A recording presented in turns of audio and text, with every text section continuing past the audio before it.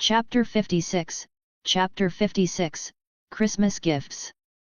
Recalling the gifts he had given to the professors, most of them cost less than 1 galleon. Since many of them were handmade by him, they didn't cost anything. For example, for Professor McGonagall, he used a transfiguration spell to turn a piece of wood into the shape of a tabby cat. He also incorporated the design of a manikiniko, a beckoning cat, making the tabby cat's paw wave up and down continuously.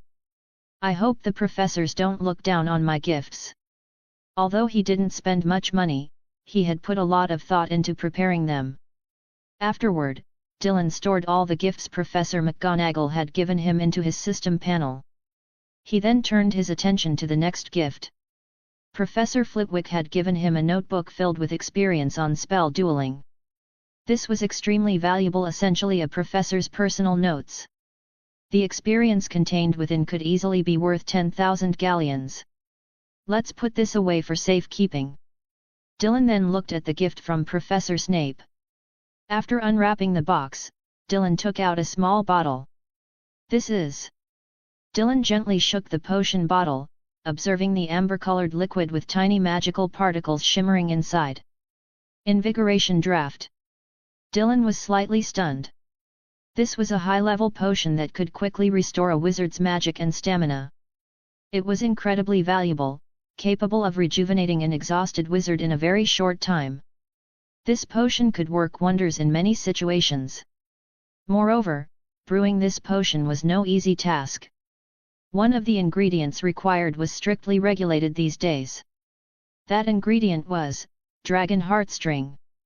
Although only a tiny amount was needed, dragon heartstring, as a powerful magical material, was extremely difficult to obtain nowadays. Dylan pursed his lips and smiled faintly. It seems Professor Snape doesn't completely see me as just a little lion who occasionally annoys him. Even if he wasn't Snape's favorite student, he was definitely near the top of the list. While feeling touched, Dylan also felt a bit uneasy. I only gave Professor Snape a potion I brewed myself. He probably thinks it's rubbish, right? Sigh. When it came to gifts, he really didn't know what to give, so he just went with something simple. It wasn't like he could give someone an Avada Kedavra, right? When I have a lot of money, I'll definitely give the professors something grand. As for how much money that would require, Dylan moved on to the next gift. Candy, chocolate. Wait, isn't this the avocado chocolate I transfigured with magic? Oh, it's from Ron. Dylan chuckled helplessly. Magical chess, a charmed football. The football was from Seamus and his friend Dean. According to Seamus, while experimenting with a new spell, he had blasted 8 out of 9 footballs. This one was the sole survivor of Seamus's magical onslaught. Seamus had named it the Lucky Football, hoping it would bring Dylan good fortune. Dylan liked it. Even though it was just a football and he probably wouldn't use it much, it was the thought that counted, just like the gifts he had prepared. He felt much more at ease with these gifts. Oh, there's even a brand new set of magical quills.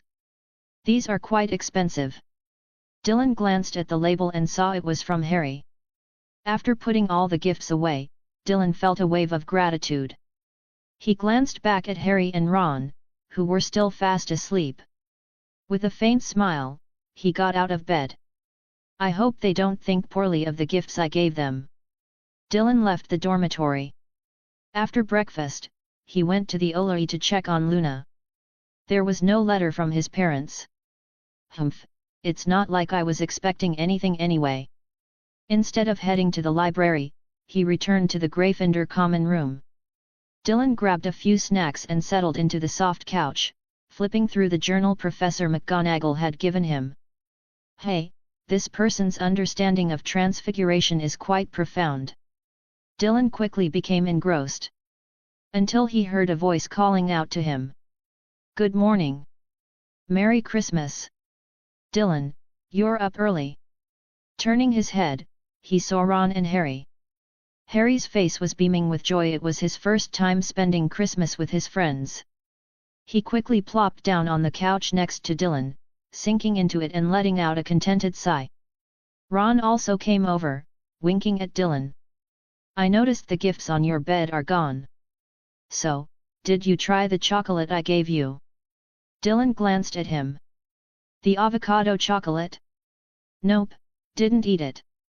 Ron's hopeful expression instantly fell. Oh. Why not? You didn't think it was actually the avocado chocolate you gave me, did you? Harry, trying to stifle a laugh, chimed in, I told you not to wrap it in the same packaging as Dylan's chocolate. Ron quickly added, it's not the chocolate you gave me, Dylan. You should try it now. Seeing Ron's twinkling eyes and the corners of his mouth twitching as he tried to suppress a grin, Dylan raised an eyebrow suspiciously. You two didn't turn that chocolate into some kind of prank, did you? Ron's grin froze, and his lips twitched downward unnaturally. Of course not. It's just a regular box of chocolate. Harry, sitting beside him, blinked and added, yeah, he gave me a box too. I already ate some, it's delicious. Dylan narrowed his eyes, his gaze shifting between the two of them, who were now avoiding eye contact. Then, with a gentle smile, he pulled out a handful of candies from his pocket. I'll try it later. Here, have some milk candies your brothers gave me. They're pretty good, want to try some? Ron immediately grew wary. But Harry, oblivious to Ron's reaction, leaned forward and took a candy from Dylan's hand. He unwrapped it and popped it into his mouth. Ron didn't even have time to stop him. In an instant, Harry's relaxed smile froze, just like Ron's. Whoa! As soon as Harry opened his mouth, a colorful stream of ribbons began pouring out uncontrollably. MMMPH. Harry tried to say something, his hands instinctively reaching up to stop the ribbons, but they kept flowing out, leaving him panicked. What's going on? Harry mumbled incoherently as the ribbons piled up on the couch, showing no signs of stopping. Suddenly, an excited voice rang out. Ha ha ha ha! I didn't expect Dylan to avoid my candy, but Harry ended up eating it. Two figures rushed over. Dylan's as sharp as ever. End of chapter. Chapter 57, Chapter 57, Snape, the gifts you gave the other professors were quite impressive. The Great Hall during Christmas was not as lively as usual. The few students who remained at Hogwarts were scattered around, gathered in small groups. Ron pulled Harry along, while the Weasley twins dragged Percy over to join them. Dylan also sat with the group. They enjoyed a lively lunch together, though Dylan couldn't help but notice a cold, piercing gaze occasionally drifting his way from the teacher's table. However, whenever he looked over, he couldn't pinpoint who was staring at him. On the other hand, Professor McGonagall was in high spirits, her face glowing with a cheerful smile. She sipped on a little wine, her cheeks flushed, and her hat slightly askew. When she noticed Dylan looking her way, she nodded at him, and Dylan smiled back. After the meal, as they were leaving the Great Hall, Harry and Ron tried to convince Dylan to join them for a snowball fight. However, upon hearing this, the usually enthusiastic Weasley twins suddenly lost their energy. Percy glanced at his younger brothers and immediately understood they must have played some prank on Dylan, only to be thoroughly outsmarted in return. Just as Percy was about to say something, Dylan waved them off. I need to return some books to the library. You guys go ahead and have fun. But it's Christmas, Dylan. Ron protested, completely oblivious to his brother's discomfort. He tried to persuade Dylan to join them, but Dylan managed to slip away. The 3 books I borrowed are almost due. I'll return them and then check out a couple of herbology guides, Dylan thought to himself as he walked through the corridors. Turning a corner, he suddenly bumped into Professor Snape, who was clad in his usual black robes. Oh, Professor Snape! What a coincidence! Merry Christmas! Dylan greeted him cheerfully, looking up at the tall, stern professor. Snape's expression was anything but cheerful. I'm not feeling particularly merry, he replied coldly. Dylan was taken aback. Snape's icy gaze bore into him as he continued, "During lunch in the Great Hall, Professor McGonagall couldn't stop praising the gift you gave her. You certainly put a lot of thought into it. Even Professor Flitwick was showing off the musical score you composed for him." "Humph. The gifts you gave the other professors were quite impressive." Dylan froze. From Snape's tone, it sounded like the professor felt the gift Dylan had given him was underwhelming. But then again, Dylan had given Snape a set of homemade potions, relaxing tea bags, skin glow potion, mood-soothing elixir, and hair-refreshing tonic. At the time, it had seemed like a thoughtful gesture, but now Dylan felt a wave of embarrassment. Relaxing tea bags, skin glow potion, mood-soothing elixir, hair-refreshing tonic, Snape listed through clenched teeth, each word making Dylan cringe harder. What exactly were you trying to imply with these gifts? Dylan swallowed nervously. I just thought you could use a little enhancement. You know, to look even more dashing. There's a saying in the Muggle world, a smile takes years off your face. I just wanted you to be the most handsome professor at Hogwarts." Snape's eyes narrowed, his sharp nose casting a shadow over his face. His greasy black hair swayed slightly as he tilted his head. "So, you're saying I look old?" No, not at all." Dylan stammered. "If you're old, then the headmaster must be ancient." Snape's expression froze. His lips twitched, but he couldn't seem to find a retort. "Ahem." Dylan coughed awkwardly. "Anyway, the tea bags and potions were all handmade by me. They're just a small token of my appreciation. And your birthday is coming up soon. I'll make sure to give you something really special. You'll love it." Snape's expression softened slightly, though he still let out a disdainful snort. "Let's hope it's not another disappointment." "Don't worry, it won't be," Dylan said with a nervous laugh. After some more back and forth, he finally managed to extricate himself from the conversation. Once Snape was gone, Dylan let out a sigh of relief. But now he was faced with a new problem: what on earth could he give Snape for his birthday? "I can't exactly give him a pink bunny-themed wand enhancement or a slimy snake effect," Dylan muttered to himself as he browsed the library shelves. "That would only work on my own wand." As he flipped through books, absorbing knowledge, his mind kept circling back to the gift dilemma. By the time he returned to his dorm that evening, he was still racking his brain for ideas. Even when Harry sneaked over, excitedly whispering about the invisibility cloak, Dylan barely paid attention. He watched Harry's animated expression and suddenly had a wild thought: if I can't do wand effects, maybe I could just send Harry to Snape and let the professor whack him with a wand a few times. Harry, mid-sentence, suddenly froze and shivered. "What's wrong?" Dylan asked absent-mindedly. Seeing that Dylan wasn't in the mood, Harry went back to chatting with Ron. Dylan, meanwhile, cast a quick scour jiffy on himself and went to bed early, cuddling with his cat, Cole. Better to sleep on it and figure things out tomorrow, he thought. The next morning, Dylan woke up early as usual. After tidying up, he headed to the dining hall. He grabbed a glass of milk and a plate of sizzling English breakfast sausages.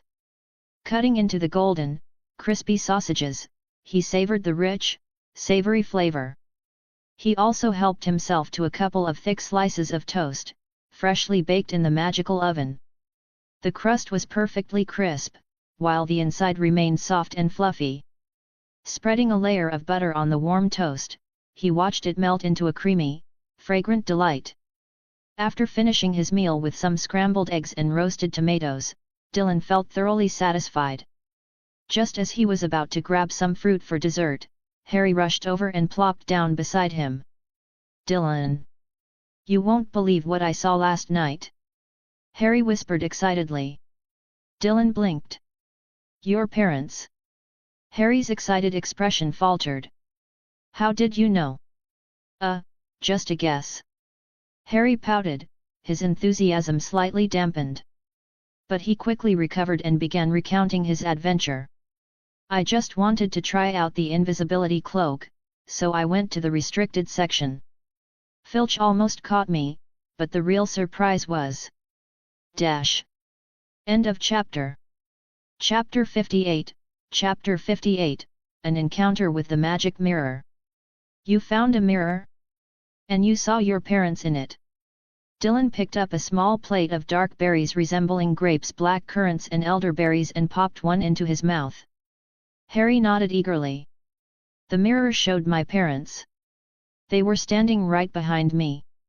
As if lost in a memory, Harry murmured, they had such beautiful smiles. Ron joined the conversation halfway through, his eyes wide with curiosity as he grabbed a piece of bread. That's incredible. Why didn't you call me to come along? I'd love to see what your parents looked like. My brother said they were heroes. Harry smiled warmly. Well, how about we go back tonight? That way, you can see them for yourself. Harry had also received gifts from the Weasleys during Christmas, and yesterday he felt like it was the best Christmas he'd ever had. That sounds great. Or, you could just come over to my house during the summer break, Ron said casually. Harry agreed immediately. Then Ron turned to Dylan. What about you, Dylan? Want to come too? We've got gnomes in our backyard, we can mess with them. Or chase garden sprites. Oh, and my parents hide magical treasures around the house. We could spend hours searching for them. Dylan blinked. Seeing the eager looks on Harry and Ron's faces, he thought about his own parents. They were always busy either working to make money or enjoying their time as a couple. They might even be thinking about giving him a little brother or sister. He snorted inwardly but nodded. Sure, we can hang out during the summer. Awesome.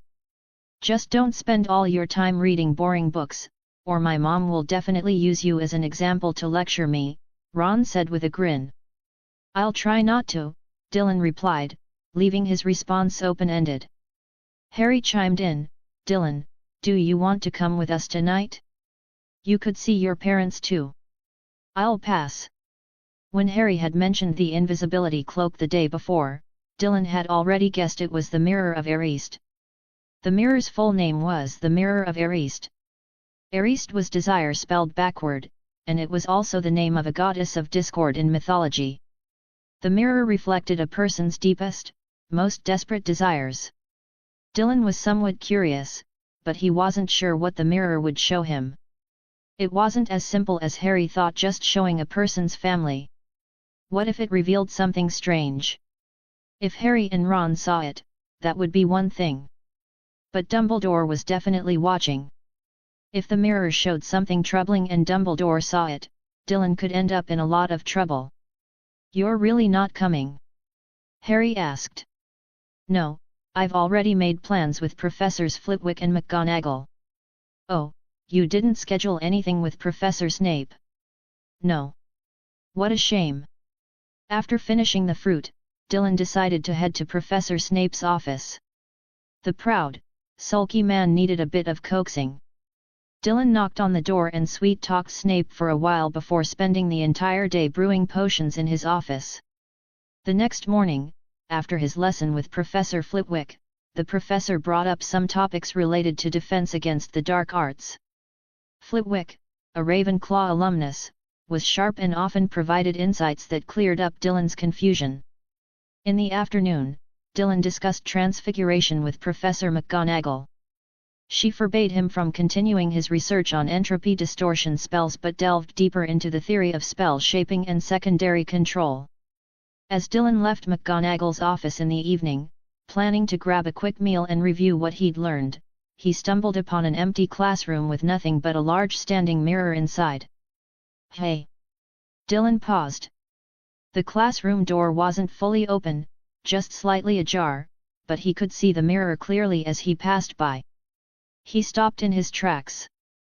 Is this the abandoned classroom Harry mentioned? He peeked inside. It certainly looked like it. Is this classroom always so obvious? Dylan raised an eyebrow. Dumbledore must have set this up after returning the invisibility cloak to Harry. He had refused to join Harry the previous night, but now that he'd stumbled upon it. Dylan glanced around. Harry wasn't there, and neither was Dumbledore. After hesitating for a moment, Dylan slipped into the classroom and gently closed the door behind him. Let's see what this mirror shows. Maybe I'll unlock some kind of achievement. He walked around the mirror 3 times, wand in hand, sensing no other presence or surveillance. Feeling slightly reassured, he stepped in front of the mirror and read the inscription at the top. When reversed, it read, "I show not your face but your heart's desire." Dylan stared into the mirror. The surface seemed to shimmer with a faint mist, but as his reflection fully appeared, the mist began to clear, revealing a vivid scene. It was a spring afternoon. Dylan and his parents had moved out of their cramped, narrow home and into a spacious villa. He no longer slept in a tiny basement but woke up in a large bed, bathed in the warm morning sunlight. He stepped into the backyard, where his parents were arranging a feast on a long garden table. 2 small figures, a brother and sister, were running around the lawn, laughing and playing, and whacking gnomes. Dylan blinked.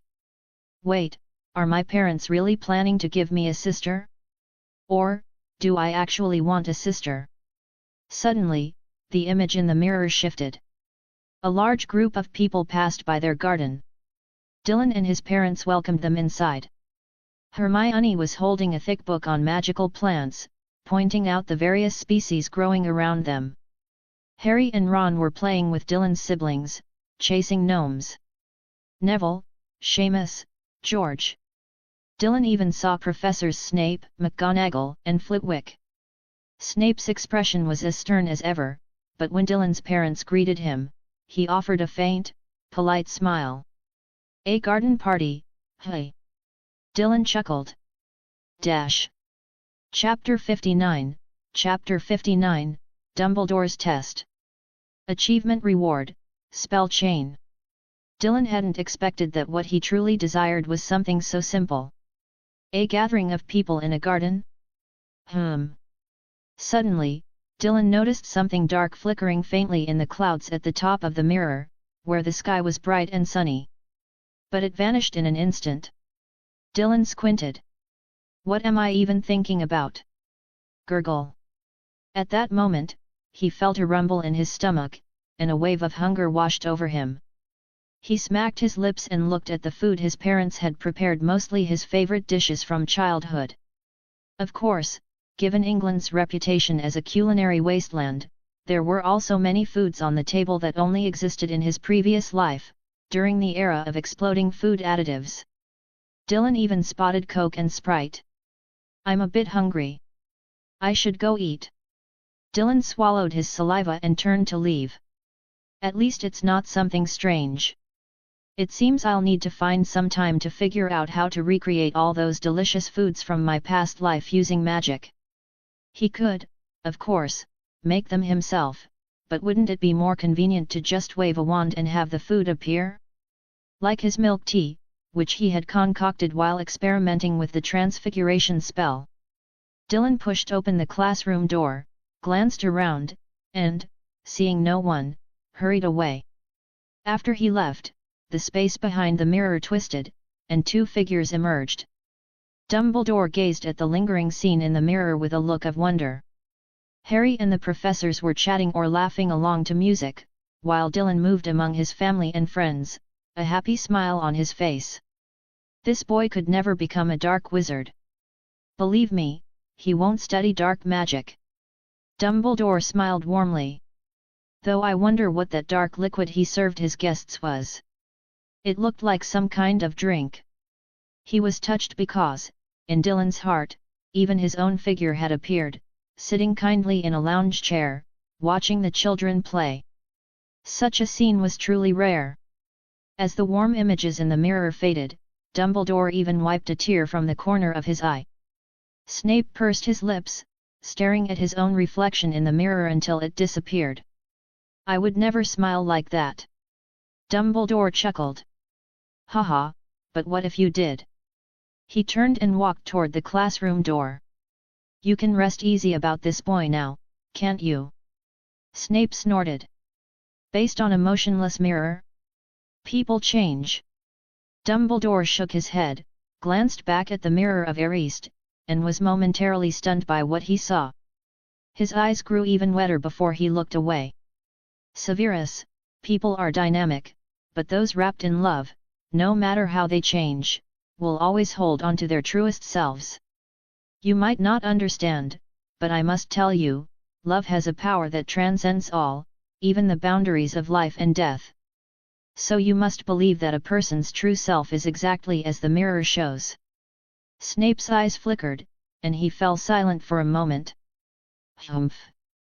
Given that he understood the inscription on the mirror the first time he saw it, I'll reluctantly believe that a truly intelligent person wouldn't truly fall to darkness. Dumbledore laughed again, stopping to give Snape a once-over. Severus, your hair seems neater today. Your skin looks better too, more youthful and radiant. It's quite nice. Snape's lips twitched. Stop talking nonsense. With that, he stepped toward the door, but Dumbledore called out to him again. Severus, I think you should teach the boy occlumency and legilimency. What? Snape froze, turning back with a furrowed brow. He's only a first year. Why would he need to learn that? Dumbledore smiled gently. He's a kind and diligent boy. As his headmaster and head of house, it's only fair that we compensate him for using our powers to pry into the secrets of an upright student.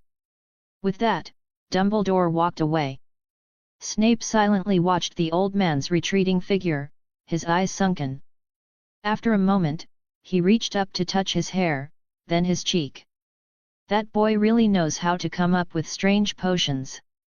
With a soft snort, Snape strode out of the classroom, his steps as brisk as ever, though perhaps a bit lighter. Dash. Meanwhile, after arriving at the Great Hall, Dylan resisted the urge to gorge himself and instead simply piled about a dozen dishes onto his plate. After finishing everything, he returned to his dormitory. He cast a quick scour jiffy on himself, then sat on his bed and checked the system notification. Achievement, Glimpse into the Heart. Description, You've seen your truest self. Unlock requirement, Gaze into the mirror of Arist and confront your inner desires. Achievement reward, Spell chain times 10. Oh? Spell chain. Seeing the system's message, Dylan raised an eyebrow. This time, the reward wasn't galleons, magical talent, or herbs. Judging by the name, it seemed to allow him to cast spells in rapid succession. And the times 10. Does that mean I can cast the same spell 10 times in a row? Dylan blinked, imagining a scene where he faced off against Voldemort. Voldemort, with an evil grin, would unleash a Fiend Fire curse, only for Dylan to counter with 10 Fiend Fire spells, firing them off like fireworks straight into Voldemort's face. Defeating Voldemort with a pink fluffy bunny spell, I wonder what kind of achievement reward that would give. As he thought this, Dylan pulled out his wand, ready to test it. Petrificus Totalis. He waved his wand at a few small objects on his bedside table, and a surge of magic burst forth. After the first small wooden figurine turned to stone, Dylan didn't stop. Petrificus Totalis. His wand continued to emit magic as he tapped it lightly, again and again. One by one, the objects on the table stiffened. The whole process was incredibly smooth. After casting 10 Petrificus Totalis spells in a row, Dylan felt his mental energy waver slightly. He shook his head, pushing down the faint sense of exhaustion. Whew!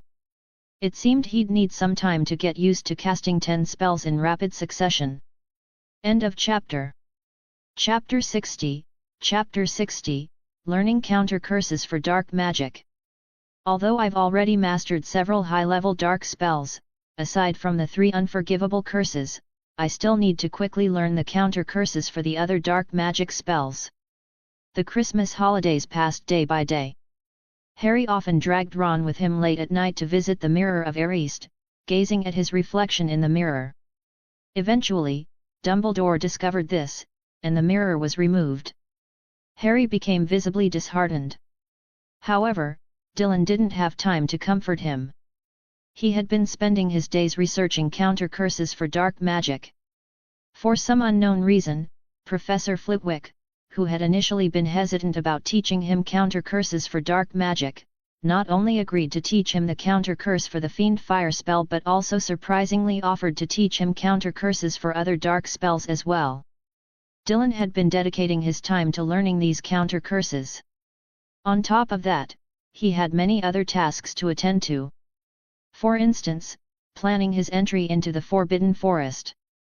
This was a dangerous endeavor, so Dylan had to prepare thoroughly, deciding when to enter, when to exit, and where to find the acromantulas. He also needed to figure out how to collect their venom once he located them. These were all tasks Dylan needed to complete. Moreover, he couldn't neglect his other subjects and had to keep improving in them simultaneously. As a result, even though it was the holidays, Dylan's schedule was more packed than ever. Next school year, the defense against the dark arts professor will change again, Dylan thought while practicing the counter curse for Fiend Fire. He couldn't quite remember the name of the new professor for the upcoming year, but he recalled that the name had something to do with lock or heart. However, there was one thing Dylan remembered clearly about this professor.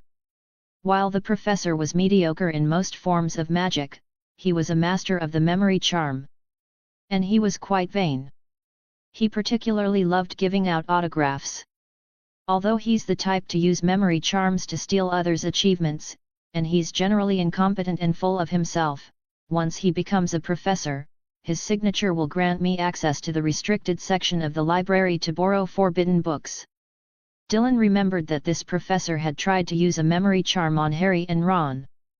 But because Ron's wand was broken, the spell backfired, hitting the professor himself.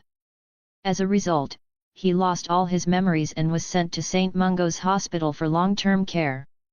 Even though he's pretty useless, he still has some value, Dylan chuckled to himself. There's no such thing as a completely useless person. That vain professor had managed to become a Hogwarts teacher by using memory charms to steal others' achievements and boast about them. Once I get his signature, I'll be able to access the restricted section. Professor Flitwick may have agreed to teach me a few counter curses for dark magic, but that's far from enough. Dylan didn't think getting the professor's signature would be difficult. Once he gained access to the restricted section, he could use the books there to further validate some of his ideas. If only my ideas weren't so unconventional that they'd immediately label me as an outlier in front of any professor, I wouldn't have to resort to self-study all the time. Dylan sighed softly.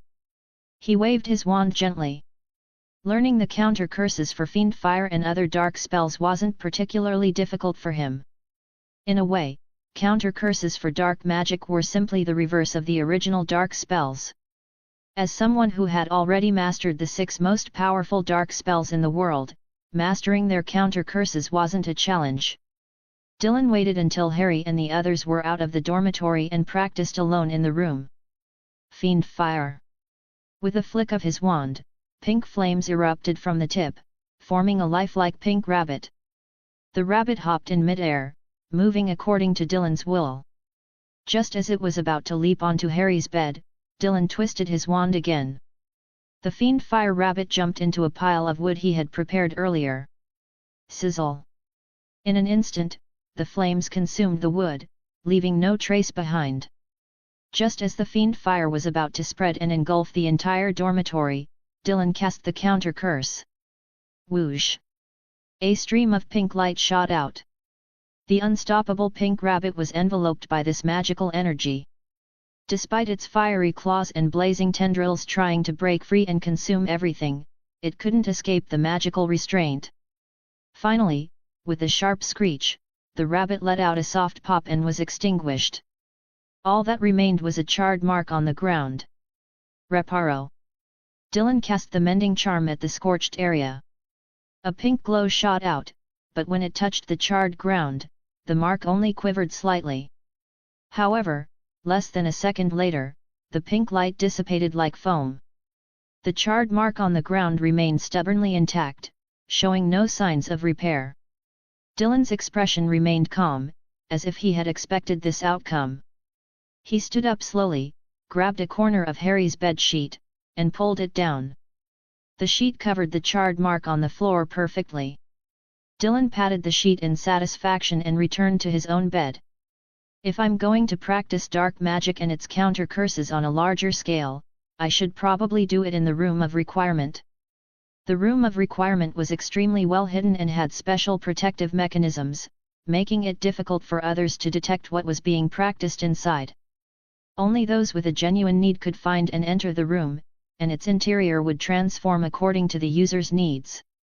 Most importantly, it could resist magical detection. Therefore, if Dylan wanted to practice dark magic, its counter curses, or test some of his theories, the Room of Requirement was the ideal place.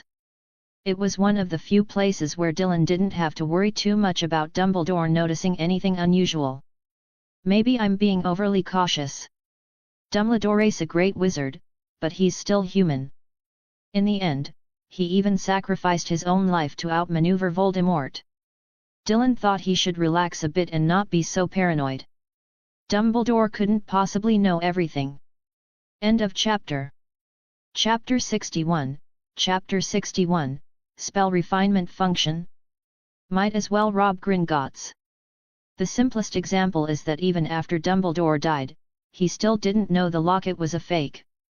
This alone is enough to prove that Dumbledore wasn't omniscient. He wasn't a god, he had his moments of oversight. Moreover, Dumbledore had a fatal weakness: his sister. It was precisely because of this weakness that Voldemort managed to trick Dumbledore into wearing the ring embedded with the Resurrection Stone, subjecting him to a horrific curse. However, if Dumbledore had discovered the locket was a fake during his lifetime, he might have actually felt more at ease. It would have meant he wasn't alone in his quest to destroy Horcruxes. Of course, until I develop into a wizard on par with Dumbledore, Voldemort, or even Grindelwald, it's better to lay low and bide my time. Dylan felt that as a first-year wizard, laying low didn't mean much. At most, it showed he was cautious.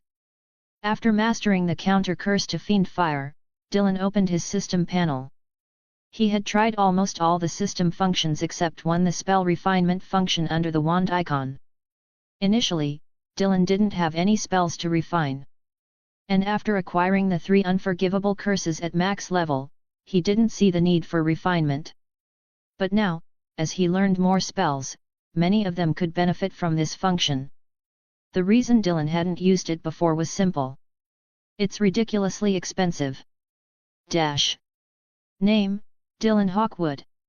Spells eligible for refinement: Levitation Charm, Transfiguration, Fiend Fire, Scouring Charm, Incendio, Lumos, Crucio, Imperio, Inferi Summoning, Parasitic Possession, Avada Kedavra, Tickling Charm.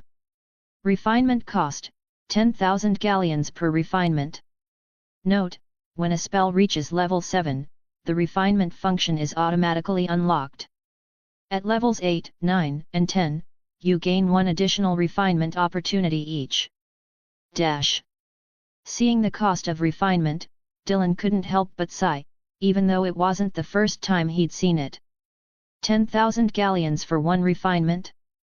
Who could afford that? This was far more expensive than any wand or robe customization. A single spell could be refined 4 times from beginner to max level. That's 40,000 galleons. If he wanted to refine 10 spells, that would be 400,000 galleons. And the wizarding world has far more than 10 spells. If he wanted to refine 100 spells, that would be 4 million galleons. Is this spell refinement? This is practically robbing Gringotts. The number is terrifying. A cheap wand costs only 7 galleons, so 4 million galleons could buy 570,000 wands. You could use a new wand every day for over 1,500 years without repeating. Even if you used 1 wand and threw away 10 every year, you'd never run out.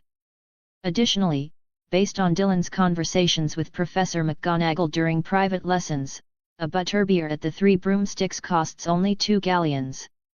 4 million galleons could buy 2 million butterbeers. You could drink until you turned into a giant and still not finish them all. Fortunately, Dylan hasn't mastered 100 spells yet, and only the spells listed on his panel are eligible for refinement. At 10,000 galleons per refinement, he could still afford to refine a few spells. After all, in just half a school year, Dylan had managed to earn a considerable amount of pounds through his parents' help. He then exchanged all of it for galleons at Gringotts. Perhaps because the goblins at Gringotts looked down on muggles and never expected a muggle-born wizard to deposit large sums of money, they didn't set any exchange limits for pounds or even rubles. After several attempts, Dylan discovered that the goblins really hadn't imposed any restrictions on exchanging muggle currency for galleons. Dylan still had a lot of pounds on hand, but he didn't dump them all into Gringotts at once.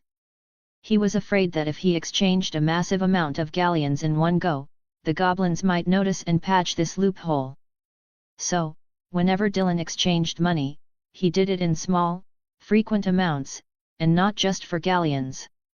He also exchanged for sickles and a few nuts. By exchanging for these smaller denominations, he could then convert them into galleons without limits. Every time the goblins saw him, they only exchanged a small amount of galleons, and even some sickles, for him. As a result, even though he had already exchanged nearly 100,000 galleons, they still looked down on him. They thought he was just a poor kid who could only bring in a pitiful amount of pounds each time. But their arrogance worked in Dylan's favor, filling his pockets with profit. Dylan didn't mind this at all. In fact, he hoped the goblins would continue to underestimate him. This way, he could keep exchanging for more galleons until he had enough capital to pursue other plans. But for now, most of my spells are at levels 3 to 5 in proficiency. Even with a few max-level spells as a foundation, I've learned too many spells, and they're too varied. Dylan's philosophy was that at this stage, he should learn as many spells as possible rather than focusing on refining just a few. After all, no matter how hard he tried, he couldn't easily max out every spell he learned. So, instead of specializing in a few spells, he decided to dabble in as many as possible. And because he had a few max-level spells as a foundation, his starting proficiency for other spells was much higher than others, making it easier for him to pick up new spells. He often started at level 2, 3, or even 4 proficiency. With this advantage, Dylan naturally wanted to learn as many spells as possible. He was greedy and never easily satisfied. Steady progress was another one of Dylan's life principles. I have 12 spells eligible for their first refinement. 6 of them are dark spells, which can be refined 4 times each. The tickling charm is the same. Lumos, Incendio, and Scouring Charm are already at level 8, so they can be refined twice. Levitation Charm and Transfiguration are at level 7, so they can only be refined once. Since this was his first time using the spell refinement function, Dylan had to carefully consider which spell to refine. For the first refinement, it's best to choose the most useful spell. And which of his spells was the most useful? Of course, it was Avada Kedavra. After deciding on the spell to refine, Dylan glanced at his panel. Money, 94,508 galleons, 8,600 sickles, 10,000 nuts, 100,000 pounds. 10,000 galleons for one refinement. I wonder if sickles or even pounds can be used instead of galleons. End of chapter. Chapter 62, Chapter 62, an absurdly over-the-top refinement task. Pounds can be exchanged for gold, and gold plays a crucial role in the entire magical world. Whether it's brewing potions, practicing alchemy, or even learning certain spells, gold is indispensable. So, it didn't come as a surprise to Dylan that pounds could be exchanged for galleons. If the achievement system could accept pounds or gold directly for refining spells, rather than requiring galleons to exchange for refinement attempts, it would undoubtedly be much more convenient for Dylan. After some thought, Dylan decided on the spell he wanted to refine. Instead of using galleons to exchange for refinement attempts, he tried using pounds. Message *, would you like to spend £100,000 to refine the spell of Avada Kedavra? The moment the system prompt popped up, Dylan's eyes lit up. Pounds could indeed replace galleons for refining spells. However, before he could celebrate, his vision darkened as he saw the amount required. How much? Did you say how much? Dylan rubbed his eyes and looked at the system panel again. But the glaring string of zeros once again stabbed at his eyes. 100,000 galleons, no, wait, I'm so mad I'm getting confused. Dylan glared. 100,000 pounds? Gringotts could exchange that for 20,000 galleons. You're charging me 10,000 galleons to refine a spell, but when I use pounds, you're charging me a whopping 100,000. Is this an achievement system or a pay-to-win system? Dylan's mouth twitched. It seemed the most cost-effective way was still to use galleons to cover the cost of refining spells. With a resigned sigh, Dylan spent 10,000 galleons. Please don't tell me this is going to turn into an Avada Kedavra Italian cannon or something. Message * you have spent 10,000 galleons. You have unlocked the refinement panel for Avada Kedavra. Please check the refinement task. Seeing the system prompt, Dylan narrowed his eyes, a bad feeling creeping into his heart. I spent money to refine a spell, but instead of telling me directly what the refinement does, I have to check some refinement task. He tapped his wand again and looked at the updated system panel. Spell to be refined * Avada Kedavra, Killing Curse. Spell trait to be unlocked * Devastating Fury of Heaven. Refinement task activated * cast the Killing Curse 44 times on the same living target to unlock this spell trait and complete the refinement. Dylan narrowed his eyes. You were so quick to take my money, but you didn't bother to tell me up front that refining the spell and unlocking its trait would require completing a task. He gritted his teeth, feeling the urge to unleash a barrage of Avada Kedavras on the system. Where am I supposed to complete this task? But since the money was already spent, and he was halfway through, it seemed he had no choice but to complete the task. After a moment of thought, Dylan came up with a few ideas. The task didn't specify what kind of living target I need to use the killing curse on. So, as long as it's a living being, I could use it on a toad, right? If that was the case, he could head into the Forbidden Forest, find an acromantula, and hit it with 44 killing curses. Alternatively, he could grab a toad, a rat, or even a mosquito or fly. Or, he could use a living transfiguration spell to create a living creature and then cast the killing curse on it. These are all possibilities. But whether I'm entering the Forbidden Forest or using Avada Kedavra, I need to be fully prepared to avoid getting caught. After refining Avada Kedavra once and spending 10,000 galleons with no tangible results, Dylan was reluctant to refine other dark spells. Who knows what kind of tasks those dark spells would throw at him? For all he knew, the refinement task for the Fiend Fire curse might require him to cast Fiend Fire on Dumbledore 10 times. After some thought, he decided to spend another 10,000 galleons to refine the Transfiguration spell. Message * would you like to spend 10,000 galleons to refine the spell Transfiguration? Since Transfiguration covers a wide range of spells and isn't just a single incantation, Dylan had only mastered level 7 Transfiguration so far. However, with Professor McGonagall's guidance, he was steadily progressing toward level 8. Of course, even Professor McGonagall wouldn't claim to have fully mastered the highest level of Transfiguration. This was a spell that would take Dylan a considerable amount of time and effort to fully master. Message * you have spent 10,000 galleons. You have unlocked the refinement panel for Transfiguration. Please check the refinement task. After spending another 10,000 galleons, Dylan now had 74,000 left. He wasn't too upset about the money, but watching the number decrease so rapidly made him realize it wouldn't be enough to refine many spells. It also reignited his desire to earn more money quickly. But when do I have time to earn money? Besides learning spells, I need to practice combat in the Forbidden Forest and gather ingredients for potion research. There were simply too many things to do every day.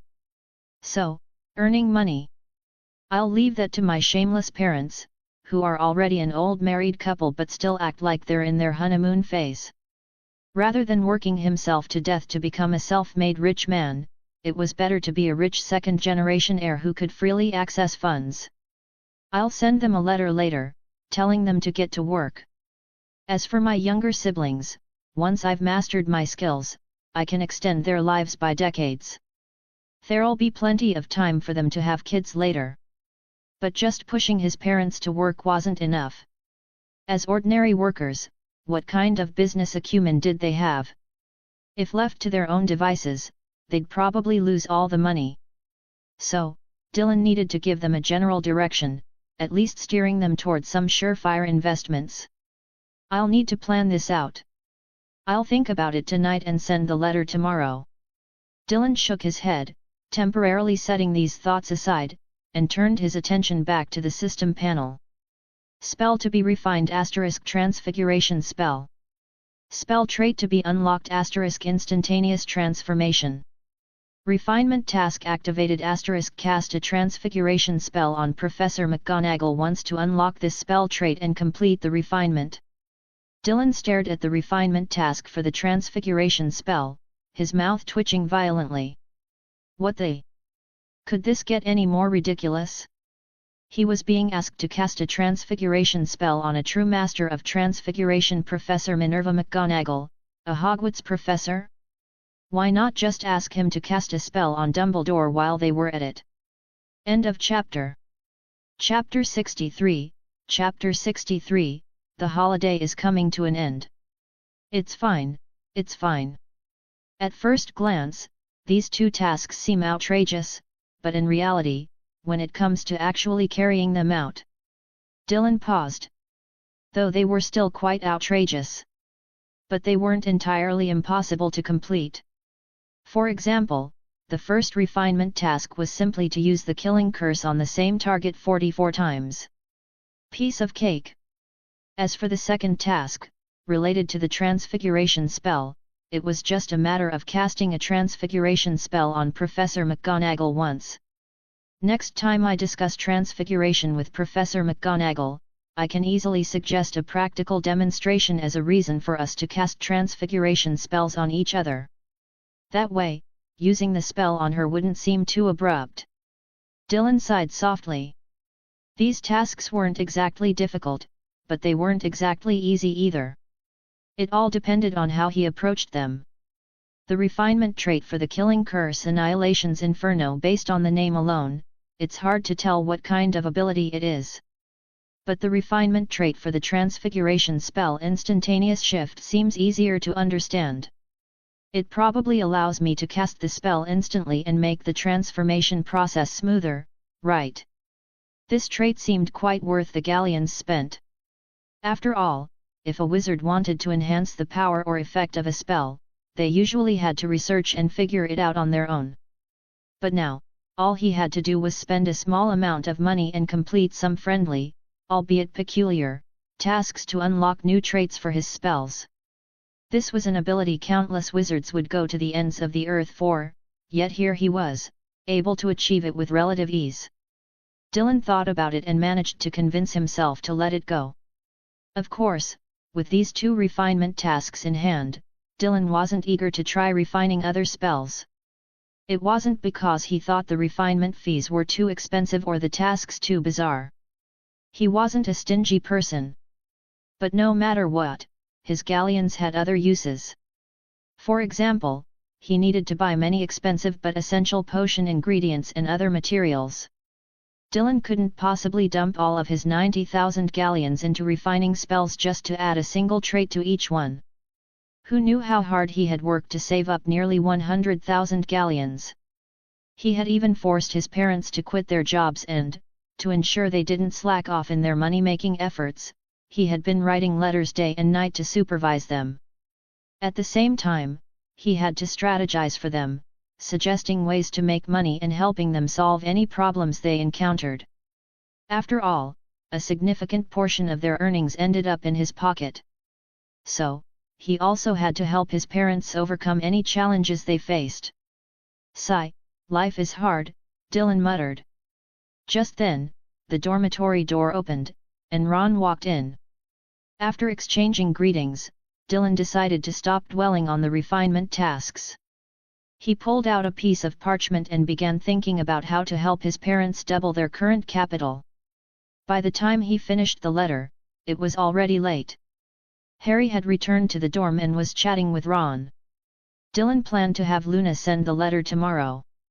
After brushing his teeth and casting a quick scour jiffy on himself, he hugged Cole and fell into a deep sleep. This time, he didn't transform his robes into pajamas. Each transformation cost 100 galleons, which didn't seem like much, but after 10 transformations, that would be 1,000 galleons. Small amounts added up. By skipping a few transformations, he could afford to start another refinement task. No matter how outrageous the task, it meant that any advanced spell he mastered could gain a new magical trait. The next day, after sending the letter, Dylan continued his usual lessons with Professor Flitwick, learning counter curses for dark magic. Time passed quickly.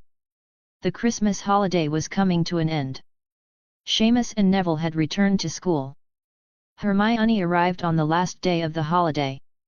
Dylan was sitting at the long table in the Great Hall, munching on a Forbidden Forest dark flame durian that was almost as big as his head. This wasn't part of the usual Hogwarts fare. Hagrid had given it to him a couple of days ago, and it had finally ripened today, so he brought it to the Great Hall to eat. The durian didn't have the expected foul smell. Instead, it was quite sweet. The flesh was a deep purple-black, with dark flame-like patterns that resembled flowing lava, all encased in a semi-transparent, glowing membrane. Since the durian seemed to ripen only under special conditions, Hagrid had only given him one piece. Dylan was just enjoying the novelty of it. Hermione walked over and greeted him enthusiastically. "Wow, what are you eating? It looks a bit scary." "It's a durian. Hagrid gave it to me." Hermione blinked but didn't dwell on it. Instead, she sat down beside Dylan. "Your Christmas gift was so creative. The magic transformation scarf, I noticed it changes color based on the season and temperature inside Hogwarts. Did you knit it yourself?" "I love it." Dylan smiled. "I used magic to knit it." "I'm glad you like it. I was worried you might find a scarf boring." "Not at all." Hearing this, Harry and Ron exchanged glances, then looked at Dylan with a hint of resentment. "Hey, Dylan, how come you only gave Hermione such a cool scarf?" "I wanted one too, but all I got was a quill." Ron frowned. "And some candy." Dylan tilted his head. "I take it you haven't tried writing with that quill yet." Ron blinked. "What do you mean? Does the quill do something special?" Dylan pursed his lips. "It's a smart quill." "Well, originally, it was just a blank magical quill. I programmed it with a spell I wrote myself, so it can automatically correct your spelling and grammar mistakes. I thought it might help you write your potion recipes more smoothly." Ron's eyes widened in surprise. "Oh! It can do that? I take it back, I was wrong to complain." Dylan gave him a flat look. "It's fine. I'm used to it." Ron scratched his head sheepishly. Dylan glanced at Harry, who looked like he wanted to say something. "Your necklace has a hidden protective shield. If you're ever in danger, it'll protect you once." Harry also scratched his head. Hermione, who had been quietly listening, placed her bag on her lap and spoke up mysteriously. "Guess what?" End of chapter. Chapter 64, Chapter 64, How Legends Are Born. "What do you know?" Harry and Ron both leaned in closer. Dylan, meanwhile, was still munching on his durian. Hermione opened her bag and pulled out a book. "This is another gift Dylan gave me." "What? Why did Dylan give you two gifts?" Ron exclaimed, his eyes widening. Hermione waved her hand dismissively. That's not the point. The point is, guess what I found in this book? Dylan glanced at the title in Hermione's hand, The Legendary Alchemist. Alchemy? Did you learn how to turn lead into gold or something? Ron asked, confused. Harry's eyebrows shot up. Alchemy? Headmaster Dumbledore is an alchemist too. He gave me an eternally blooming flower for Christmas. That flower was created by combining magic and a special plant through alchemy. It even changes color based on my mood. Hey! Why didn't Headmaster Dumbledore give me a gift? Ron's eyes widened even further. Neither Harry nor Hermione paid him any attention. Hermione quickly flipped through the pages of the book. The Nicholas Flamel we've been looking for is an alchemist. But what's fascinating is that he lived in the 14th century. This book documents many of his alchemical creations, including the Philosopher's Stone. Harry blinked. The 14th century? That was hundreds of years ago. Ron gasped. So the person we're looking for lived centuries ago. No wonder we couldn't find Nicholas Flamel in any of the modern wizarding directories in the library. Hermione shot him a sharp look. Stop rambling and listen. Dylan, sitting nearby, couldn't help but overhear their conversation.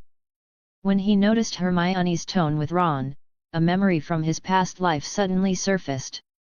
I remember someone on a forum once speculated whether Ron Weasley used the Imperius Curse to make Hermione Granger fall in love with him. At the time, Dylan had actually spent 3 days pondering this theory. The person who proposed this idea argued that Ron might have resorted to dark magic to win Hermione's heart. They even claimed that Ron and Hermione's relationship had been tense since their first year, with constant arguments and clashing personalities. They also suggested that Ron's exposure to dark magic had affected his mind.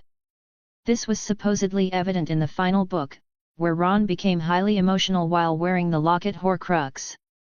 Additionally, during Professor Moody's, actually Barty Crouch Jr. in disguise, class, students were taught the Unforgivable Curses, including the Imperius Curse. Ron even successfully cast the Imperius Curse on the Goblin grip hook in the final book, demonstrating his proficiency with the curse. Of course, after 3 days of contemplation, Dylan concluded. This is how legends are born. After all, in the original story, it wasn't Ron who used the Imperius Curse on Griphook, it was Harry. Moreover, he still vividly remembered a comment that refuted this theory. The comment stated that Ron in the original story had a unique charm, a kind of charisma that made it almost inevitable for women to fall for him. This meant Ron would never need to use the Imperius Curse on anyone, his charm alone was enough. The replies to this comment were filled with jokes about the commenter being under the Imperius Curse themselves.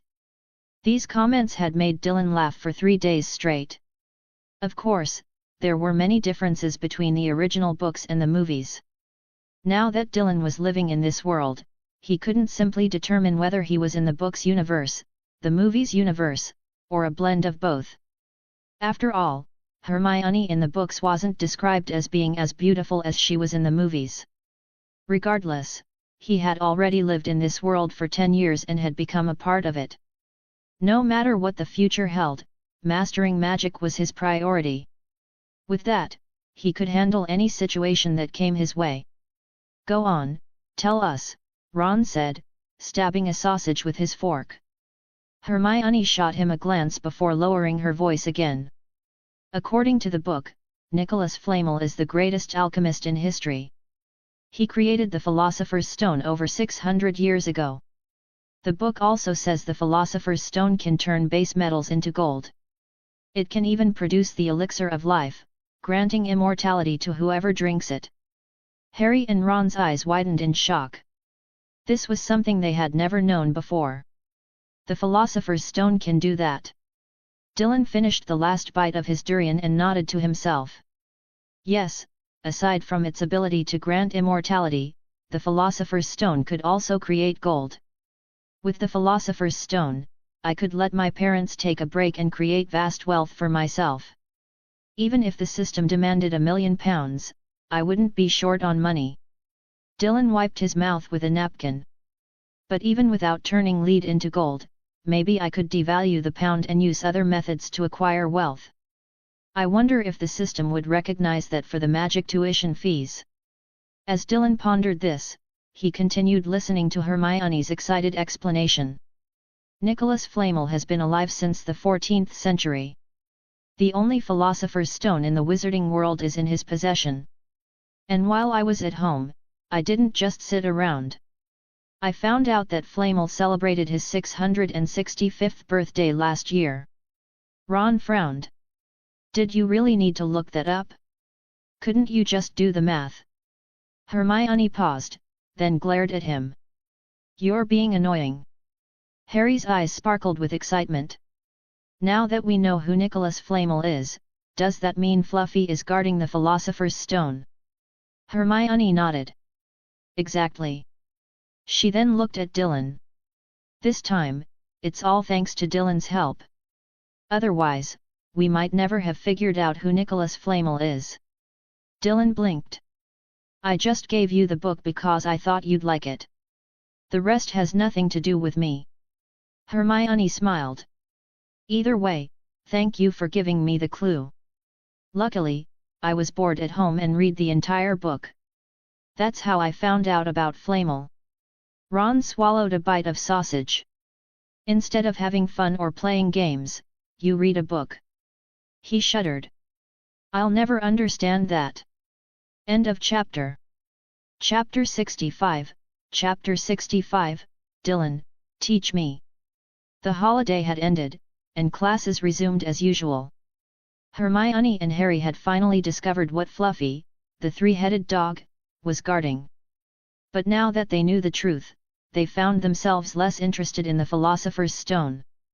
After all, they were just first-year wizards, and their curiosity had been the main driving force behind their investigation. Besides, Harry had been incredibly busy lately.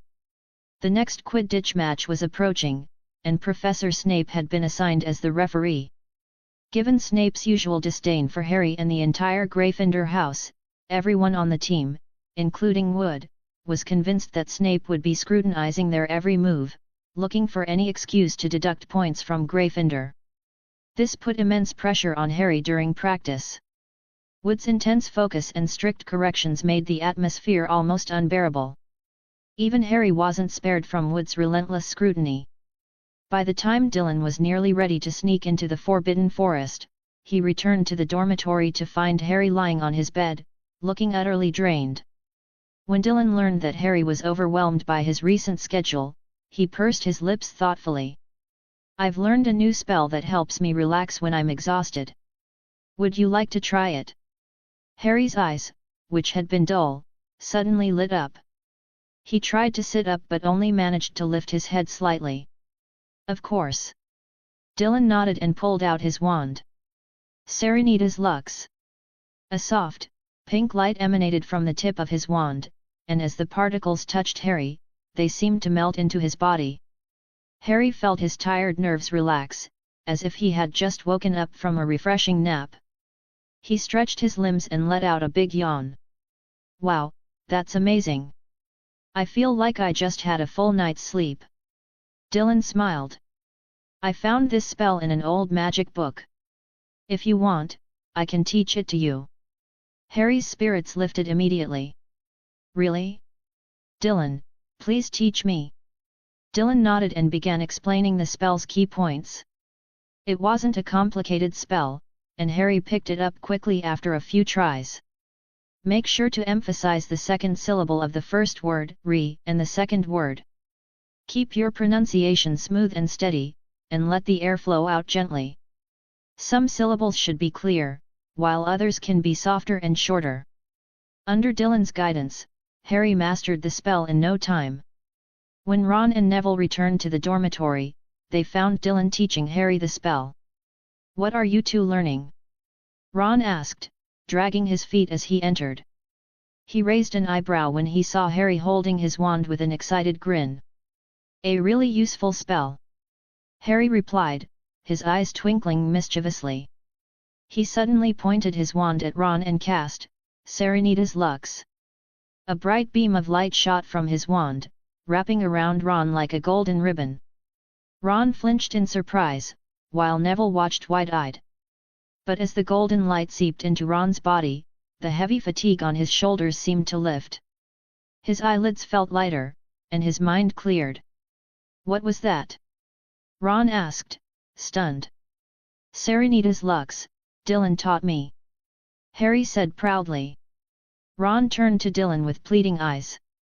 You're learning spells in the dorm? I want to learn too. Dylan sighed but agreed. It wasn't a difficult spell, so he decided to teach Ron and Neville as well. Even Seamus joined in later. However, by the time Neville and Seamus had mastered the spell, Ron was still struggling. Dylan finally understood why Hermione often lost her patience with him. It's getting late.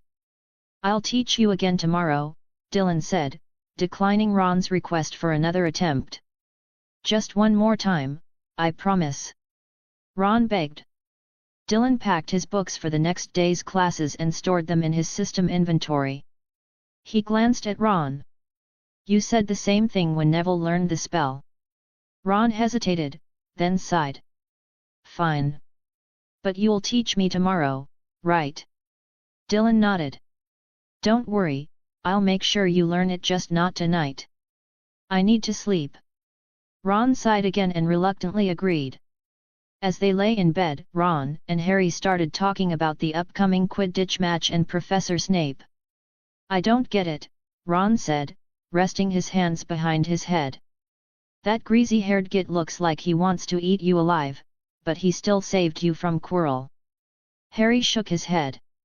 I don't understand it either. Dylan, who had just finished tidying up, cast a quick scour jiffy on himself before climbing into bed. He grabbed Cole, his cat, and tucked it into his arms.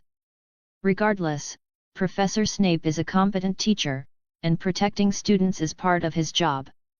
I actually think he's not that bad, maybe he's just not great at expressing himself. Ron gasped in disbelief. Are you serious? He can kill you with just one sentence.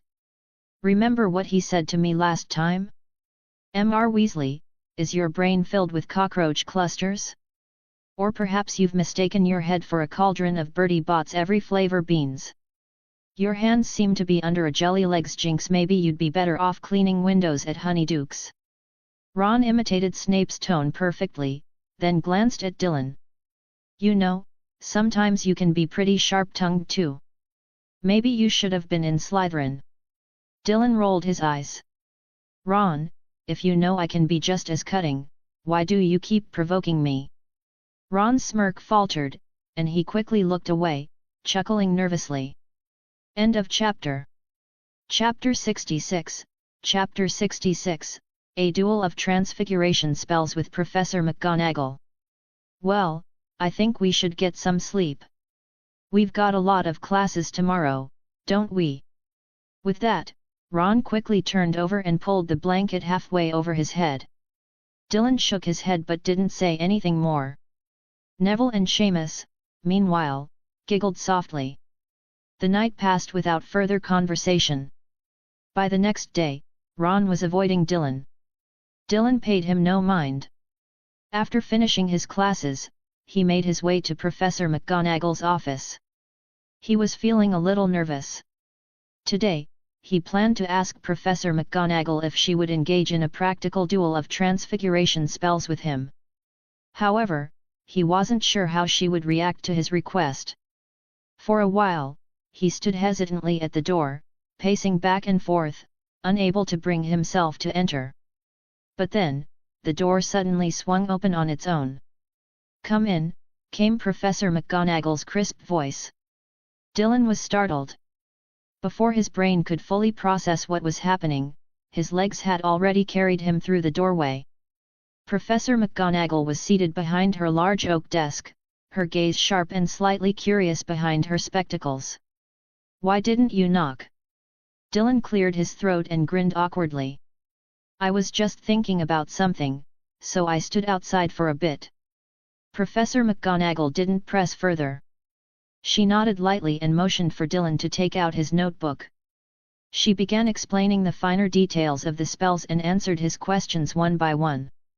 As they neared the end of the session, Professor McGonagall looked at Dylan with a gentle expression. You already have a very deep understanding of transfiguration. What I can do now is guide you in the right direction and help you refine your spell casting, including secondary shaping. Dylan nodded, feeling a surge of determination. Finally, he gathered his courage, looked up, and blurted out, Professor McGonagall, since I've built a solid foundation in the theory of transfiguration, I was wondering. Could we have a practical duel of transfiguration spells? We could cast spells at each other. Afraid that Professor McGonagall might misunderstand, Dylan quickly added, I just want to test what I've learned. Of course, I also hope to gain more from dueling with you. Professor McGonagall's eyes widened slightly. Her quill paused mid-air, and a look of surprise flashed across her face. However, it wasn't that she disapproved of Dylan's suggestion. It was just rare for a student to propose a practical duel with a professor. After a brief silence, Professor McGonagall's lips curved into a smile. Instead of rejecting the idea, she looked at Dylan with approval. Dylan, your courage and drive are very much in the spirit of Gryffindor. I'm pleased to see these qualities in you. With that, Professor McGonagall stood up, gracefully moved around her desk, and walked to the center of the spacious office. She raised her wand. Come on, then. Let's see what you've got. To Dylan's surprise, Professor McGonagall's response wasn't as stern as he had expected. Instead, she had agreed without hesitation. Dylan's heart leapt with joy. He quickly stood up as well. Seeing Professor McGonagall standing calmly, watching him patiently, Dylan realized she was letting him make the first move. He took a deep breath and decided not to aim a transfiguration spell directly at her right away. Instead, he focused on the paperweight on her desk, waved his wand, and clearly enunciated, Transfiguration Shift. A beam of pink light shot from the tip of his wand and struck the paperweight. In an instant, the paperweight transformed into a nimble squirrel, its bushy tail swishing as it darted toward Professor McGonagall. Squeak! Squeak! Dylan's plan was to use transfiguration on another object first, then see if it could indirectly attack Professor McGonagall, potentially triggering the completion of a special task. But after a moment, he received no notification from the system. A squirrel can't hurt anyone, Professor McGonagall remarked calmly, a hint of approval in her eyes. She flicked her wand and murmured, Form reconstruction. A soft green light flew toward the squirrel. In a flash, the squirrel was enveloped in the glow and transformed into an exquisite crystal brooch, which landed gently in Professor McGonagall's hand, refracting colorful light. Dylan's eyes narrowed. Unlike duels with offensive spells, transfiguration battles didn't have the same dramatic visual impact. But transforming an object that had already been transfigured by someone else required completely overpowering their magical influence and erasing it entirely. The fact that Professor McGonagall had effortlessly turned his living squirrel into a brooch showed just how far her mastery of transfiguration surpassed his. Dylan didn't let up. His gaze fell on an umbrella in the corner, and he waved his wand again. Property transformation. The umbrella instantly morphed into a hissing cobra, its triangular head raised high as it slithered rapidly toward Professor McGonagall, its menacing hiss sending chills down the spine. Well done. Transforming objects with similar properties increases the success rate and improves the results, Professor McGonagall said with a slight smile. She sidestepped gracefully and traced an elegant arc in the air with her wand. Reverse incantation. A silver light, sharp as a blade, flashed through the air. As the magic enveloped the cobra, the snake Dylan had conjured reverted to its original form, a plain umbrella. It fell to the floor with a soft thud, the metal frame clinking against the wood. Dylan's eyes narrowed. It was time to step things up. He called out a warning, Watch out, Professor McGonagall. Pointing his wand directly at her, Dylan shouted with all his might, Vera Verto. A powerful surge of pink magical energy erupted from his wand, roaring like a gust of wind as it hurtled toward Professor McGonagall. "Give it your all," Professor McGonagall said with a laugh. "But remember, a spell isn't stronger just because you shout louder." She held her wand horizontally in front of her. Vera Verto. The light from Professor McGonagall's wand was more concentrated and potent than Dylan's vibrant pink beam. It surged forward like a dragon ready to strike, colliding head-on with Dylan's spell. The two beams of magic clashed in mid-air, filling the office with a dazzling glow. The intense magical energy rippled outward like a shockwave. Professor McGonagall stood firm, her posture unwavering, while Dylan began to falter under the pressure. He staggered backward, struggling to maintain his stance. He tightened his grip on his wand, trying to push more power into his spell. But in the next moment, Dylan's spell was gradually overwhelmed by Professor McGonagall's magic. Finally, her power completely engulfed his. Suddenly, a round, pink, pudgy little pig appeared. Oink! Oink! End of chapter. Chapter 67, Chapter 67, What does it feel like to be turned into a piglet by a professor? Dylan was enveloped by Professor McGonagall's magic, and his vision suddenly turned upside down. What had once been an ordinary eye level was now a view that forced him to look up at Professor McGonagall's face. The once normal desk now loomed like a towering cliff before him. Instinctively, Dylan tried to raise his hand, but all he saw were two short, pink, and chubby little pig hooves waving in front of him. Dylan was completely stunned, his mind blank. He opened his mouth, wanting to ask Professor McGonagall to undo the transformation, but all that came out was a series of oinks. Hearing the strange sound, Dylan shuddered in shock, his ears drooping in fear. He tried to move, but his stubby little legs were as weak as noodles. The moment he took a step, he stumbled and fell with a thud. Desperately, he gestured toward Professor McGonagall, but his clumsy hooves refused to cooperate, flailing helplessly in the air. Oink! Oink! Professor McGonagall watched Dylan, now a piglet, struggling to stand up on the floor. Her stern expression melted away, replaced by a bright, cheerful smile as her laughter echoed through the office. "Dylan, don't panic," she said, still chuckling as she waved her wand and murmured an incantation. "This is such a unique moment. Let me capture it for posterity." Whoosh! A small, elegant magical camera appeared in the air. It immediately adjusted its angle, focusing its lens on the flustered piglet that was Dylan. Swish! The camera flew around Dylan, circling him as it snapped photos. Click! Click! The camera continuously captured Dylan's movements, the shutter automatically pressing as Dylan tried in vain to dodge.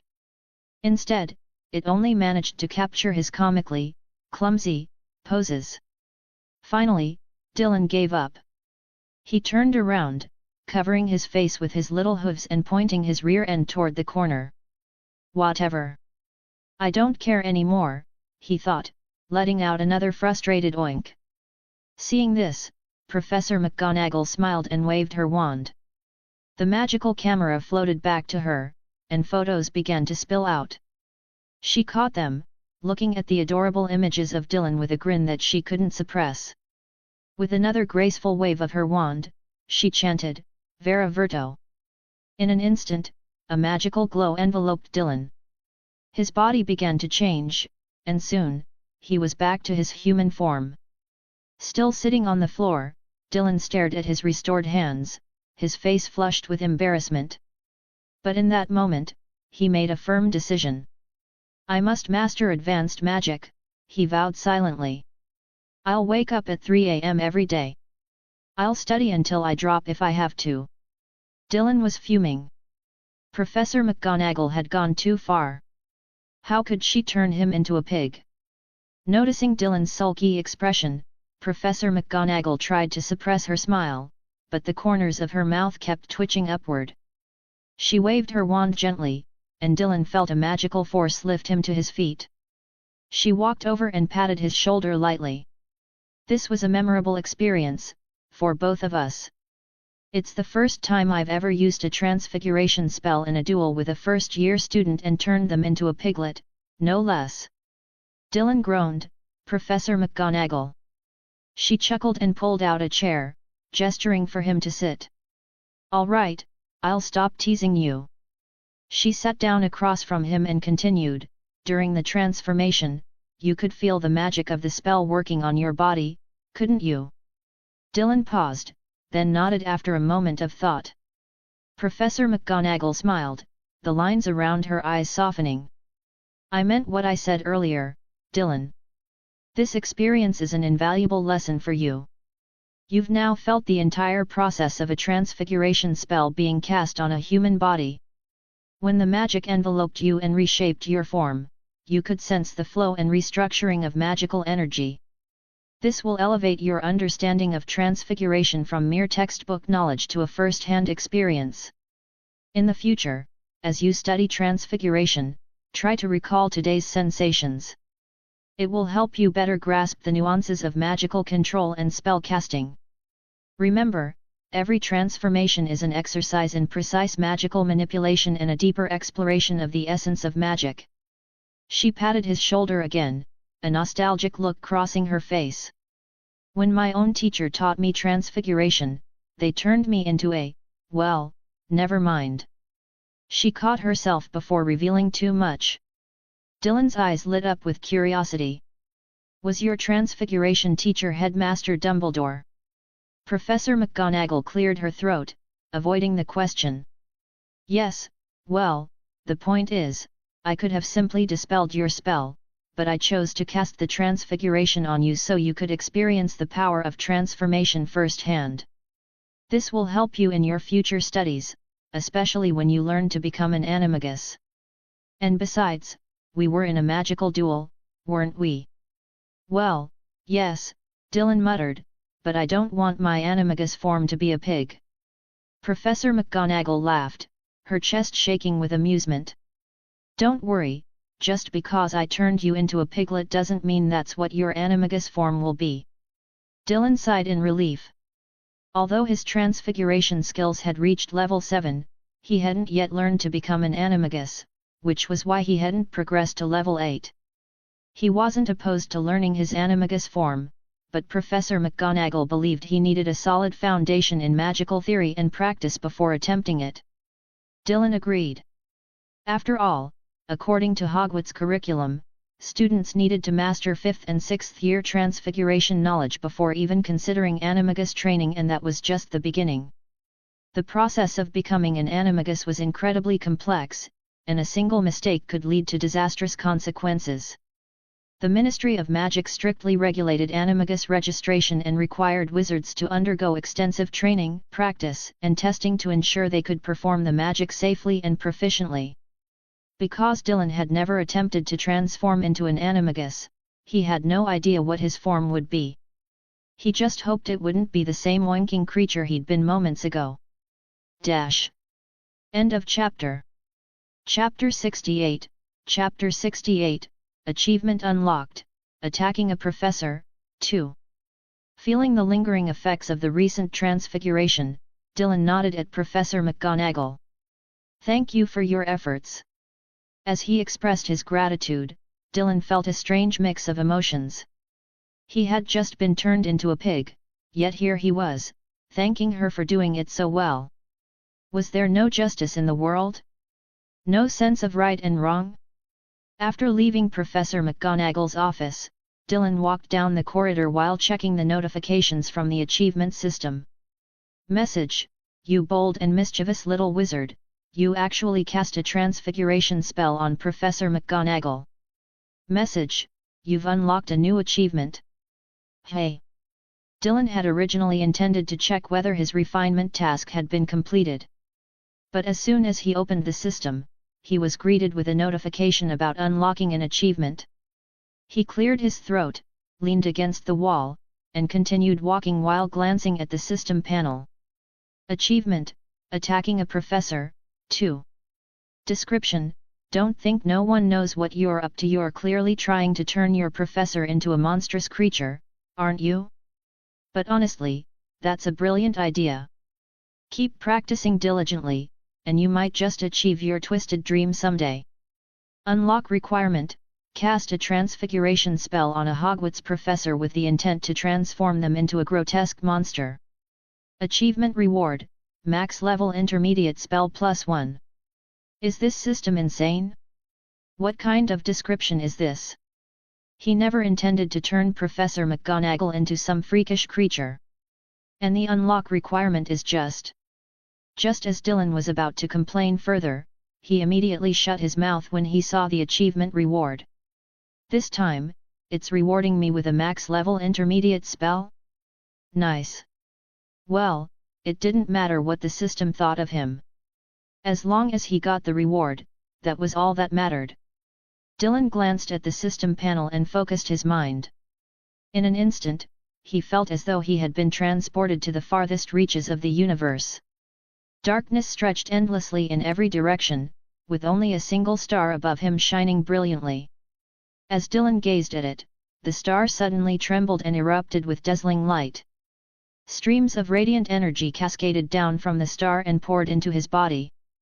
The next moment, he heard a faint but dense fluttering sound in the distance. In the blink of an eye, the sky was filled with a flock of birds. They swirled around Dylan, and the starlight filtering through the gaps between their wings scattered like shimmering fragments. Dylan looked up, his eyes following each bird as they gathered in greater numbers, sometimes forming the shape of a winding dragon, other times galloping like a herd of horses. He stood amidst them, his hair tousled by the wind and his robes fluttering loudly. Message: congratulations! You've mastered the max level spell Bird Conjuring Charm, Avis. A conjuration spell. Since Dylan already had a decent grasp of transfiguration, he was somewhat familiar with conjuration spells as well. The Bird Conjuring Charm wasn't entirely new to him. However, now that he had mastered it at max level, the vague, elusive feeling he used to experience when casting the spell had completely vanished. Instead, he felt an almost psychic connection with the birds, as if they were extensions of his own body. Dylan could clearly sense that each bird responded precisely to his thoughts. Whether it was circling, diving, or forming intricate formations, the control was effortless and intuitive. This newfound mastery filled Dylan with an overwhelming sense of satisfaction, so much so that he almost wished he could transform into a bird himself and soar into the sky. In fact, he had already raised his wand. But just then, a sharp, piercing bird cry snapped him out of his trance. His body jolted, and his eyes regained their clarity as the look of rapture faded from his face. Dylan was momentarily stunned. Can mastering a max-level spell really make you lose yourself like that? Recalling how he had been completely absorbed in the sensory thrill of the magic, even wanting to transform into a bird and take flight, he couldn't help but feel a twinge of fear. Was that bird cry a warning from the system? Dylan's brow furrowed. He had mastered plenty of max-level spells before, but nothing like this had ever happened. Yet now, a simple bird conjuring charm had nearly caused him to lose himself. Dylan couldn't help but ponder the implications. Even though I've always tried to respect the power of transfiguration, it seems I've still underestimated it. He shook his head, his gaze firming with resolve. I learn magic to make it a tool for achieving my goals, not to let it control me. Taking a few deep breaths to calm his emotions, Dylan was about to check whether his refinement task had been completed when a commotion erupted nearby. Looking up, he saw Draco Malfoy and Neville Longbottom in the corridor ahead. That's my Remembrall. Give it back. Neville's face was red with frustration as he reached desperately for the Remembrall that Malfoy was holding just out of his reach. But Malfoy only smirked, taunting him as he dangled the Remembrall above Neville's head. Look at this. Is this the famous Longbottom family heirloom? Or is it just a trinket to remind you how stupid you are? Seeing that Neville couldn't retrieve the Remembrall, Malfoy laughed even more mockingly. You think you're worthy of being Harry's friend? Someone who still needs a Remembrall? What, Do you need it to remember where you left your brain? Don't waste your time. Even if you get it back, you'll never figure out how to do magic properly. You're just a born loser. Neville, now both angry and desperate, jumped repeatedly to grab the Remembrall but kept missing. Growing impatient, Malfoy shoved him aside and drew his wand. Locomotor Mortis, Leg Locker Curse. Dylan frowned. Without even needing to use his wand, he instantly cast the bird conjuring charm. Whoosh! In an instant, a swift bird materialized out of thin air, streaking through the corridor and slamming straight into Malfoy's face. Caught completely off guard, Malfoy let out a yelp of pain. Staggering backward, he dropped both his wand and the Remembrall, causing the curse to fizzle out mid-cast. Neville, quick to react, snatched the Remembrall out of the air before it could hit the ground. Malfoy's wand, however, clattered loudly onto the floor. Looking up, Neville's flushed face lit up with relief as he saw Dylan approaching. Dylan. End of chapter. Chapter 69. Chapter 69. Did this damn Dylan cast the Imperius Curse on Professor Snape? At the sound of the name, Malfoy stiffened, barely managing to steady himself before turning around. When he saw who it was, he didn't dare say a word, but his eyes burned with anger. However, the scratches left by bird claws were still visible on his face. Malfoy, did I not tell you to stay away from my friends? Malfoy paused, his expression blank. When did you ever say that? Dylan, _. Did I not? Recalling the last time he had taught Malfoy a lesson during flying class, it seemed he had only scolded him a few times. Dylan straightened up and looked at Malfoy seriously. Well, it doesn't matter. I'm saying it now. Malfoy. You really love sticking your nose in other people's business. Malfoy glared at Dylan. Dylan chuckled, unfazed by Malfoy's glare. He calmly raised his hand and gestured toward the bird still circling above Malfoy's head. Instantly, the bird flapped its wings and flew over, landing gracefully on Dylan's shoulder. It nuzzled his neck affectionately. Dylan reached out a finger and gently stroked the bird's forehead. A faint ripple of magic emanated from his palm, enveloping the bird. Gradually, the bird's form grew translucent until it disappeared completely. Both Malfoy and Neville were stunned by what they had just witnessed. You can perform wandless magic. Malfoy's eyes widened in disbelief. Wow, Dylan, you've gotten even stronger. Neville said, his voice filled with admiration. Dylan smiled. I don't like picking on kids, but I also hope you'll stop bothering my friends. What are you talking about? You're a kid too. Malfoy blinked, then glared at Dylan. Wait, are you treating me like your lackey? How dare you order me around? You're a Gryffindor, and I'm a Slytherin. Dylan tilted his head. Oh?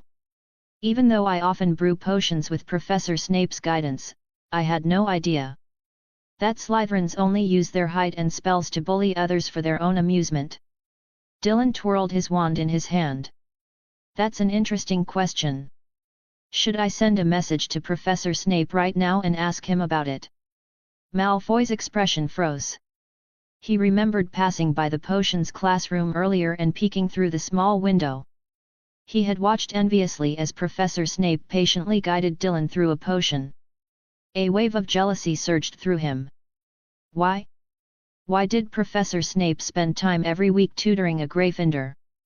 He was a pureblood, after all. His talent for potions couldn't possibly be worse than Dylan's. For days, Malfoy had fantasized about fighting side by side with Harry. But he also dreamed of being like Dylan, standing at the potion table with Professor Snape every week, receiving one-on-one guidance from the professor. Yet, no matter how many times he prepared himself and confidently asked Professor Snape for extra lessons, he was always met with a cold rejection. Did this damn Dylan cast the Imperius Curse on Professor Snape or something? He was the one who should have been favored and nurtured as a Slytherin. But there was no denying that Dylan's magical talent was ridiculously good. If he were a teacher, he'd probably favor a student like Dylan to someone with natural talent and a strong work ethic. Not saying anything? Should I write to Professor Snape, or should I just tell him in person during our next potion session that one of his Slytherin students is using magic to bully others? Dylan's voice snapped Malfoy out of his thoughts. Hearing that Dylan would be meeting with Professor Snape again next week, Malfoy's face turned red with anger, like a tomato about to burst. With a furious huff, he turned on his heel and stormed off, his robes billowing behind him. As he watched Malfoy leave, Dylan's gaze fell on the wand lying on the ground. Tisk! Dylan sighed and raised his wand, muttering an incantation under his breath. Wingardium Leviosa! Instantly, Malfoy's wand trembled and rose into the air, arcing gracefully before landing in front of Malfoy, who had already walked several meters away. Malfoy froze, staring at the familiar wand in front of him. He quickly patted his pockets. Wait! He had dropped his wand earlier.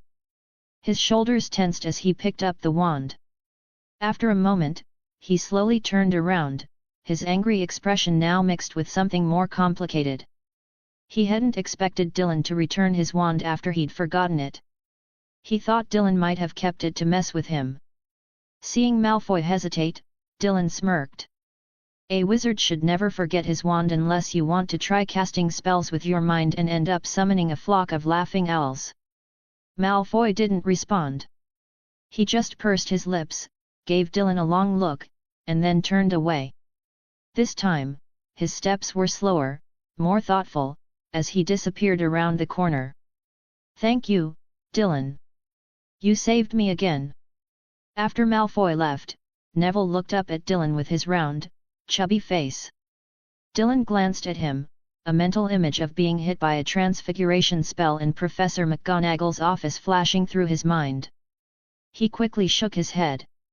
No, he wasn't thinking Neville looked like a little pig. It's nothing. Let's go eat. It's getting late. Neville nodded, clutching the crystal ball his grandmother had given him, and followed Dylan to the Great Hall. Harry and the others were still eating. Dylan and Neville joined them. As soon as Neville sat down, he began recounting what had happened in the hallway to Ron and Hermione. Hermione stared at Dylan in amazement. Wandless magic? You've already mastered wandless magic in your first year? That's impossible. I've tried so many times, and I can't even get close. Dylan smiled modestly. Maybe I'm just naturally gifted. Merlin must be watching over me. Hermione, ... Harry and Ron, degree. Neville nodded enthusiastically. Dylan's amazing. If it weren't for him, Malfoy would have locked my legs together. No big deal. Dylan waved it off casually, already helping himself to a steak. End of chapter. Chapter 70, Trait, Instantaneous Transformation. Actually, this isn't exactly absolute wandless magic. After all, I can't do this with other spells yet. It's just that I'm more familiar with the summoning charm. I've practiced it over 1,000 times, that's all. He casually offered this explanation, not particularly concerned whether Hermione and the others believed him or not. After all, who could really verify whether he had practiced a spell thousands of times to achieve wandless casting for that specific charm? If he said he had, then he had. 1,000 times. Hermione blinked, quietly filing this information away in her mind. She decided she would go back and try practicing a spell 1,000 times too. Maybe she could be like Dylan and perform wandless magic. Wandless magic. Many adult wizards couldn't even do that. But Neville, you really should be braver and stand up to Malfoy, Ron said, turning to Neville. Yeah, if Dylan hadn't happened to pass by today, you would have been bullied by him again. Seamus nodded in agreement. Harry glanced at the two, then at Neville, and blinked a couple of times. They're right. Neville puffed out his cheeks. Humph, I've almost finished growing the fire thorn. Once I'm done, I'll give it back to Professor Sprout and ask for a mandrake seed." Hermione raised an eyebrow, her mouth slightly open. "What are you planning, Neville? Even if you're a young wizard, the Ministry will still punish you for murder." Neville shot Hermione a look. "I won't let the mandrake fully mature. When it's just sprouting and the toxicity is weak, I'll cut off a piece of its stem and sneak it into Malfoy's bread. He'll be vomiting all day." Harry, Ron, and the others were taken aback by Neville's words. Since when had Neville become so fierce? Dylan's eyelid twitched. "Neville, if the professors find out, you'll be punished too. So, you should really think this through." Neville seemed to listen to Dylan. He nodded. "All right, Dylan, I'll listen to you. But if Malfoy bothers me again like trying to steal the remembrall my grandma sent me, I'll make him regret it." Dylan gave a slight nod and didn't say anything more. After spending so much time studying herbology and being influenced by Dylan, Neville had grown a lot. Dylan trusted that Neville would know his limits. After dinner, Dylan didn't head to the library. Instead, he went straight back to the dormitory. Neville went to tend to his firethorn, Seamus went off to hang out with Dean and Harry, and Ron headed to the Quidditch pitch. Though it wasn't very late, Dylan found himself alone in the dorm. But that was exactly what he wanted. He took off his robes, cast a quick scour jiffy on himself, and sat down on his bed. Cole, his pet, immediately hopped over. "Moo." Dylan patted its little head and rubbed its chin, making it purr contentedly. After sleeping in Dylan's arms for so long, it had lost its initial aloofness and had become much more affectionate. "You've grown a lot," Dylan said, holding Cole in his arms. Though the dorm was warm, he still felt a bit chilly without his robes. "I guess I'll need to buy a few more robes. Even though the aesthetic effects of wizard robes can't be permanently fixed, I can just transform them into the clothes I want to wear. That way, I won't need to change them back into robes. When he wanted to wear them, he could simply pull them out, and when he didn't, he could store them back in the system's inventory. Not a bad idea. Why didn't I think of this earlier?" After jotting this down, Dylan turned his attention to the system panel. After all this time, he finally had a chance to check whether the spell refinement task was complete. Message * you have completed the Transfiguration refinement task. Message * you have unlocked a new trait for Transfiguration instantaneous transformation. Seeing the system notification, Dylan's eyes lit up. He quickly checked the details of this new trait. Instantaneous transformation * when using Transfiguration, you can instantly complete the transformation without any delay. The moment you think of the spell, the target will transform into the desired form. Note * the success of the transformation depends on your spell proficiency and the target's magical resistance. This is incredible. Such a powerful trait. After reading the description on the system panel, a look of joy spread across Dylan's face. Even with a maxed-out transfiguration skill, achieving instantaneous transformation with just a thought would be nearly impossible, right? And casting directly from his mind to achieve the transformation, wasn't that essentially another form of wandless magic? Dylan couldn't wait to test out the effects of this instantaneous transformation trait. The dormitory was noisy outside, but the room itself was quiet. Dylan didn't raise his wand. Instead, he focused on an ink bottle on the table. Taking a deep breath, an image of a majestic eagle statue flashed vividly in his mind. As soon as the thought formed, Dylan could feel the magic within him being channeled. As he silently recited the incantation in his mind, a brilliant light burst from the ink bottle almost simultaneously. When the light faded, the ink bottle was gone, replaced by a lifelike eagle statue, standing tall with its wings slightly spread, as if ready to take flight. It looks just like the eagle statue I saw in the hallway when I first arrived here. Dylan narrowed his eyes at the eagle statue and cast Transfiguration again, this time incorporating his newly acquired magical trait. In an instant, Dylan's mind rapidly conjured images of 10 different objects. Whoosh! Magic surged into the eagle statue. A blinding light enveloped the statue. In the blink of an eye, the eagle transformed into a lively, hopping hare. But that was just the beginning.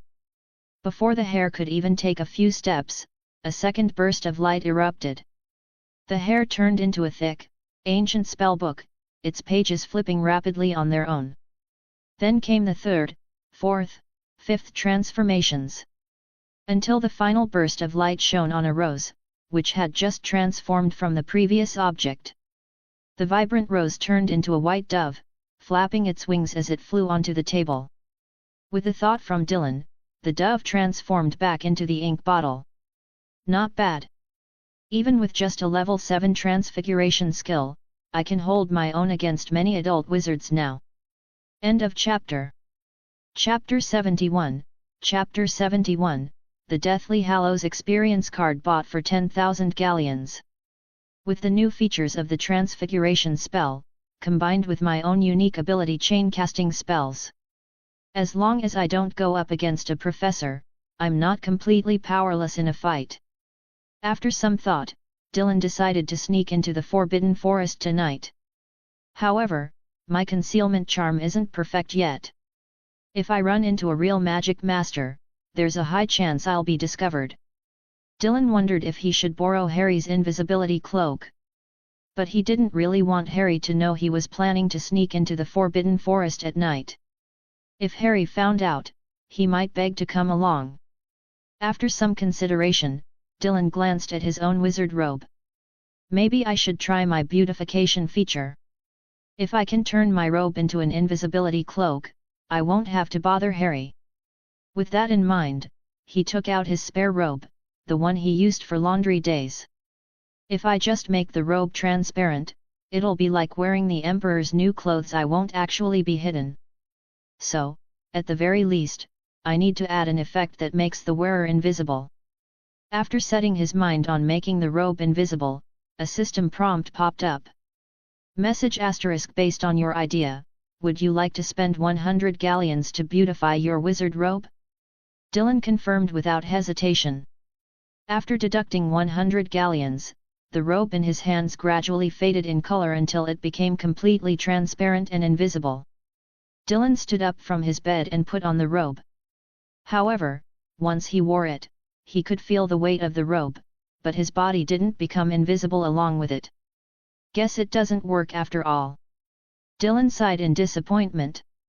Harry's invisibility cloak, as one of the Deathly Hallows, had a long history and immense magical power, making it extremely valuable.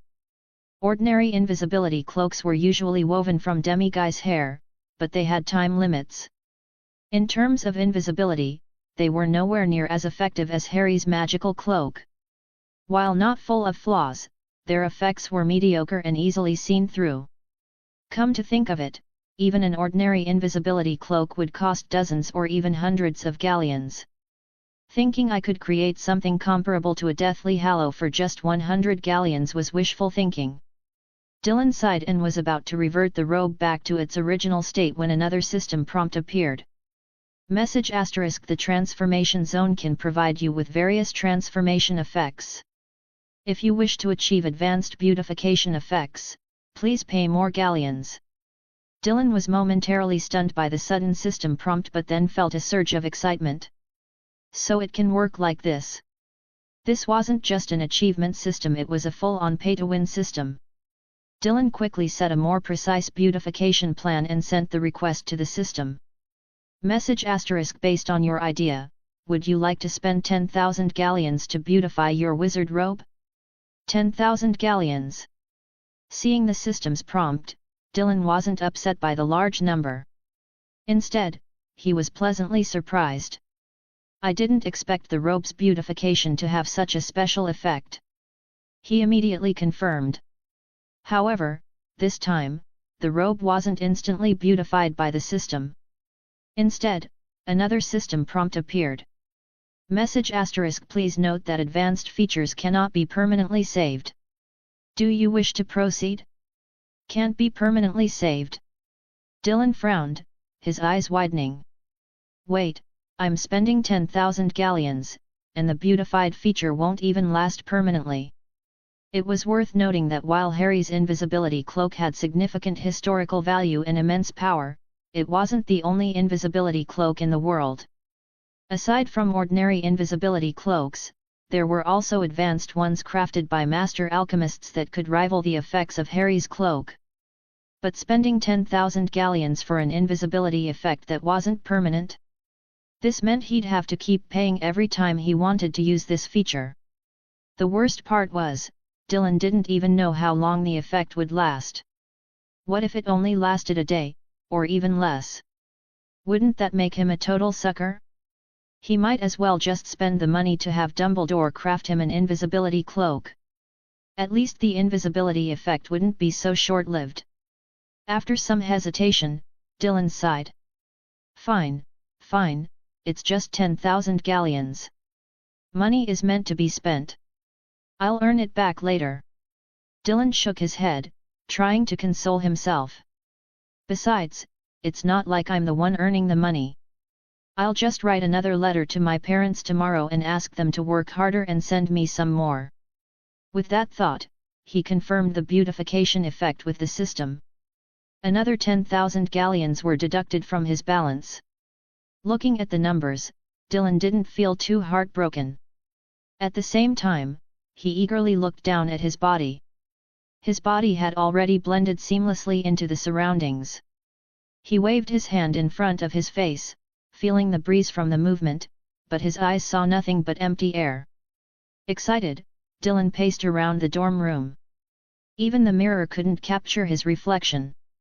Dylan examined himself carefully but found no flaws in the invisibility.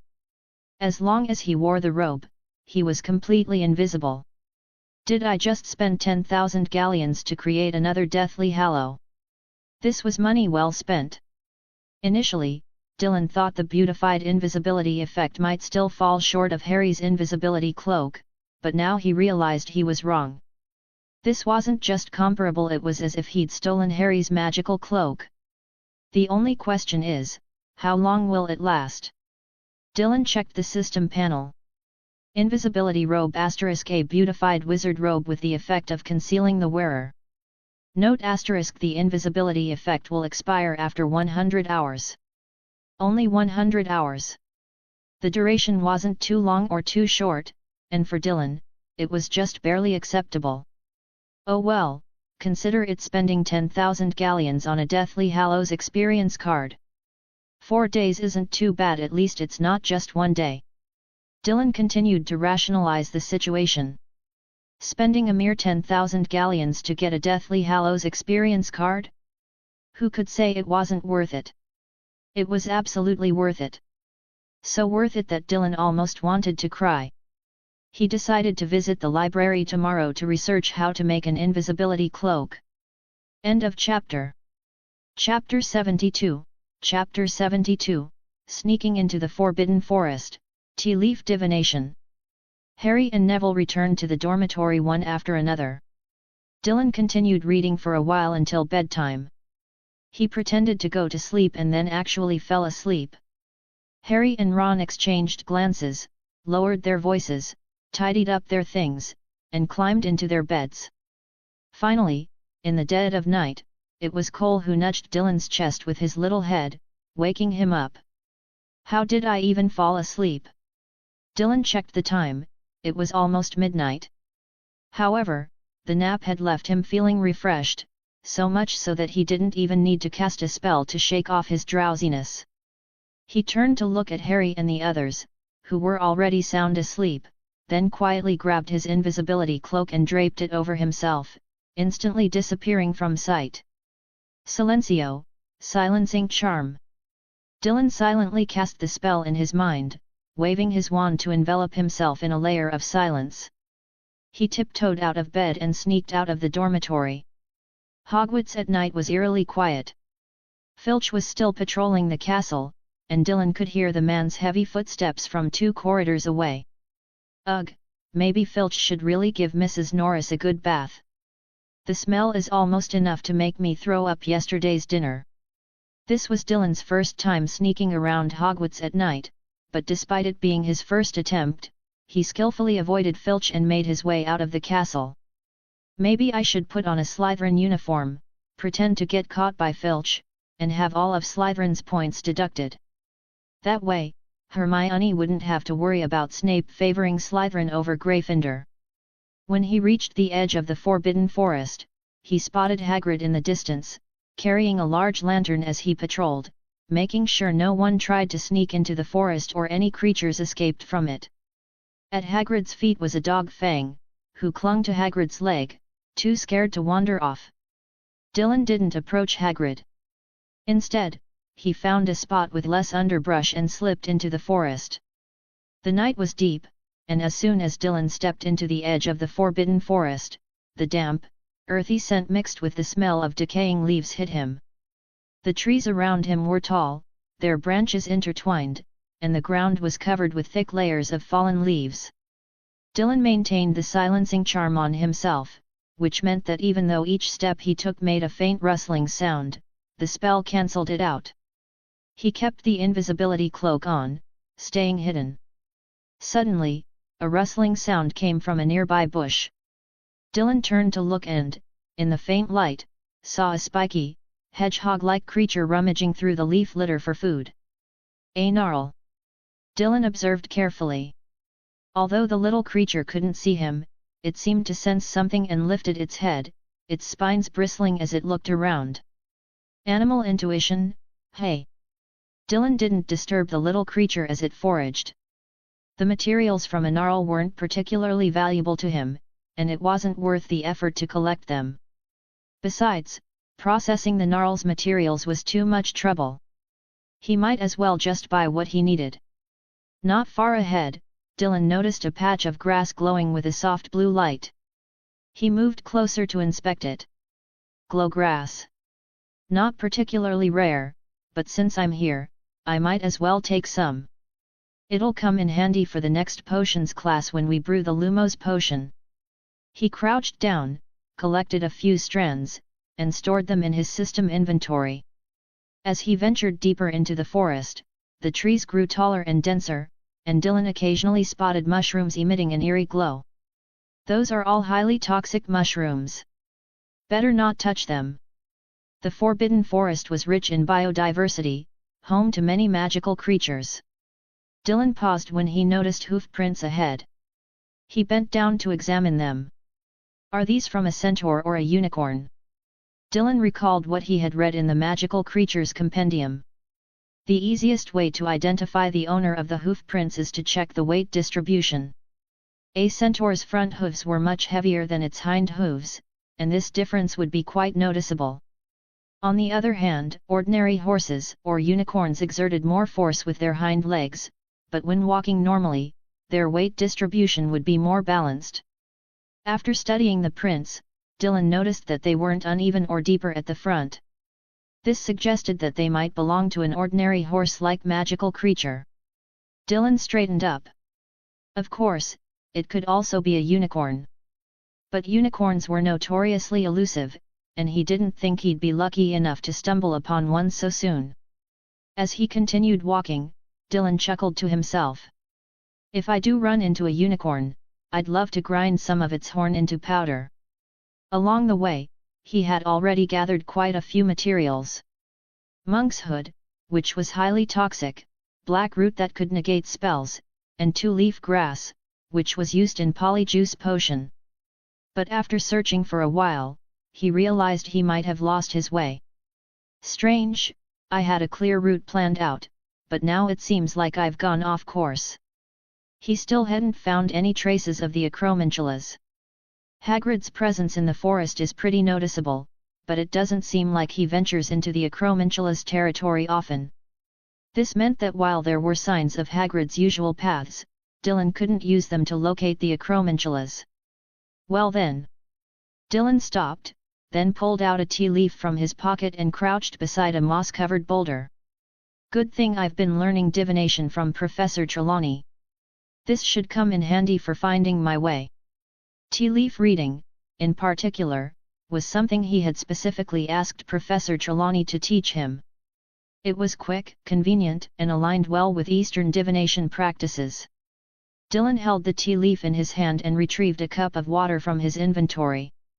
Since the inventory system didn't impose restrictions on what he could store, Dylan had packed it with various items for situations like this. He raised his wand and gave it a gentle wave. Kale Facio, heating charm. A stream of magic flowed from his wand into the cup, rapidly heating the water until it boiled. Dylan dropped the tea leaf into the water, letting it swirl and unfurl as it steeped.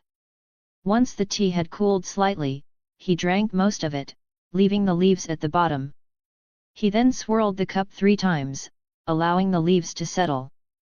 Dylan stared at the tea leaves, silently focusing on the direction of the acromantulas. As the leaves settled, they seemed to form peculiar patterns. In the center of the leaf's vein, Dylan spotted a large arrow pointing directly at him. Hey! End of chapter. Chapter 73, Chapter 73, Take this Avada Kedavra. Should I go in the opposite direction? As Dylan was still pondering the results of his divination, a sudden, pungent stench filled the air above him, followed by a sharp, whistling sound. Instinctively, Dylan looked up. A massive acromantula was descending upon him, its 8 eyes glowing with a sinister green light under the dim moonlight. Its bristly hairs were clearly visible, and its sharp fangs were bared, ready to tear into him. Holy! So the arrow was pointing to what's above me. In that life or death moment, Dylan didn't hesitate. He cast a spell without even using his wand. Avis! Bird conjuring charm. Suddenly, a flock of blackbirds surrounded him, multiplying exponentially and forming a protective barrier. The swarm collided violently with the acromantula's massive body. Boom! The acromantula was sent flying by the sheer number of birds, landing on the ground with a dazed expression in its 8 eyes. Seizing the brief moment of distraction, Dylan waved his hand. The birds swirled around him rapidly, creating a gust of wind that carried him several meters away. You dare ambush me? All right, if you're going to play dirty, don't blame me for fighting back. As soon as he landed, Dylan's wand was already in hand, pointed directly at the acromantula. Crucio! Cruciatus Curse! A soft pink light shot out with incredible speed, striking the acromantula. Hiss! The acromantula let out a piercing screech that was almost deafening. But Dylan simply waved his wand, expanding the range of his silencing spell. Quietus!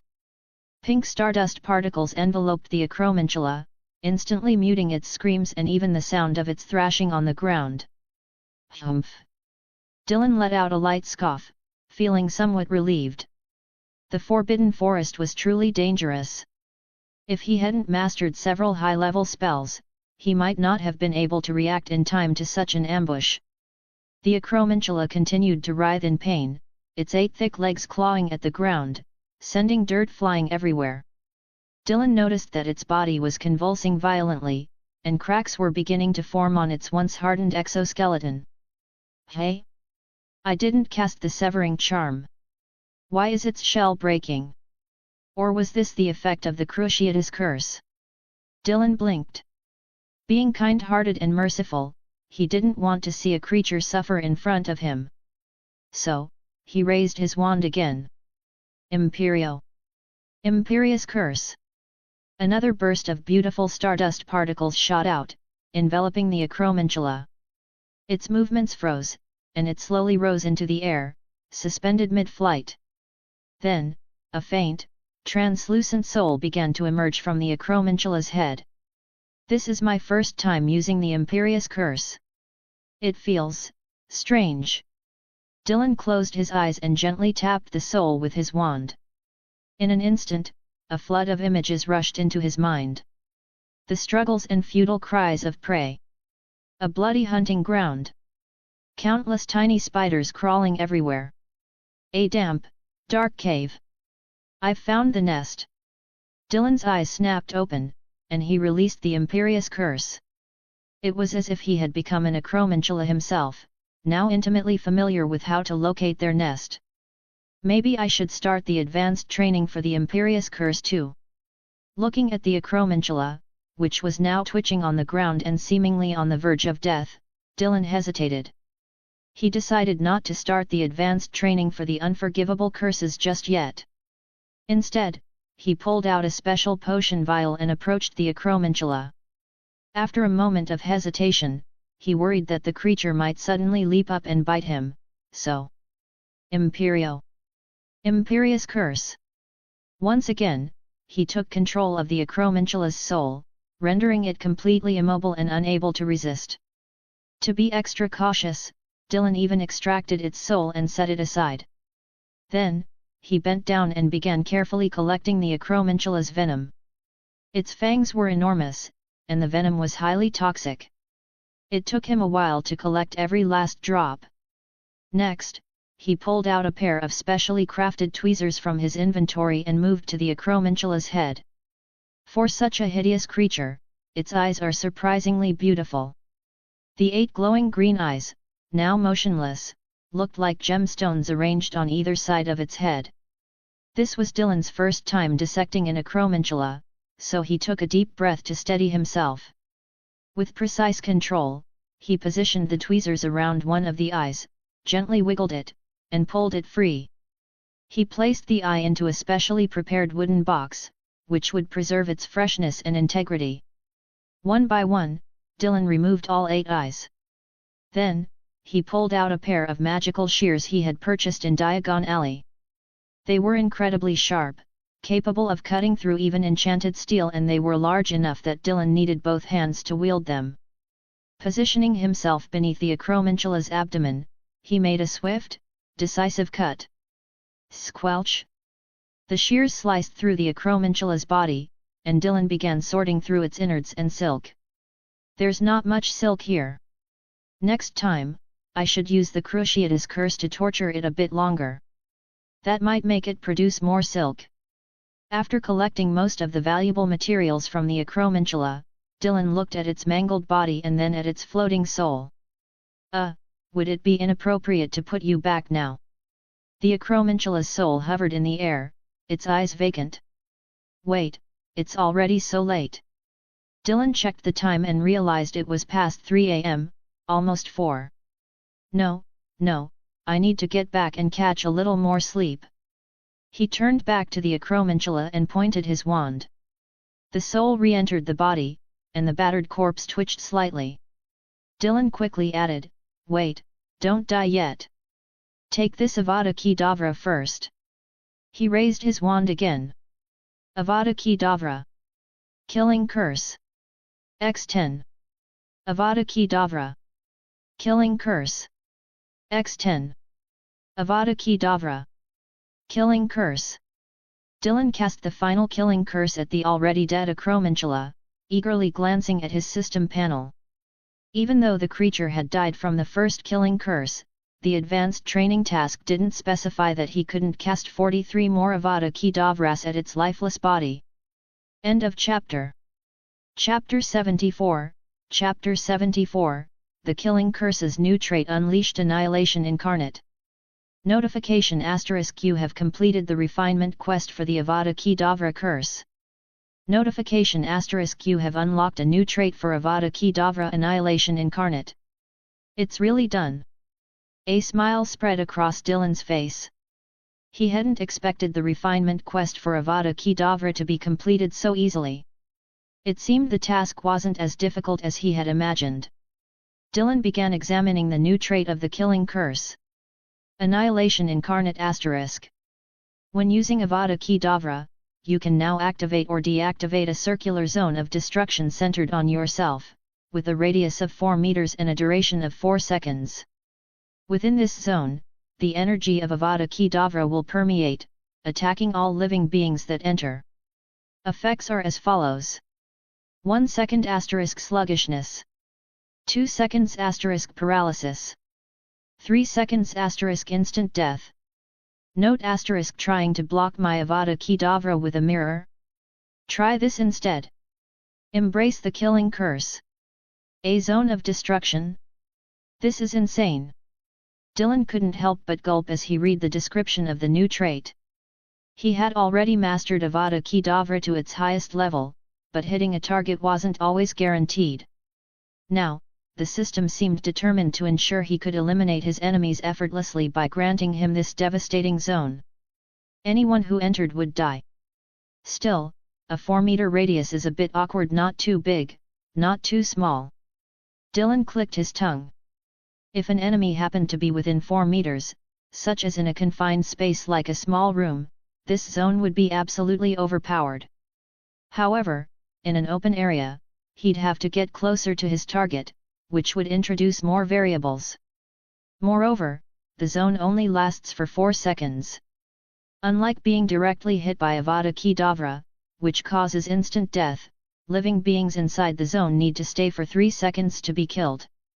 Dylan pursed his lips and shook his head.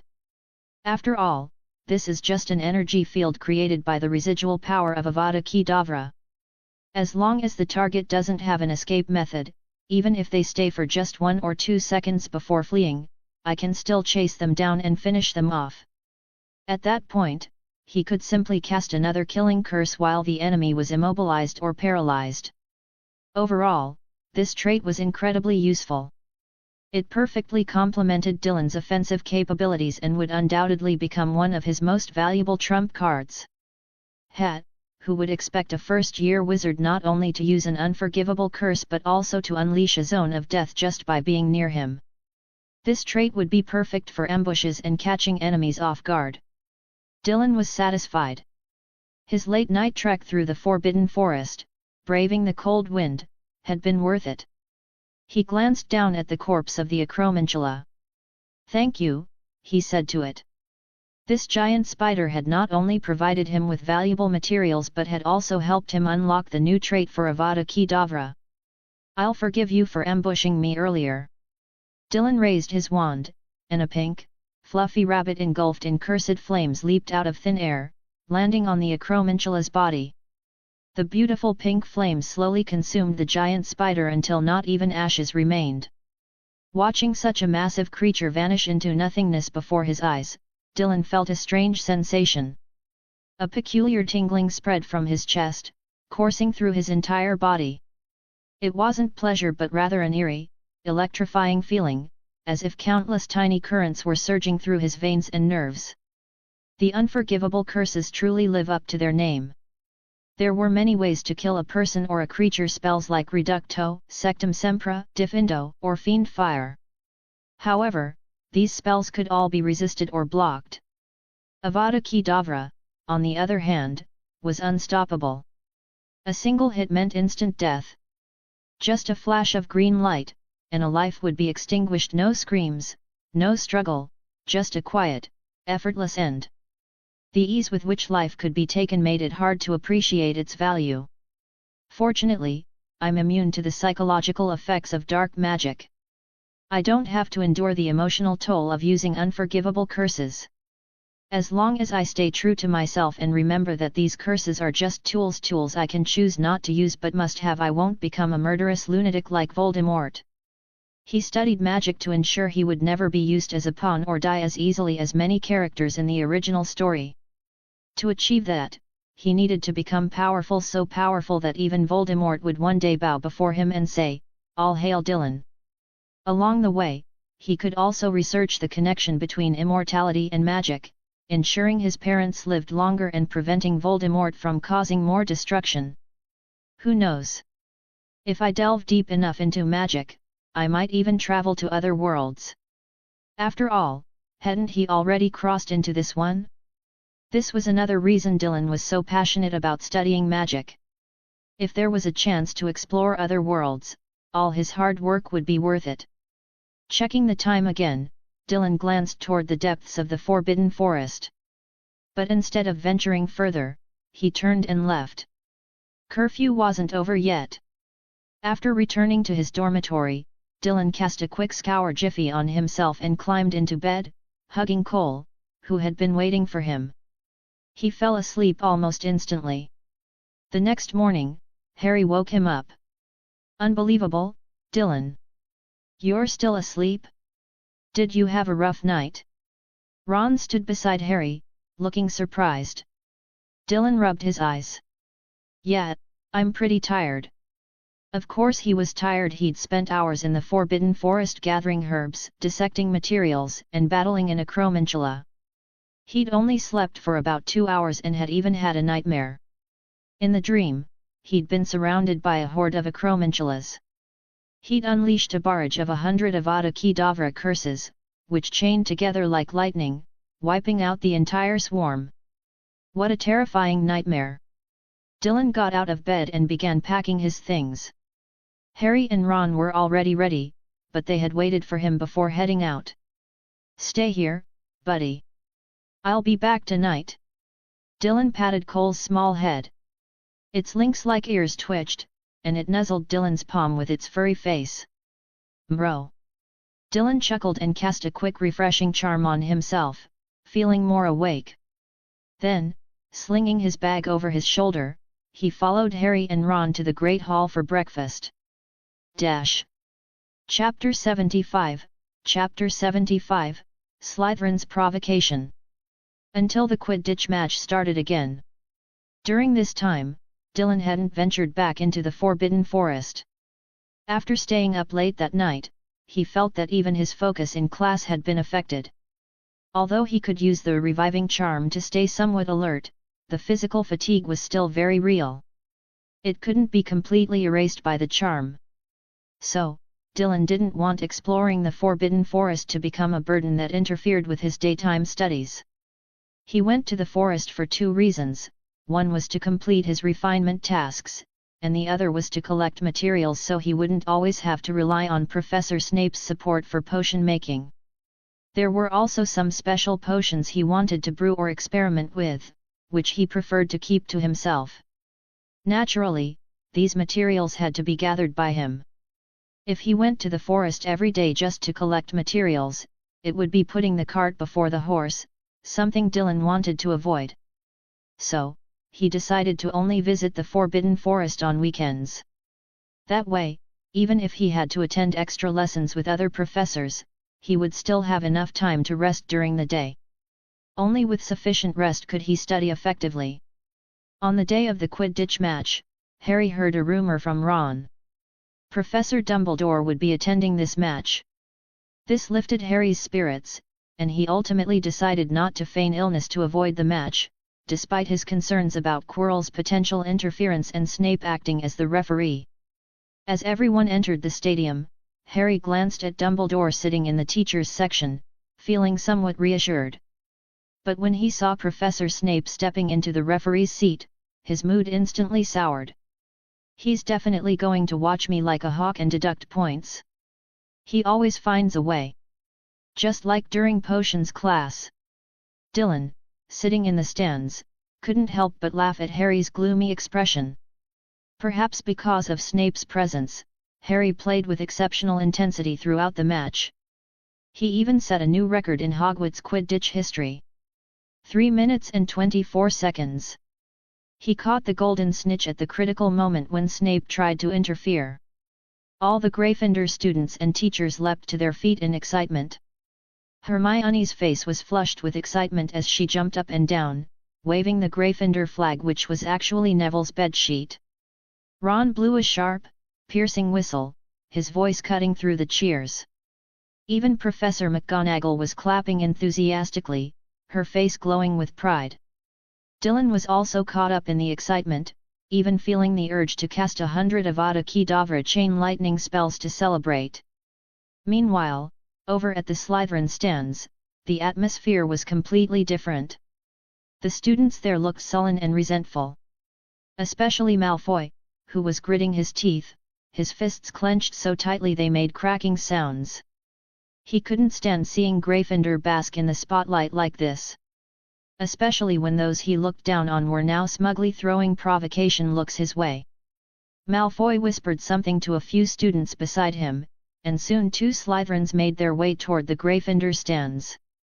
The 2 of them walked aggressively, pretending to chat loudly as they went. What are these Gryffindor idiots so excited about? They only won by luck. What's there to be proud of? Exactly. If the golden snitch hadn't practically flown into Potter's hand, there's no way they would have won so quickly. Winning by sheer luck and still acting so smug? They clearly don't understand the real skill of Quidditch. And luck doesn't favor fools forever. Especially not half-blood fools. Humph, without noble bloodlines, even if they're wizards, their parents are just pathetic muggles, the lowest of the low. Many Gryffindor students frowned upon hearing these insulting remarks. Some glared at the two Slytherins, ready to confront them.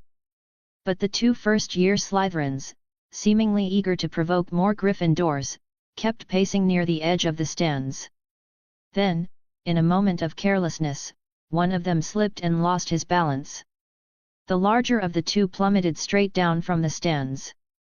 The smaller one tried to grab him but ended up being pulled down as well. The crowd gasped in shock. Dylan was dumbfounded by the sheer stupidity of these two. Who could be so foolish as to try and provoke others, only to end up falling off the stands themselves? Since they were far from the teachers' section, no one seemed to notice what had happened. Dylan had no choice but to pick up his wand. Just like in the flying class, when he had used a charm to cushion Neville's fall. Retardo motus, slow motion charm. Arresto momentum, cushioning charm. In truth, he could have simply used a levitation charm to pull them back up. But why should he? Let them take a little fall. It might teach them a lesson. The charms took effect. The cries of the two figures, one fat, one thin, were abruptly cut off. They had both landed on the Quidditch pitch. Dylan's spells had only softened their fall at the last moment. Dylan walked to the edge of the stands and looked down. The two were clutching their backsides, clearly in pain but unable to cry out. Well, a little lesson for their backsides won't hurt.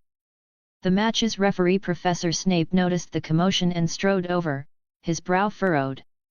He immediately spotted the two Slytherin students lying on the pitch. You two?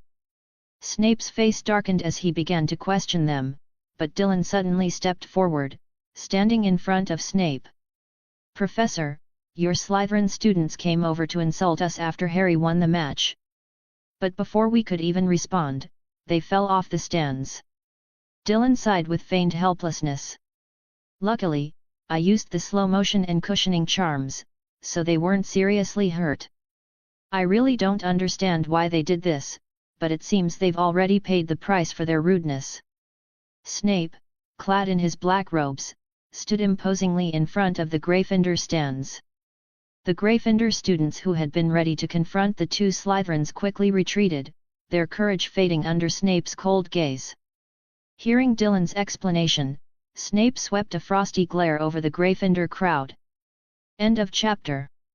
Chapter 76, Chapter 76, The Colorless Imperius Curse Works Wonders. Why not use Ron's scabbers to practice the Imperius Curse mission? Professor, I was sitting right there at the time, and I'm certain no one cast any spells on those two. They really did fall on their own. If you don't believe me, I can even let you use Prior Incantato to reveal the last spells my wand performed. Dylan held his wand but made no move to hand it over. Professor Snape glanced toward the hospital wing where Crabbe and Goyle had been taken, and closed his eyes briefly. When he opened them again, he frowned slightly at Dylan, or perhaps not at Dylan specifically. Just as he was about to speak, Dylan spoke up again. Professor, there's one more thing.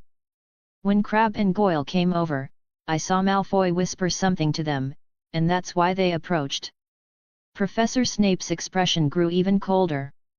As a master of legilimency, he could clearly sense that Dylan was telling the absolute truth. Moreover, he detected no obvious malice or guilt from any of the Gryffindor students in the stands. Pursing his lips, he couldn't help but feel disappointed in Draco. As the head of Slytherin House and Draco's godfather, he was nearly blinded by the sheer stupidity of the boy's actions. Such an obvious provocation, executed in such a clumsy, pig-headed manner.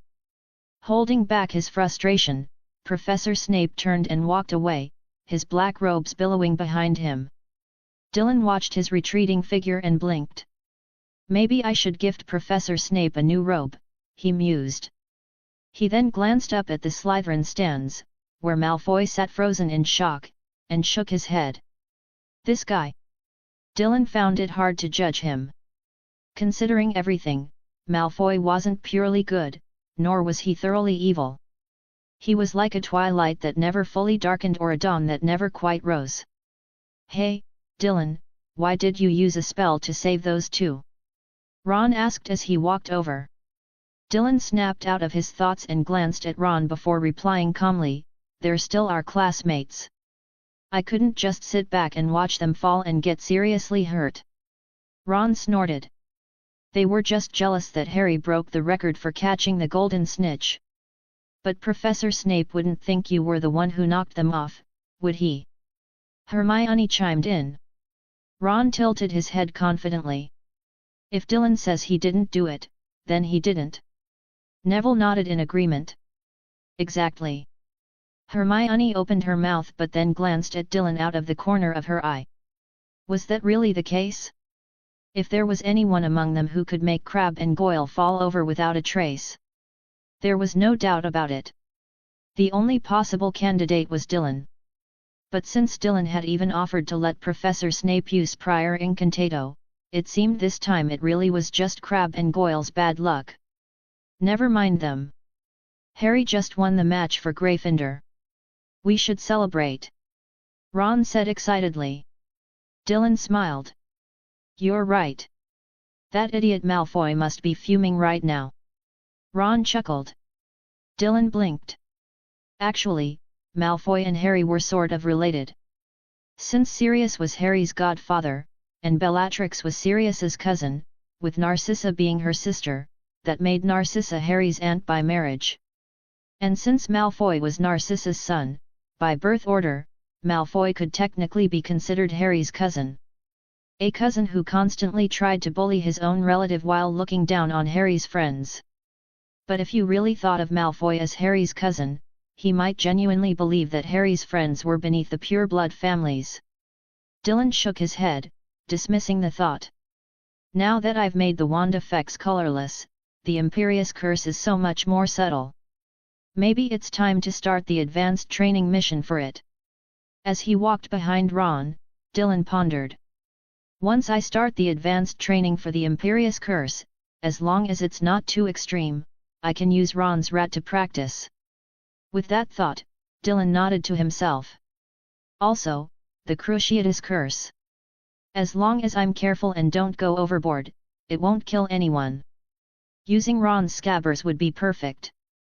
That way, he wouldn't have to keep going into the Forbidden Forest just to complete his advanced spell training missions. I could alternate between the Imperius Curse and the Cruciatus Curse, he thought. As he was thinking this, Dylan and the others reached Harry.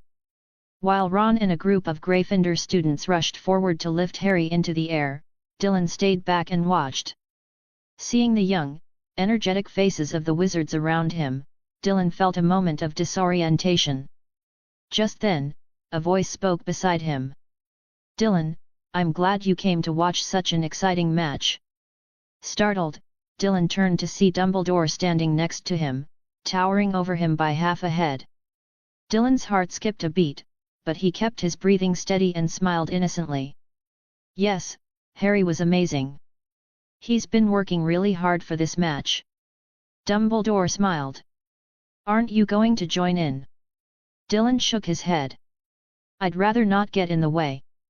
If I accidentally drop Harry and he breaks his arm like Crabbe and Goyle, that wouldn't be good. Hearing this, Dumbledore paused and looked down at the diligent young wizard. After a moment of silence, he said, I saw what happened earlier. I'm glad you chose to help them despite their hurtful words. For that, Slytherin will lose 10 points. Dumbledore's lips curved into a smile, his white beard swaying slightly. Your kindness and decisiveness will earn Gryffindor 10 points. Dylan smiled innocently. It's nothing, Pro-ER, thank you for the praise. Almost misspoke and accidentally called Dumbledore Old Man Deng. He, it's been a long time since someone called me teacher. That's quite nice. It's good that you think this way. You're truly a kind child. Dumbledore patted Dylan on the shoulder and then ruffled his fluffy hair. Don't you think it's time for a haircut? Dylan touched his now somewhat long hair and nodded. Yeah, I'm planning to get it cut over the summer break. I thought you might want to go for the same hairstyle as Severus. His hair has been much neater lately, making him look younger. Was that the shampoo you gave him? No, it's just a hair-taming potion. Oh ho ho. I forgot how talented you are at potions. Dylan, are you sure you don't want to join us in protecting the Philosopher's Stone? After the Quidditch match, Harry had broken the record, which made Wood so happy that he generously gave Harry a few days off. During regular training, he also significantly relaxed the demands on Harry. This gave Harry plenty of time to discuss the Philosopher's Stone with Hermione and the others. Dylan shook his head. No, my study schedule is already packed. Today, I even have to work on divination with Professor Trelawney, so I'm sorry, but I can't really spare the time for that. He paused, then looked at Harry, who was full of enthusiasm, and added, besides, I don't think we need to protect the Philosopher's Stone with Fluffy around. Do we really look more threatening than a three-headed dog? Quirrell won't give up on getting the stone. We have to be prepared, Harry said, shaking his head. And sure, we might not be as strong as a three-headed dog, but even Fluffy has weaknesses. Ron nodded eagerly. Yeah, like the music box. Hermione sighed. Who would have thought a simple music box could take down such a terrifying creature? Ron leaned in. I think my singing could do the same. Does that mean I could actually beat a three-headed dog? Hermione gave him a look of disgust and rolled her eyes. Please, you'd just make it even more furious. Ron, humph. Hermione turned her gaze to Dylan. Anyway, the end-of-year exams aren't far off. I need to start reviewing soon.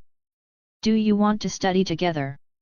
Dylan calmly looked at Hermione and shook his head again. No, I already have my own schedule. If you followed my study plan, you'd probably collapse from exhaustion. Besides, I still have to discuss things with the professors from time to time. At this, Hermione took a deep breath. All right. Since Hogwarts only has one summer break and no winter break, there are no midterms, only the end-of-year exams. This means that while things might seem relaxed halfway through the year, the closer it gets to the end, the more intense the pressure becomes. For example, the increasing workload from the professors. More and more assignments, piling up. Harry and Ron were so focused on preventing Quirrell from stealing the Philosopher's Stone that they didn't join Hermione in reviewing. However, they still had to deal with the assignments from the professors. These had to be turned in, so they couldn't avoid them. As a result, even though Dylan hadn't agreed to study with Hermione, they still ran into each other frequently in the library. And after the professors assigned their homework, Harry and Ron started showing up more often too. Oh, my goodness! It's the weekend, and here I am, drawing these incomprehensible scribbles. Ron sat across from Dylan, the light casting a shadow on his deeply furrowed brow and wide, frustrated eyes. Dylan paid no attention to him, focusing instead on his book. Hermione sat beside Dylan, occasionally glancing at his work. But after realizing he was far ahead of her, she stopped looking and focused on her own assignments. Even Harry, sitting next to Ron, didn't have time to console him. He still had half a parchment left to fill with answers. And beside him, there were 3 more assignments waiting to be completed. The worst part was, half of these assignments were due tomorrow. Even worse, tomorrow would bring even more assignments. This meant that while Harry wasn't being worked to the bone by Wood, who was also struggling with his own homework, he still had to spend nearly all his free time after Quidditch practice on assignments. The only thing Harry and Ron could be grateful for was, "Hey, Dylan, have you finished all your homework already?" Harry looked up and noticed that the parchment in Dylan's hands had been replaced by a divination book. His eyes lit up as he asked, Ron also snapped his head up, his eyes shining brightly as he stared at Dylan. Dylan held the book with one hand and looked up at the two of them. "Are you working on the assignments for charms and transfiguration?" Ron and Harry nodded eagerly. Hermione, sitting nearby, smirked and answered for Dylan. "Professor Flitwick and Professor McGonagall have exempted Dylan from homework." "Do you really think someone who spends every day in the professor's offices needs to review the textbook material? Even she only spent her time in the library, while Dylan was getting private lessons from the professors." Harry and Ron's eyes filled with envy. "Wow, why don't the professors exempt me from homework too?" Ron groaned. Hermione rolled her eyes. "Maybe you should think about your performance in class. Not once have you been able to give a completely correct answer when a professor called on you." Ron turned away. "Who would have thought Snape would end up being the kindest, not giving us too much homework?" Harry pursed his lips. His constant criticism in class is already enough to make it hard to breathe.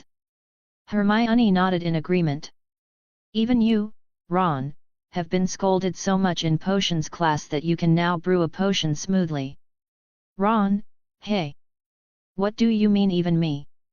I have a talent for potions too, you know." Hermione smirked and lowered her head, continuing to write her assignments. "So what do we do?" "The charms and transfiguration assignments are the worst," Harry said, scratching his head in frustration. Suddenly, Hermione pushed her completed assignment forward. "Here, take mine. I told you to start your homework earlier." "Next time, for sure." Harry quickly grabbed Hermione's charms homework. Dylan thought for a moment, then placed his completed assignments for other subjects on the table. "These are for history of magic and stuff. You can take a look." Ron immediately snatched them up. "I'll take whatever I can get. I haven't written a single thing." End of chapter. Chapter 77, Chapter 77, Dragon Egg? "Can I get some egg whites to make a robe for Professor Snape?" Hermione shot Ron a disapproving look. "The exams are in 2 months. Are you sure you're going to pass?" Ron retorted, "Hey, of course I will. Don't jinx it." Dylan shook his head helplessly and went back to reading his divination book. "Luck and fortune are also elements of divination," he murmured. Hermione, who had nearly finished her homework, glanced over at the book Dylan was flipping through and leaned in curiously. "Dylan, do you think divination is real? I mean, prophecies and all that?" Dylan's fingers gently turned the yellowed pages of the book, producing a soft rustling sound. He paused at Hermione's question, tilting his head slightly in thought before replying softly, "Divination isn't like a spell where you can see immediate results, but I believe it holds ancient wisdom and mysterious power. Many seers have been able to glimpse hidden truths through crystal balls, tarot cards, or even tea leaves." Hermione's gaze followed Dylan's words, settling on the book in front of him. The pages displayed a star chart, with shimmering constellations and intricate symbols intertwined. "Sounds even more mysterious than magic," she remarked. Dylan smiled faintly. "If magic exists, why can't divination?" Hermione blinked. "That sounds like there's more to what you're saying." Dylan didn't deny it. "Instead," he continued, "perhaps you should believe that anything is possible. That's what I've been researching lately. Professor McGonagall plans to discuss it with me during our next tutoring session about the connection between magic and the power of the mind." A flicker of envy crossed Hermione's eyes. "I wish I could get tutored by the professors every day too." Dylan smirked. "You could join, but the pace might be a bit too fast for you." He was being polite. Hermione nodded in agreement. "I'll stick to reading on my own, then." Meanwhile, Ron was furiously copying Dylan's homework. Even with the answers right in front of him, he couldn't focus entirely, occasionally glancing around the library. Suddenly, he noticed a large figure sneaking up to their table. "Hagrid? What are you doing in the library?" Ron asked, his pen still moving. Did you just run 10 laps around the Forbidden Forest? You look like you're overheating. Just a bit under the weather, Hagrid muttered, his eyes darting around nervously. I wanted to see if you lot were here. Dylan looked up and noticed Hagrid's hands hidden behind his back, clumsily concealing something. His hiding skills were truly terrible. Hey, mates, you're still buried in these mountains of books, trying to figure out who Nicholas Flamel is. His attempt to change the subject was equally awkward. So, you're worried we'll find out who Nicholas Flamel is? Hermione chimed in, her lips curving into a subtle smile. Don't worry, we already figured it out right after Christmas. And we're just doing homework now. Ron added, his eyes darting between Dylan's notebook and his own as he scribbled away. He clearly didn't care about the quality of his handwriting. What? You already know? Hagrid's eyes widened like saucers. Not just that.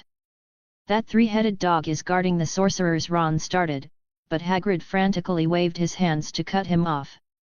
Hey! SHH! Keep it down! Do you want the whole world to know?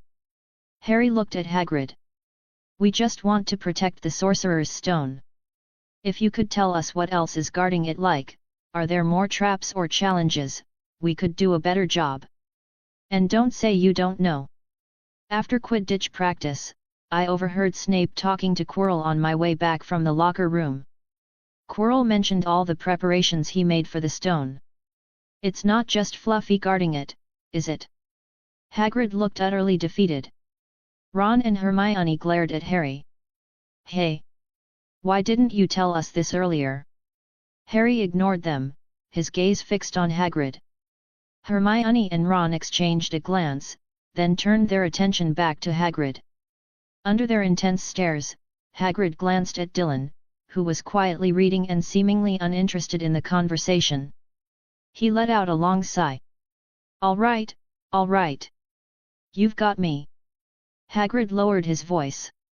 After you finish your homework, come by my hut to see Fang, but remember, I'm not promising anything. With that, he straightened up. Make sure you come. And stop talking about this here, or I'll get an earful.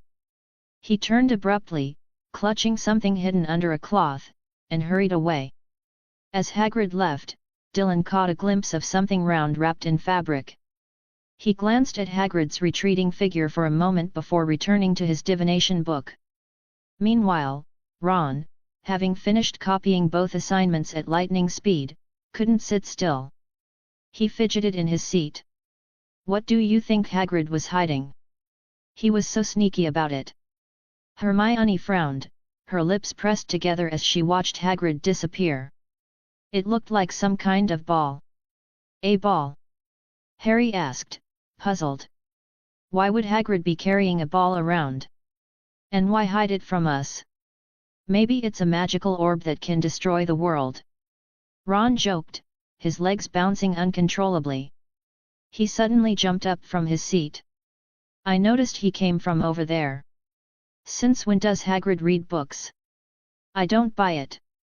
Ron darted off, weaving through the shelves and scanning the titles. Soon, he returned with a stack of books in his arms. Look at this. These must be the books Hagrid was just looking at. They're not even fully pushed back into the shelf. Hagrid's so careless, no wonder Harry managed to get information out of him so easily, Hermione muttered, her lips twitching as she glanced at the books Ron had spread out on the table. Raising Dragons for Fun and Profit, From Dragon Eggs to Inferno, Dragon Species of Britain and Ireland, Truly Effective Dragon Raising Methods. Hermione looked surprised and raised her head. Why is Hagrid suddenly reading books about dragons?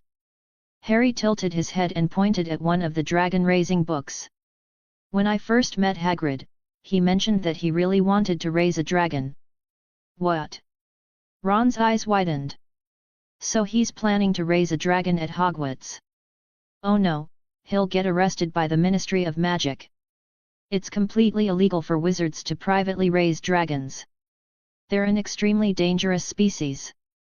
Ron couldn't believe Hagrid was playing with fire like this.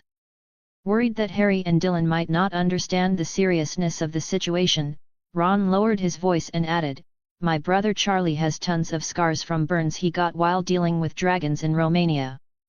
Those wild dragons are so hard to control, and they're incredibly aggressive." "Dragons?" Dylan, who had been quietly reading, looked up upon hearing their conversation.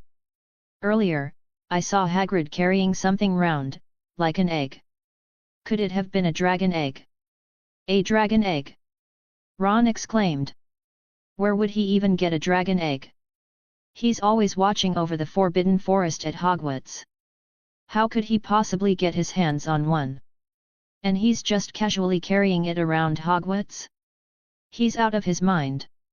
Harry raised his hand, gesturing for Ron to lower his voice. "Not so loud, Ron. Someone might hear you." Ron pursed his lips but didn't say anything else, though he clearly wasn't happy about it. Dylan glanced at them. Wasn't it a bit late to try to keep things quiet now?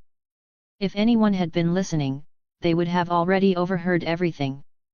Shaking his head, Dylan turned his attention back to the star chart he was studying, observing the movements of the celestial bodies.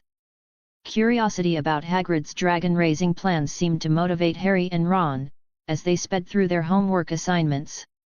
Before long, they had filled several pieces of parchment. "Not bad," Ron said, looking at his completed work with satisfaction. "It's passable if you ignore the handwriting that looks like a dog's paw prints," Hermione remarked, glancing over. "You really know how to ruin the mood," Ron huffed, pushing his homework back to Dylan and stuffing his own into his bag. "Dylan, are you going to check out Hagrid's hut?" Harry asked, packing up his things and looking over at Dylan. "I might as well take a look," Dylan said, closing his divination book. "If it really is a dragon egg, I could use some of the egg whites for my potions. If Hagrid's hiding a dragon egg, maybe I can extract a bit of it." Ron's eye twitched. "If you take the egg whites, won't the egg die?" Dylan thought for a moment. Dragon eggs probably have strict environmental requirements for hatching, and the egg whites provide nutrients and moisture for the embryo. So, yes, removing them could kill the egg. Ron, Harry, and Hermione all stared at Dylan with odd expressions. After a pause, Harry finally said, "I don't think Hagrid would agree to that." "Well, it's just a thought," Dylan replied. "But honestly, Hagrid won't be able to successfully raise a dragon anyway. If he decides he doesn't want the egg, I'd be willing to buy it from him." Dylan's mind drifted to a recent conversation he'd had with Professor Snape about potion ingredients. "I just happened to have the chance to test whether extracting the egg white from a dragon egg and using a potion can replenish the egg's nutrients. Moreover, his system had provided him with a pet storage space. Since Hagrid couldn't raise a dragon, did that mean he had the opportunity to raise one himself? In any case, whether out of curiosity or logic, he had to see what was going on with Hagrid's dragon egg. After packing up their things, the group left the library and hurried over to Hagrid's hut. From a distance, they could see that the windows of Hagrid's hut were tightly covered with curtains, leaving no gaps whatsoever. The door was also firmly shut, with no cracks between the door and its frame. Originally, there had been small gaps in the wooden planks near the door, but now they had all been meticulously sealed. Harry and Ron exchanged glances before stepping forward and gently knocking on the door. "Knock knock." "Hagrid, it's us." Harry called out. "Quick, come in." Hagrid's deep voice responded. The door to the hut immediately swung open. A wave of intense heat rushed out. "Wow, it's so hot in here!" Ron exclaimed, feeling the scorching air hit his face. Dylan pulled out his wand. "Augmenti, water-making spell. Glacis crystal aurum, ice crystals." He cast 2 spells in quick succession. A thick stream of water shot out from the tip of Dylan's wand, swirling around him. At the same time, another surge of magical energy enveloped the water, causing the molecules to rapidly freeze. In an instant, shimmering ice crystals formed in front of everyone, and the stifling heat in the air began to subside slightly. "Ah, that's so much cooler." Ron's eyes lit up, and he quickly moved closer to Dylan. But before he could fully enjoy the refreshing chill of the ice, Hagrid grabbed his arm and yanked him inside the hut. "Hurry up, get in!" Hagrid urged again. Hermione and Harry filed in, and Dylan followed, the ice crystals around him moving along with him. "Take a seat. Would you like some rock cakes?" Hagrid's large head peered out the door, looking left and right to make sure no one was following them. Then, with a bang, he shut the door and turned to face the young wizards. "No, thank you," Dylan was the first to decline. "Thanks, but I'm not really hungry," Hermione added. "All right then. If you have questions, ask them quickly," Hagrid said, nodding. He didn't insist on forcing his rock cakes on them. He had already noticed that the only ones who seemed to enjoy his rock cakes were his dog, Fang, and himself, of course, along with some of the magical creatures he cared for. Like Aragog and its adorable children. Dylan didn't respond to Hagrid's question, as Harry was there to do the talking. Instead, he took the opportunity to look around the interior of Hagrid's hut. It was so hot inside. Clearly, Hagrid had already gotten his hands on the dragon egg. What he had said earlier in the library wasn't a lie, he really did want to extract some egg white. He needed it for a potion he was working on. "If I had dragon egg white, I could use it to brew a potion to soak Professor Snape's robes in. That way, he'd glide around even more smoothly." End of chapter. Chapter 78, Chapter 78, The Soul-Stealing Dragon Egg. He, stop struggling. Hagrid, besides the three-headed dog named Fluffy, what other obstacles are there to protect the Sorcerer's Stone? As Harry spoke, he couldn't help but inch closer to Dylan. This place was hot enough to melt a person. "Sorry, I can't tell you that. I don't even know myself," Hagrid shook his head. "Even if I did, I wouldn't say." He looked at Harry, his brow furrowing. "Why are you so obsessed with finding out so much? You already know more than enough. We want to protect the Sorcerer's Stone. The stone is being protected by the school. It's not your responsibility," Hagrid said, raising a finger to his lips. "Have you forgotten? They even dared to break into Gringotts." Hermione blinked. She believed Hagrid wasn't lying. It seemed he genuinely didn't know what obstacles came after Fluffy. After a moment of thought, she decided to approach the question differently. "Hagrid, I believe you're the one person in the entire school that Dumbledore trusts the most. Otherwise, he wouldn't have borrowed Fluffy from you to serve as the first line of defense for the Sorcerer's Stone." Hagrid's face remained expressionless, but his beard twitched repeatedly. Clearly, Hermione's flattery had hit the mark. Hagrid was trying to suppress a smile. "You don't have to tell us what comes after, but can you at least tell us which professors are involved in protecting the stone?" "Oh, there are quite a few," Hagrid said, then quickly covered his mouth. But after a moment, he realized there was no harm in sharing that much. He stammered, "Well, from what I know, several professors were asked by Dumbledore to contribute their magic." "Like who?" Harry pressed. "Like Professor Sprout, Professor Snape, Professor McGonagall, Professor Flitwick, oh, and Professor Quirrell too." Hagrid counted on his fingers. "And of course, Dumbledore himself cast some protective spells. So, trust me, with so many professors guarding the stone, no one's going to get their hands on it." Harry and Hermione exchanged worried glances, both frowning. Meanwhile, Dylan, who wasn't particularly concerned about the Sorcerer's Stone, had noticed the roaring flames in the fireplace. The intense heat in the room was largely due to the fire burning in the hearth. He spotted something black and egg-shaped nestled within the flames. Instantly, Dylan's interest was piqued, and he walked over to the fireplace. "Is that a dragon egg? What kind of dragon is it?" Hagrid's expression froze when he saw Dylan approach. He had tried to hide the egg with a pile of firewood. How had Dylan noticed? Hagrid opened his mouth to deny it, but Harry chimed in, "We noticed you've been reading books about raising dragons in the library, Hagrid. Do you really want to raise a dragon?" The words caught in Hagrid's throat. He sighed heavily. All right. Fine, it is a dragon egg. A Norwegian ridgeback, to be exact. A Norwegian ridgeback. Because of his lessons with Professor Snape in potions, Dylan hadn't just learned how to brew potions. Under Snape's supervision, he had also studied numerous books on magical creatures. Often, materials from these creatures were used in potion making. A true potions master had to be able to identify valuable ingredients from any magical creature on sight. So, as soon as Hagrid mentioned the Norwegian ridgeback, Dylan's mind immediately recalled its characteristics. This breed of dragon was a fierce, carnivorous species known for its aggressive nature. It had 4 legs, 2 wings, and venomous fangs.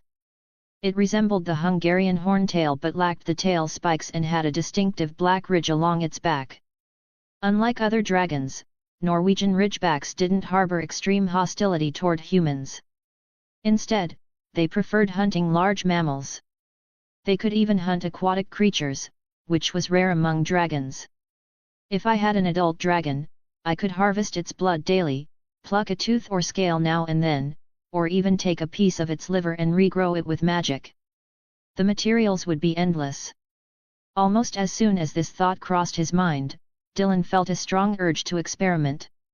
What if he used the Imperius Curse on the dragon while it was still in the egg? What would happen? Could he make the dragon obey him after it hatched? Could he even turn it into his pet? From what I understand about the Imperius Curse, no matter how skilled a wizard is, it's nearly impossible to control an adult dragon with it. Dragons, in every aspect, were far more powerful than 3-headed dogs like Fluffy. And Fluffy was already a creature with extremely high magical resistance. So, attempting to control an adult dragon with the Imperius Curse was practically impossible. Still, why not give it a try? Dylan had already changed the visual effect of his wand's magic from pink sparkles to a colorless, transparent one.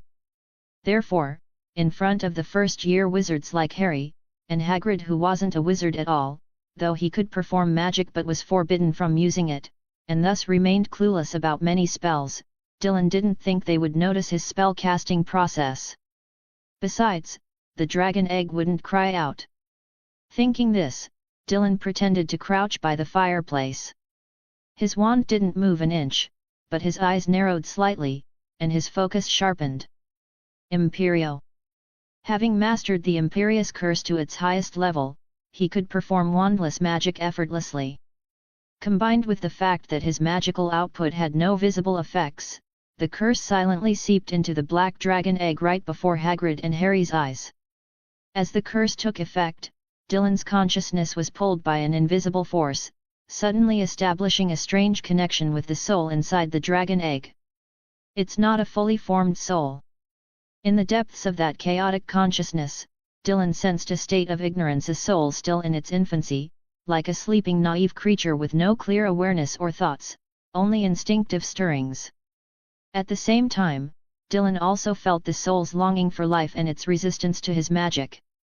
Even though it's not fully formed, this soul has an innate wildness and is actually trying to resist my Imperius Curse. Dylan was surprised. So, dragons start building their magical resistance even before they're born? Isn't that racial trait a bit too overpowered? But the more he thought about it, the more excited he became. After all, the dragon egg could only resist his curse to a certain extent, not completely nullify it. So, he could simply increase the power of the Imperius Curse. If once wasn't enough, what about 3, 5, or even 10 times? Tenfold Imperius. Dylan activated his special ability, sending 10 colorless, transparent waves of magic into the dragon egg. He could clearly feel the intense soul fluctuations and resistance from the unformed creature inside. Ha, stop struggling. Dylan chuckled inwardly. After 10 Imperius Curses were cast, the soul inside the egg initially resisted with all its might, but soon, it fell completely silent. At this moment, Dylan could even sense how the embryonic dragon's soul was developing. It felt incredibly surreal, as if he were being enveloped by the egg itself. He was witnessing the birth of life. How marvelous! Dylan couldn't help but murmur. Hagrid, who had walked over, lit up with excitement, as if he had found a kindred spirit. He grinned warmly and said repeatedly, "Right. It's just an egg, yet it sits so peacefully in the flames, like it's in its own cradle. This is the miracle of life, the power born from blazing fire." Hagrid looked at Dylan, who was crouched on the ground, with admiration in his eyes. No wonder so many professors liked this student. Most people would either feel indifferent or disgusted when they saw this black, fire-dwelling dragon egg. Many wouldn't even recognize what it was. But this kid could instantly appreciate its beauty. It seems Dylan loves magical creatures as much as I do. After Dylan stepped away, Ron was once again enveloped by the intense heat. Feeling uncomfortable, he wanted to get a closer look at the dragon egg and moved over to Dylan's side. Feeling the coolness emanating from the ice crystals around Dylan, Ron shivered in relief. "Hagrid, where did you get this dragon egg?" Hermione also came over, peering at the black egg in the flames. Its surface was rough and uneven, like a lump of clay or a clump of coal. It wasn't very large, curled up in the fire, and if you didn't look closely, it could easily be mistaken for a half-burnt rock. "I bet Hagrid spent a fortune on it." "Where did you get so much money? Do Hogwarts gamekeepers earn that much?" Ron quipped. "My salary isn't high at all." Hagrid began, but before he could finish, Ron suddenly had a thought. He crouched next to Dylan, tilted his head, and looked up at Hagrid. "You didn't capture magical creatures from the Forbidden Forest and sell them to get this egg, did you?" "Of course not." Hagrid's eyes widened. "My job is to protect the creatures in the Forbidden Forest. How could I capture and sell them? I'm getting angry just hearing that." Ron blinked.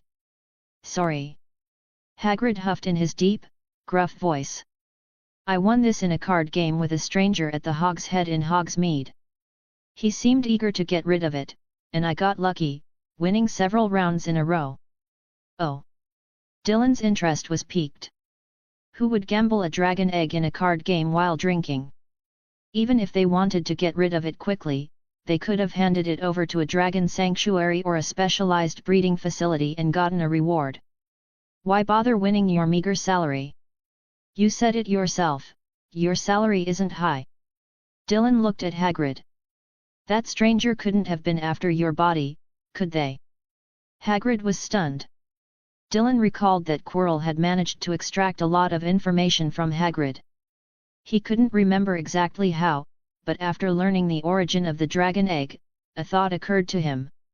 Could that stranger who played cards with Hagrid have been Quirrell? Did you talk about anything else while playing cards with him? Hagrid paused, then nodded his large head. Of course, we chatted. How can you play cards without talking? He was also a magical creature enthusiast. He mentioned some things even I didn't know. Dylan raised an eyebrow. So, did you happen to mention Fluffy? Hagrid froze. Wait, are you saying? Dylan clicked his tongue. Yes. You didn't tell that stranger that Fluffy falls asleep to music, did you? Hagrid's body stiffened, and his hand clenched slightly. Boom. The chair beside him was abruptly knocked over, crashing to the ground with a loud clatter. Was that person deliberately trying to get information out of me? Was their goal the Sorcerer's Stone? Dylan nodded. From what I can tell, that seems to be the case. Hagrid's body swayed as if he might collapse. Oh no. I actually told someone who wants to steal the Sorcerer's Stone how to get past the defenses. It must have been Quirrell. Ron blurted out. What, Professor Quirrell? Hagrid was stunned again. You can't just accuse him of wanting to steal the stone because of what happened last time, can you? He tried to kill Harry. Does that sound like a good person to you? Hermione rolled her eyes. Dylan shook his head. It's fine. Fluffy is just the first line of defense, right? There are still the other professor's traps after that. And besides, you got a dragon egg out of it. But Hagrid was still deeply anxious and distraught. How is this fine? Dylan stood up, feeling the faint resistance emanating from the dragon egg once again. Imperius Curse, times 10. Whoosh, whoosh, whoosh. As he felt the resisting force gradually weaken, Dylan once again sensed the soul connection. He turned back to Hagrid. Look, no matter who wants to steal the Sorcerer's Stone, Dumbledore will be prepared. Instead of worrying about something you can't stop, why not think about what you're going to do with this dragon egg? Hermione nodded in agreement. We'll stop Quirrell. But do you really plan to hatch this dragon and raise it? Hagrid sighed heavily. I understand what you're saying, I understand. End of chapter. Chapter 79, Chapter 79, Pet Ability Domination? Controlling a Dragon. Hagrid pressed his lips together, his thick beard twitching slightly as he lifted his chin. I've read plenty of books on raising dragons in the library. I think I can manage to raise it. Seeing that Hagrid had absolutely no sense of reality regarding his plan, Dylan raised an eyebrow. Are you sure this little hut of yours can fit a fully grown Norwegian Ridgeback? They can breathe fire, and your house is made entirely of wooden planks, isn't it? Have you considered how much food a fully grown dragon will need? If I remember correctly, a Norwegian Ridgeback doubles in size within the first week after hatching. In just 6 months, the amount of meat it can eat in a single day. Dylan gave Hagrid a once-over. You're just about the right weight for its daily meal. Ron nodded vigorously beside him. There's no way you can raise a dragon here without the entire school finding out. Someone is bound to discover it. And then you'll be sent straight to Azkaban for illegally keeping a dragon. Hagrid nodded but clearly wasn't listening. Hermione twitched the corners of her mouth and turned to Dylan. There's no way we'll be able to convince him now. All he's thinking about is how to hatch that dragon egg. Dylan also glanced at the small creature in the fire pit. He was worried that his Imperius Curse might not be strong enough, so he had been casting it in rapid succession. It was making him feel a little mentally drained. After all, casting spells consumes a lot of mental energy, and he was using an unforgivable curse 10 times in a row, no less. Next time, I should modify my wand effects to create chain lightning. That way, I could unlock an Avada Kedavra lightning effect. Dylan couldn't help but think if Voldemort had mastered this ability back then, would he really have been defeated so easily by Harry's simple disarming charm? Dodging a single killing curse is manageable. But if he unleashed a chain lightning version of Avada Kedavra, how would anyone even survive that? And right now, it's just 10 consecutive casts. Once I complete more achievements, maybe I'll unlock 100 casts in a row. Or even 1,000. Just imagining it, a single wave of his wand, and hundreds or even thousands of killing curses raining down like a storm. Who could possibly stand against him in battle? Hey, Dylan, what are you thinking about? Seeing Dylan staring intently at the dragon egg without responding, Hermione frowned. Hey! Dylan snapped out of his thoughts and shook his head. Just thinking about something interesting. Hermione was about to press for details when Dylan continued, I think if Hagrid really wants to hatch the egg, we should just let him. It'll help him fulfill a lifelong wish. And once the dragon hatches, we can contact Ron's brother. Doesn't he work with dragons in Romania? Hermione blinked, then nodded thoughtfully. That actually makes sense. Alright then, let's let Hagrid give it a try, though I doubt he can even hatch that pitch-black egg. That's not necessarily true.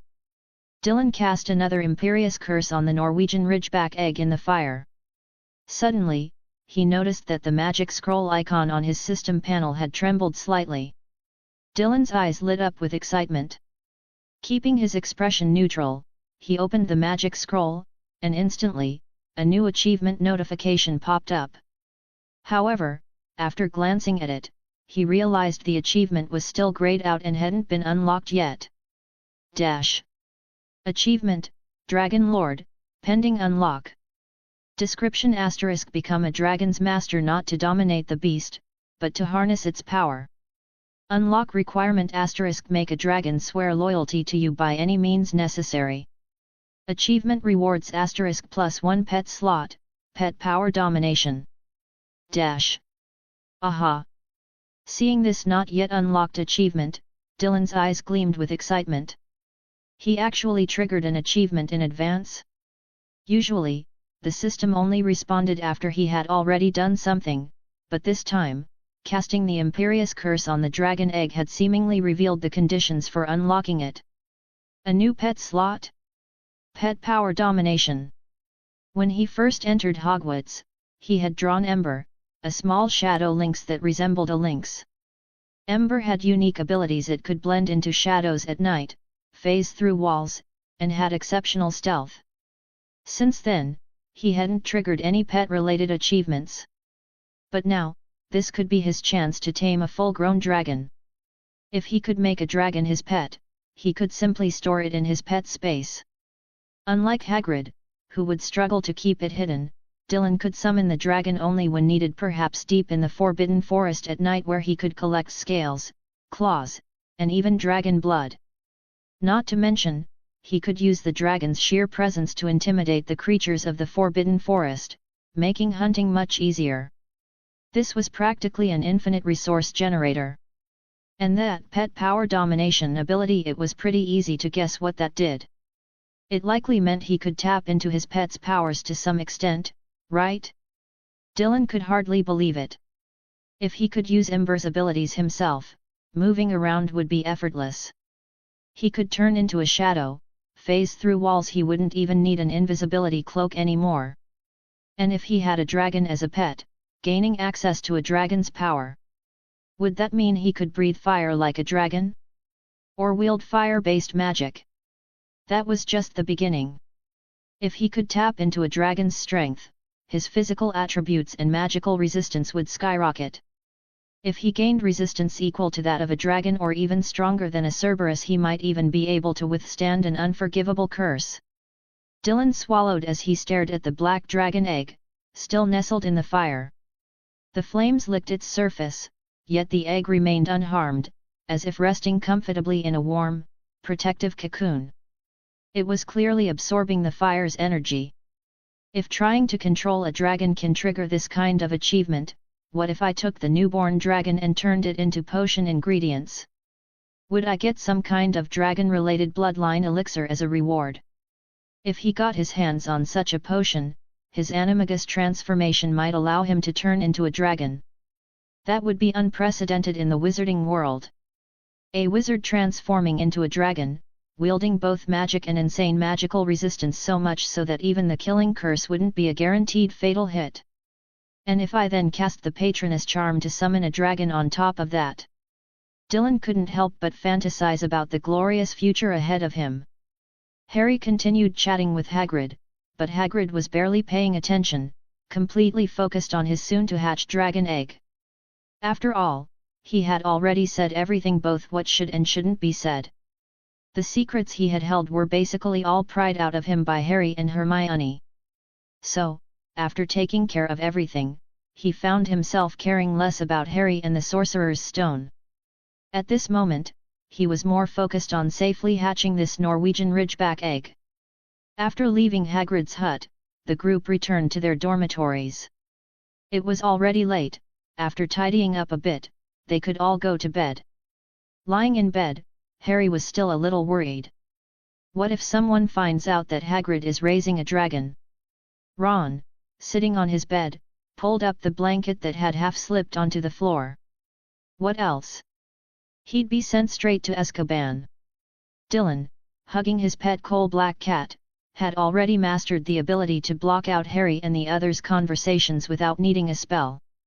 Lying in bed, he wore soft pajamas that he had magically transformed from a newly bought robe and soon fell into a deep sleep.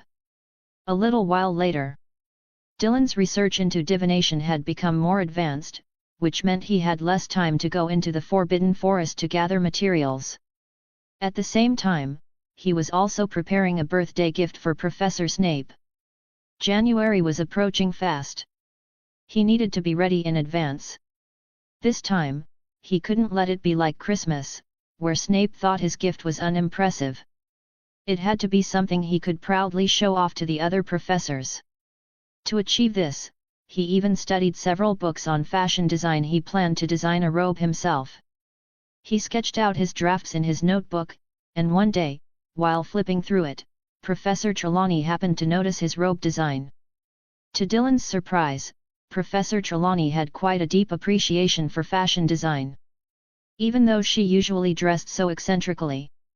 But thinking about it, it made sense after all. Diviners often had an artistic side.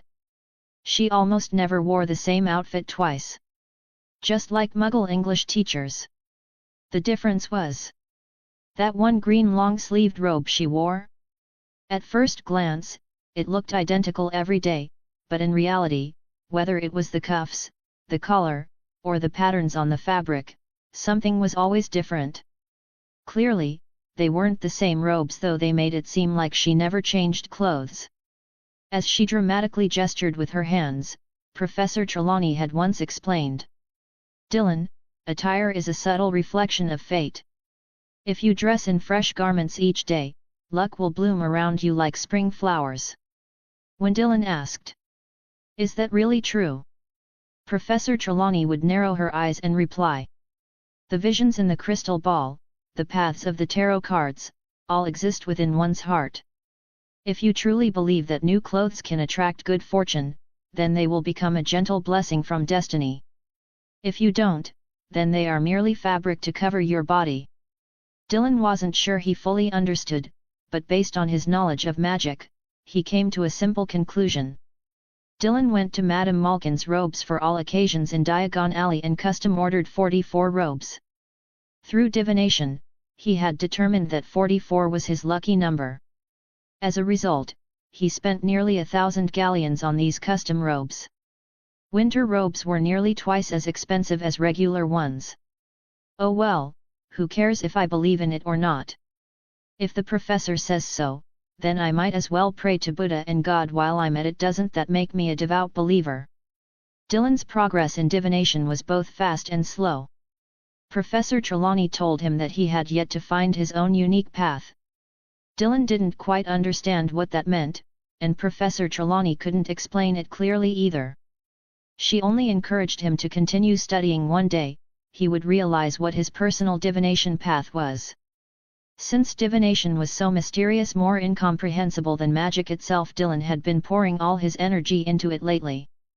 Even Professor McGonagall, during their post-class tutoring sessions, had commented on it several times. Your progress in transfiguration has been dragging lately. Why are you thinking about divination in the middle of transfiguration class? Oh.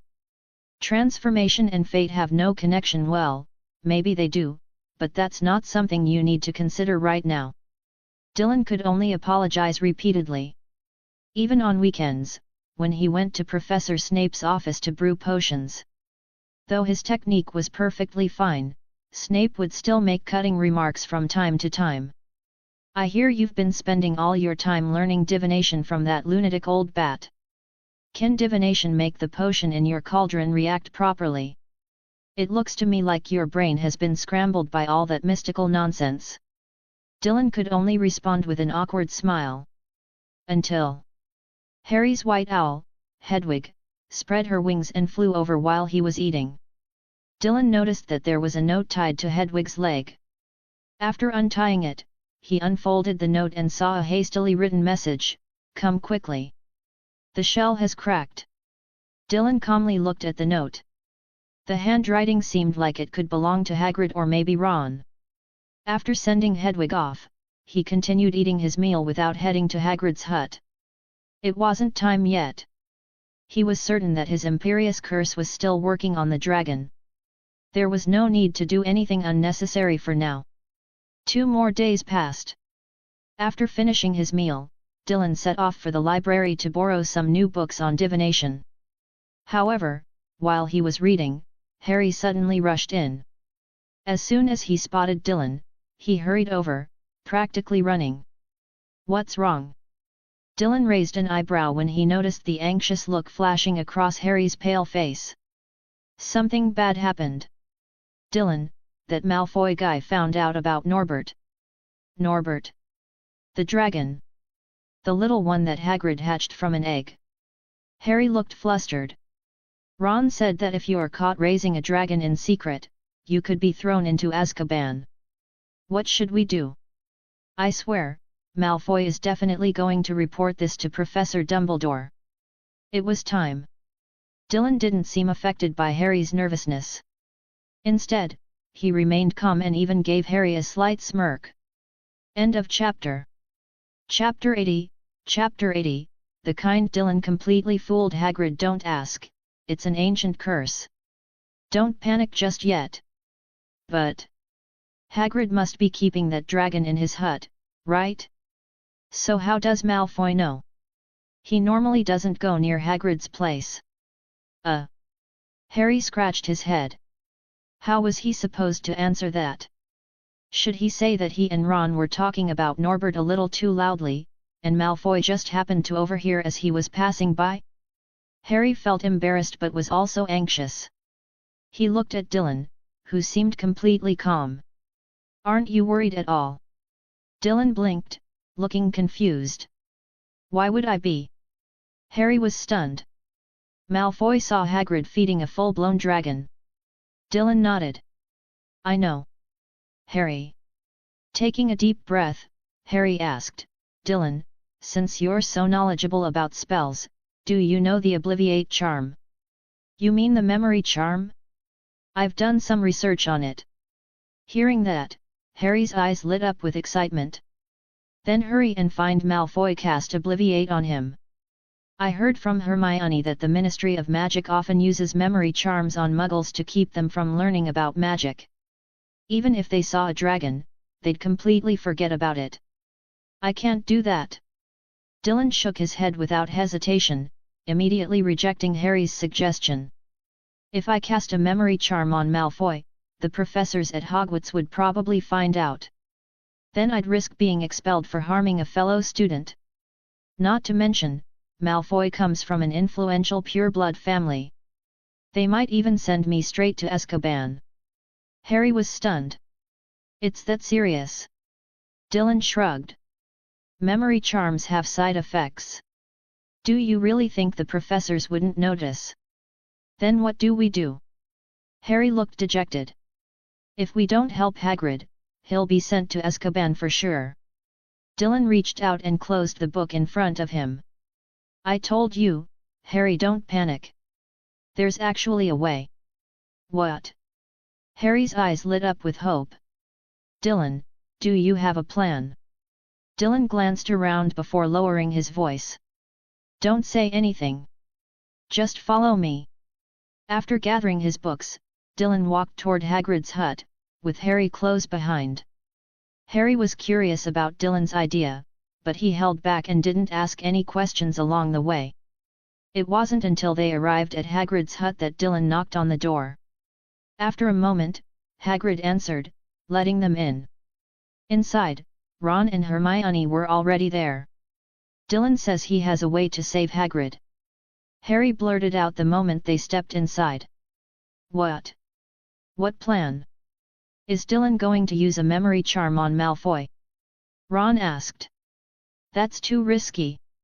If the professors find out, Dylan will be in serious trouble," Hermione said, frowning. Hagrid was holding a small black dragon in his arms.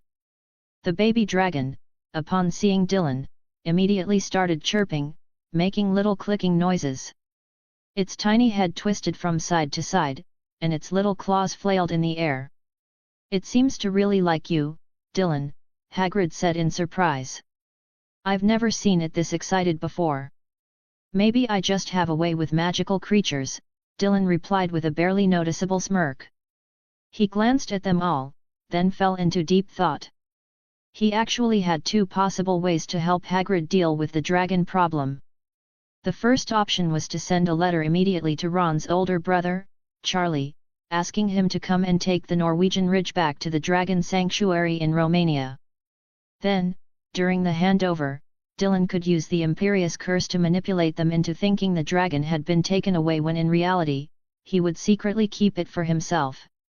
The second option was to tell Hagrid directly that he had a way to hide Norbert without anyone at Hogwarts ever discovering him. This would mean that instead of keeping the dragon a secret alone, Dylan and Hagrid would share the knowledge. As Norbert grew, Hagrid could help with feeding him. And, if Hagrid wanted to see Norbert, he'd have to release him in the Forbidden Forest. This way, Dylan would have an excuse to enter the Forbidden Forest not just at night in secret, but openly during the day with Hagrid's help. Even though Hagrid wouldn't allow him to go around hunting magical creatures, Dylan could at least map out the Forbidden Forest during the daytime. Both options had pros and cons. The first would mean Dylan was the only one who knew about the dragon, but he'd have to bear all the risks alone. The second meant sharing the risk with Hagrid, but in return, he'd gain some useful advantages. The downside, of course, was that having an extra person know about the dragon increased the chances of exposure. And the biggest problem? That extra person was Hagrid, the biggest blabbermouth at Hogwarts. If Hagrid accidentally let something slip, even though Dylan had a special storage space for magical creatures, he couldn't guarantee something unexpected wouldn't happen. Dylan glanced at Hagrid, who was looking at him eagerly. After thinking for a moment, he decided to go with the second option. Although the first option seemed safer since fewer people knowing meant lower risk, it had one major flaw. If Dylan wanted to intercept the dragon from Ron's brother, he'd have to use the Imperius Curse to make them believe it was stolen by a mysterious figure. But if, later on, Dylan suddenly found a dragon or got caught keeping one, he'd immediately become a suspect. That would be even more troublesome than Hagrid accidentally spilling the secret. It's better to let Hagrid know, Dylan thought. At least if something goes wrong, I can drag him into it with me. Dylan felt like he was bending over backward to help Hagrid fulfill his dream of raising a dragon. He was just too kind. It's all Malfoy's fault, Dylan thought. If he hadn't waited so long before exposing this, Hagrid wouldn't be forced to get rid of the dragon now. Looking up at Hagrid, Dylan finally spoke. I came across an ancient spell in a book. It allows me to form a bond with Norbert. Once the bond is complete, I can store him in a special space I call it my pet space. This means I won't need a magical creature storage box, which is ridiculously expensive and something we could never afford. As long as Norbert is in the pet space, we won't have to worry about anyone taking him away. And no matter which professor comes to investigate, they won't be able to find him because he'll be in my space. What? Ron's eyes widened. There's actually a spell that powerful. Harry was also a little surprised. So the reason Dylan was so calm was that he had already prepared for this? Hermione frowned. Where did you see this book? What's the name of the spell? Is it an ancient spell? It's right. Dylan paused for 2 seconds, then blinked. Sorry, I forgot. Hermione? Could this lie be any more flimsy? Dylan chuckled softly and said no more.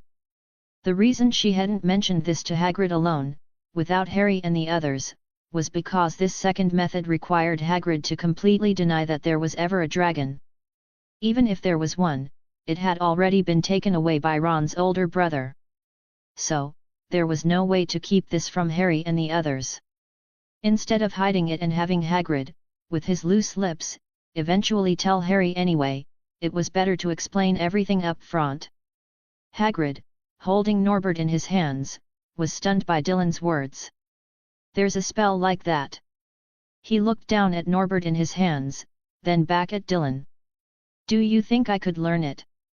Dylan resisted the urge to roll his eyes and instead forced a smile. No.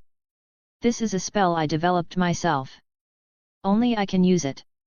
Seeing Hagrid's stiff expression, Dylan realized his words might have been too blunt, so he added. Besides, this spell is actually related to divination. I stumbled upon it while researching transfiguration, summoning, and divination spells. I wouldn't be able to teach it to you." Hermione still looked skeptical. But Dylan didn't care what they thought. He trusted that Harry and the others wouldn't tell anyone about the dragon. Not just because of their personalities, but also because if anyone found out, it would mean Hagrid would be sent straight to Azkaban. As Harry's guide to the wizarding world, Harry, or rather, Gryffindors in general, would never betray a friend. So, even if Hermione and the others became more skilled in magic over time and, looking back, suspected he had been lying, Dylan was confident that by then, he would already hold an important place in the world of magic. And even now, with his mastery of the 3 unforgivable curses and the ability to cast 10 spells in a row, Dylan feared no one. "This is the only solution I can think of. Otherwise, like I said before, we'll have to write to Ron's brother and have him come take Norbert away. The little guy you've worked so hard to hatch, watching him grow from an egg into a living creature, will be sent off to Romania, where he'll have to fend for himself in a dangerous environment. Oh my God, I can't even imagine how Norbert would be bullied by the wild dragons there. I doubt he'd even survive to adulthood. He'd probably become another dragon's meal before then." Dylan sighed deeply. "By the way, what about Norbert's eggshell? Do you still have it?" "Hey!" Hagrid, still shaken by Dylan's grim vision of the future, was caught off guard by the sudden question. Instinctively, he shook his head. "No, it's gone. Norbert ate it right after he hatched." "Ah, what a shame." Dylan sighed again before pressing on. "So, have you decided? Should Ron write to his brother?" Hagrid quickly shook his head like a rattle drum. "No. I don't want to send Norbert away." "That's the spirit." Dylan nodded approvingly. "Think about it. Although I made the contract with Norbert, you're the one who hatched him. Of course, he'll be attached to you. When I keep him in my pet space, he won't feel uncomfortable, and he can grow up safely inside. If you ever want to see him, I can take him to the Forbidden Forest, and you can feed him yourself.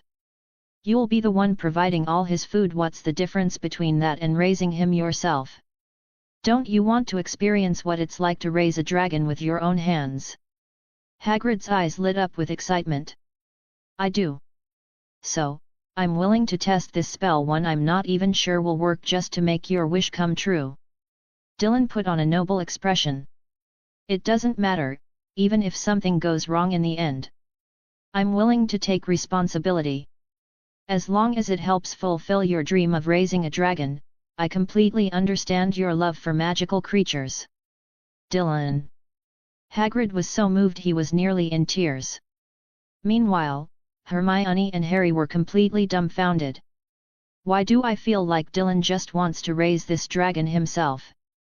Hermione shot Harry a look. "I was thinking the same thing," Harry nodded. Only Ron, his face flushed with excitement, exclaimed, "Merlin's beard! Dylan, you're incredible! I officially declare you a true Gryffindor." "Dylan." Ignoring Ron's nonsense, Dylan turned back to Hagrid. "So, what's your decision?" "I believe in you, Dylan. You'll succeed in casting that spell. All the professors will praise you except for Professor Binns. He never says hello to me or talks to me, but I'm sure even he would think you're an outstanding young wizard." Dylan nodded in satisfaction.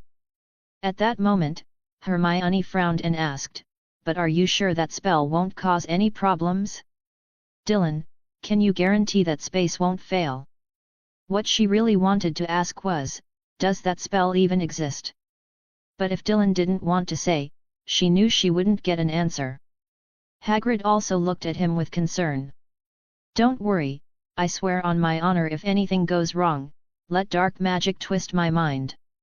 "Hey! Don't say that!" Hermione glared at him. "I believe you." Then Ron suddenly asked, "But Dylan, didn't you say earlier that Hagrid's salary isn't nearly enough to feed a fully grown dragon?" What will you do when Norbert keeps growing bigger? How will you feed him? Dylan glanced at Ron. Don't worry. It's just food. If Hagrid can't afford it, I'll pay for it. Harry chimed in, my parents left me plenty of money. If you ever need help, I can buy food for Norbert too. Dylan smiled. Then I'll thank you on Hagrid's behalf. Harry hesitated, then blinked. No problem. Hermione pursed her lips. So what's this spell, Dylan? Are you going to cast it now? Dylan stepped closer to Hagrid. At that moment, the little black dragon in Hagrid's hands, upon seeing Dylan approach, began to struggle fiercely. It tried to escape from Hagrid's large, calloused hands, leaning forward as if it desperately wanted to fly toward Dylan. The small spines on its neck trembled slightly. Dylan's eyes flashed with a hint of excitement so fleeting it was almost imperceptible. Let me give it a try. It might not work, but we have a backup plan.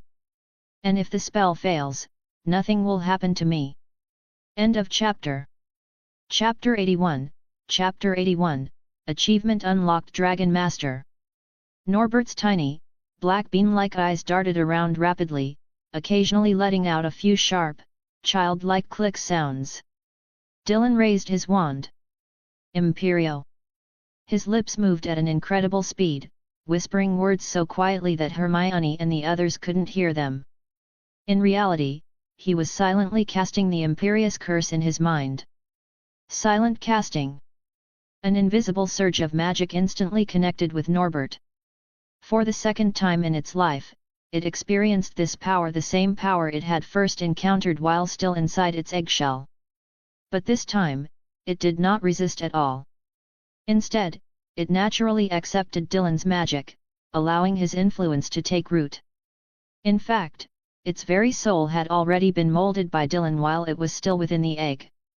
Norbert's black bean eyes gleamed with an unusual brightness. At that moment, Dylan established a deep soul connection with the little creature. In that instant, he had gained the loyalty of a dragon. Notification: you have unlocked a new achievement. Dylan's focus shifted slightly as he glanced at the system notification. Number achievement, Dragon Master. Description: becoming a dragon's master isn't about riding it, it's about taming its power. Unlock requirement: make a dragon loyal to you by any means necessary. Achievement reward: +1 pet slot, pet power manipulation. It actually worked. A flash of excitement flickered through Dylan's mind. He had truly gained control over a dragon. Maybe I should start calling myself Dragon Knight Dylan. This was absolutely insane. Who would have thought the Imperius Curse would work so well? Then again, it was only because his legilimency was maxed out and he could fire 10 Imperius Curses in a row. If one didn't work, hit it with 10. If 10 weren't enough, then 10 more sets of 10. Even Voldemort wouldn't dare to spam unforgivable curses like this. Otherwise, even though this dragon was still in its early stages, a dragon's soul was not something easily influenced. If he had only mastered an average level Imperius Curse, controlling a dragon's soul would have been impossible. Now, Dylan could see new information appearing on his status panel. Number name, Dylan Hawkworth. Magic: Fiend Fire, Avis, Cruciatus Curse, Imperius Curse, Inferius Resurrection, Possession, Avada Kedavra, Rictus Empra. Traits: Spell Chain X10, Pet Power Manipulation. Items: Hiccuping Potion, Amortentia, Nose-Biting Teacup, Vomit-Flavored Candy. Currency: 52,100 galleons, 1,314 sickles, 5,000 nuts, 200,000 pounds. Pets: Coalball, Shadow Raven, Slot pending activation. A new trait had appeared alongside Spell Chain X10 Pet Power Manipulation. Additionally, his pet inventory had expanded, showing an empty slot waiting to be unlocked. Was there even a question? Of course, he was going to make this dragon his pet. Wait a second. Could people be turned into pets? As soon as this thought crossed Dylan's mind, he immediately used his newly acquired pet slot on Norbert. Notification: you have successfully tamed a dragon as a pet. Notification: your pet space has expanded to accommodate all of your future pets. Well, having a dragon as a pet isn't bad at all. Dylan had briefly wondered if humans could be turned into pets, then why not just tame Voldemort? Turn Voldemort into a pet, and he'd have a powerful dark arts enforcer at his command. Not only that, but if he could manipulate Voldemort's abilities, his mastery of dark magic would skyrocket exponentially. Voldemort was also a master of many spells beyond just the dark arts. He could send Voldemort out to amass endless riches, while he himself focused on studying magic full-time. Absolutely perfect. Oh well. With a dragon, I now have an endless supply of potion ingredients: dragon scales, dragon blood, dragon meat, even dragon sinew.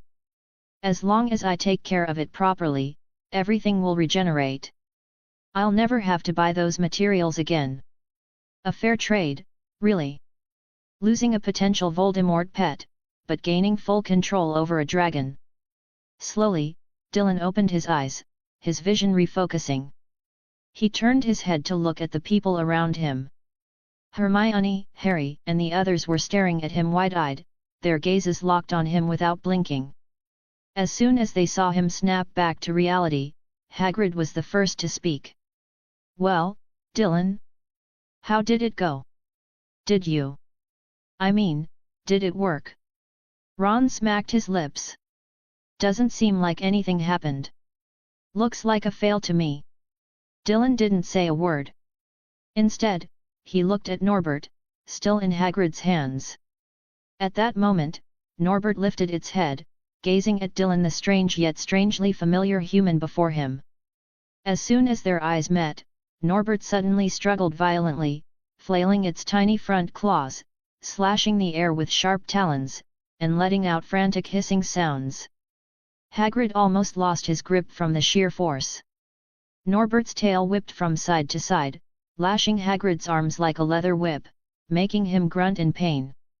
Yet, the little dragon didn't care. It was desperately twisting and writhing toward Dylan, growling urgently from its throat, trying to break free from Hagrid's grasp. Hey, Norbert! SHH, quiet down now. Hagrid, clueless about what was happening, frantically tried to soothe the dragon. But Dylan simply extended his hand. Give it to me, he said calmly. I've already bonded with it. Hagrid hesitated. He had been worried that this thrashing little creature would claw Dylan to shreds, but the moment Dylan reached out, Norbert instantly calmed down. It was as if the dragon was worried about hurting Dylan, but couldn't care less about Hagrid. Hagrid paused for a moment, looking a little hurt. Then, with a sigh, he handed Norbert over. Dylan took the dragon into his arms. His movements were steady. And Norbert? It stayed perfectly still, not the rampaging beast from before. It had completely settled down. Dylan teasingly lifted Norbert's chin with his index finger, making the little creature reveal a look of comfort. Just then, Dylan suddenly flipped the little guy over, swiftly spreading Norbert's hind legs with a decisive motion. Norbert was caught completely off guard. By the time it realized what had happened, its tiny claws flailed in the air helplessly, but there was nothing it could do. Dylan, what are you doing? Hermione asked in surprise. I'm checking if it's a boy or a girl, Dylan said, his gaze locked between Norbert's legs. Norbert seemed to realize it was powerless to resist. In the end, it simply covered its eyes with its tiny claws and allowed its owner to do as he pleased. The features aren't very obvious yet, but it doesn't look like a male dragon after all. There should be at least something there, right? Dylan commented. His words immediately made Hermione blush. She instinctively bit her lip. Dylan, what are you even talking about? She ran a hand through her hair, trying to use the falling strands to hide her burning cheeks. Hey? Oh, sorry. Maybe that wasn't the most appropriate thing to say, Dylan admitted as he placed Norbert back down. However, Norbert seemed deeply wronged. It lifted its tiny claws to cover its eyes, lowered its head beneath its wings, curled into a ball, stuck its rear up, and swayed its tail nervously. Dylan laughed. All right, I apologize too. Since we don't know whether you're a little boy or a little girl yet, how about we call you Arno for now? How does that sound? Then, he turned to Hagrid. If Arno turns out to be female, we can call her Norberta. If it's male, we'll keep calling it Norbert. What do you think? Hagrid, watching Dylan interact with the baby dragon, looked a little envious. Hearing Dylan's suggestion, he nodded and didn't object. If it's a female dragon, then Norbert wouldn't be a very fitting name. All right then, I'll take Arno with me now. Since we formed a contract, I can send it directly into my pet space, where no one will be able to find it. I'll bring it back to visit you when I have the chance. Hagrid was momentarily stunned, clearly reluctant. You're leaving already? Of course. The longer we stay here, the more likely we are to attract Malfoy's attention. Do you really want to get us all caught, exposed for keeping a dragon, and end up in Azkaban together? And no, I'd never want that. Then that's settled. Remember, don't tell anyone about this, or it won't just be you, Ron, Hermione, Harry, and I would all face legal consequences. I promise I won't say a word. Hagrid pounded his chest in reassurance. Dylan glanced at Harry and the others out of the corner of his eye and was relieved to see that none of them looked uneasy. At this point, they were all in the same boat. If they wanted to avoid Azkaban, even Ron wouldn't go blabbing. As someone from a pure-blood wizarding family, he must know just how terrifying Azkaban is.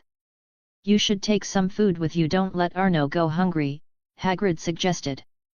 He went into the kitchen and pulled out a bunch of irregularly shaped meat strips, some big, some small, all roughly chopped. His large hands weren't exactly suited for delicate kitchen work. Dylan nodded and didn't refuse. Instead, he stored all the meat strips in his system inventory. Dylan, where exactly did you cast the undetectable extension charm? I've never seen you carry a magic pouch, Ron asked, craning his neck to look Dylan up and down. If you study magic deeply enough, you won't need a physical object to use it.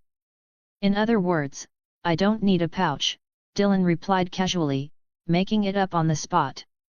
Then, he tapped Arno's little head. Be good and stay put for now.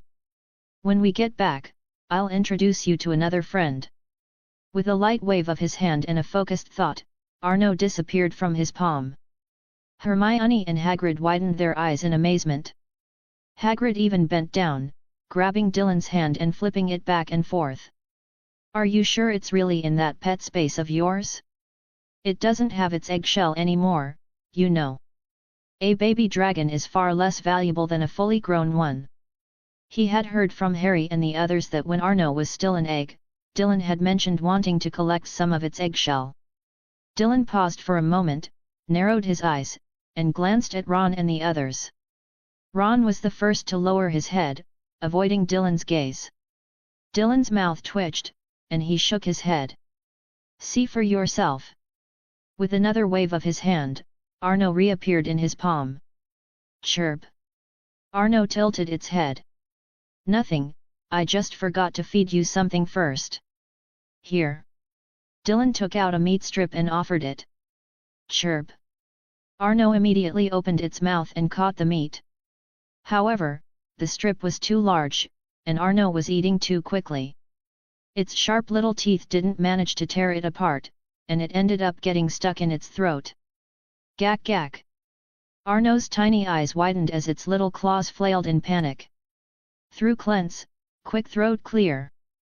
Dylan reacted swiftly, waving his wand. An invisible force pushed against Arno's throat. Dylan had intended for it to spit the meat out, but instead, Arno instinctively swallowed harder and forced it down. Ha! The meat slid down, and Arno let out a deep breath of relief. Its little chest stopped heaving so rapidly. After recovering, it looked up at Dylan with its big, watery black eyes and opened its mouth again. Dylan blinked. You little glutton! Just stay in there for now, you won't feel hungry in that space. With a light flick of his hand, Arno was sent flying into the air before vanishing again. Actually, Dylan had wanted to name it Blackbean because its little eyes looked just like one.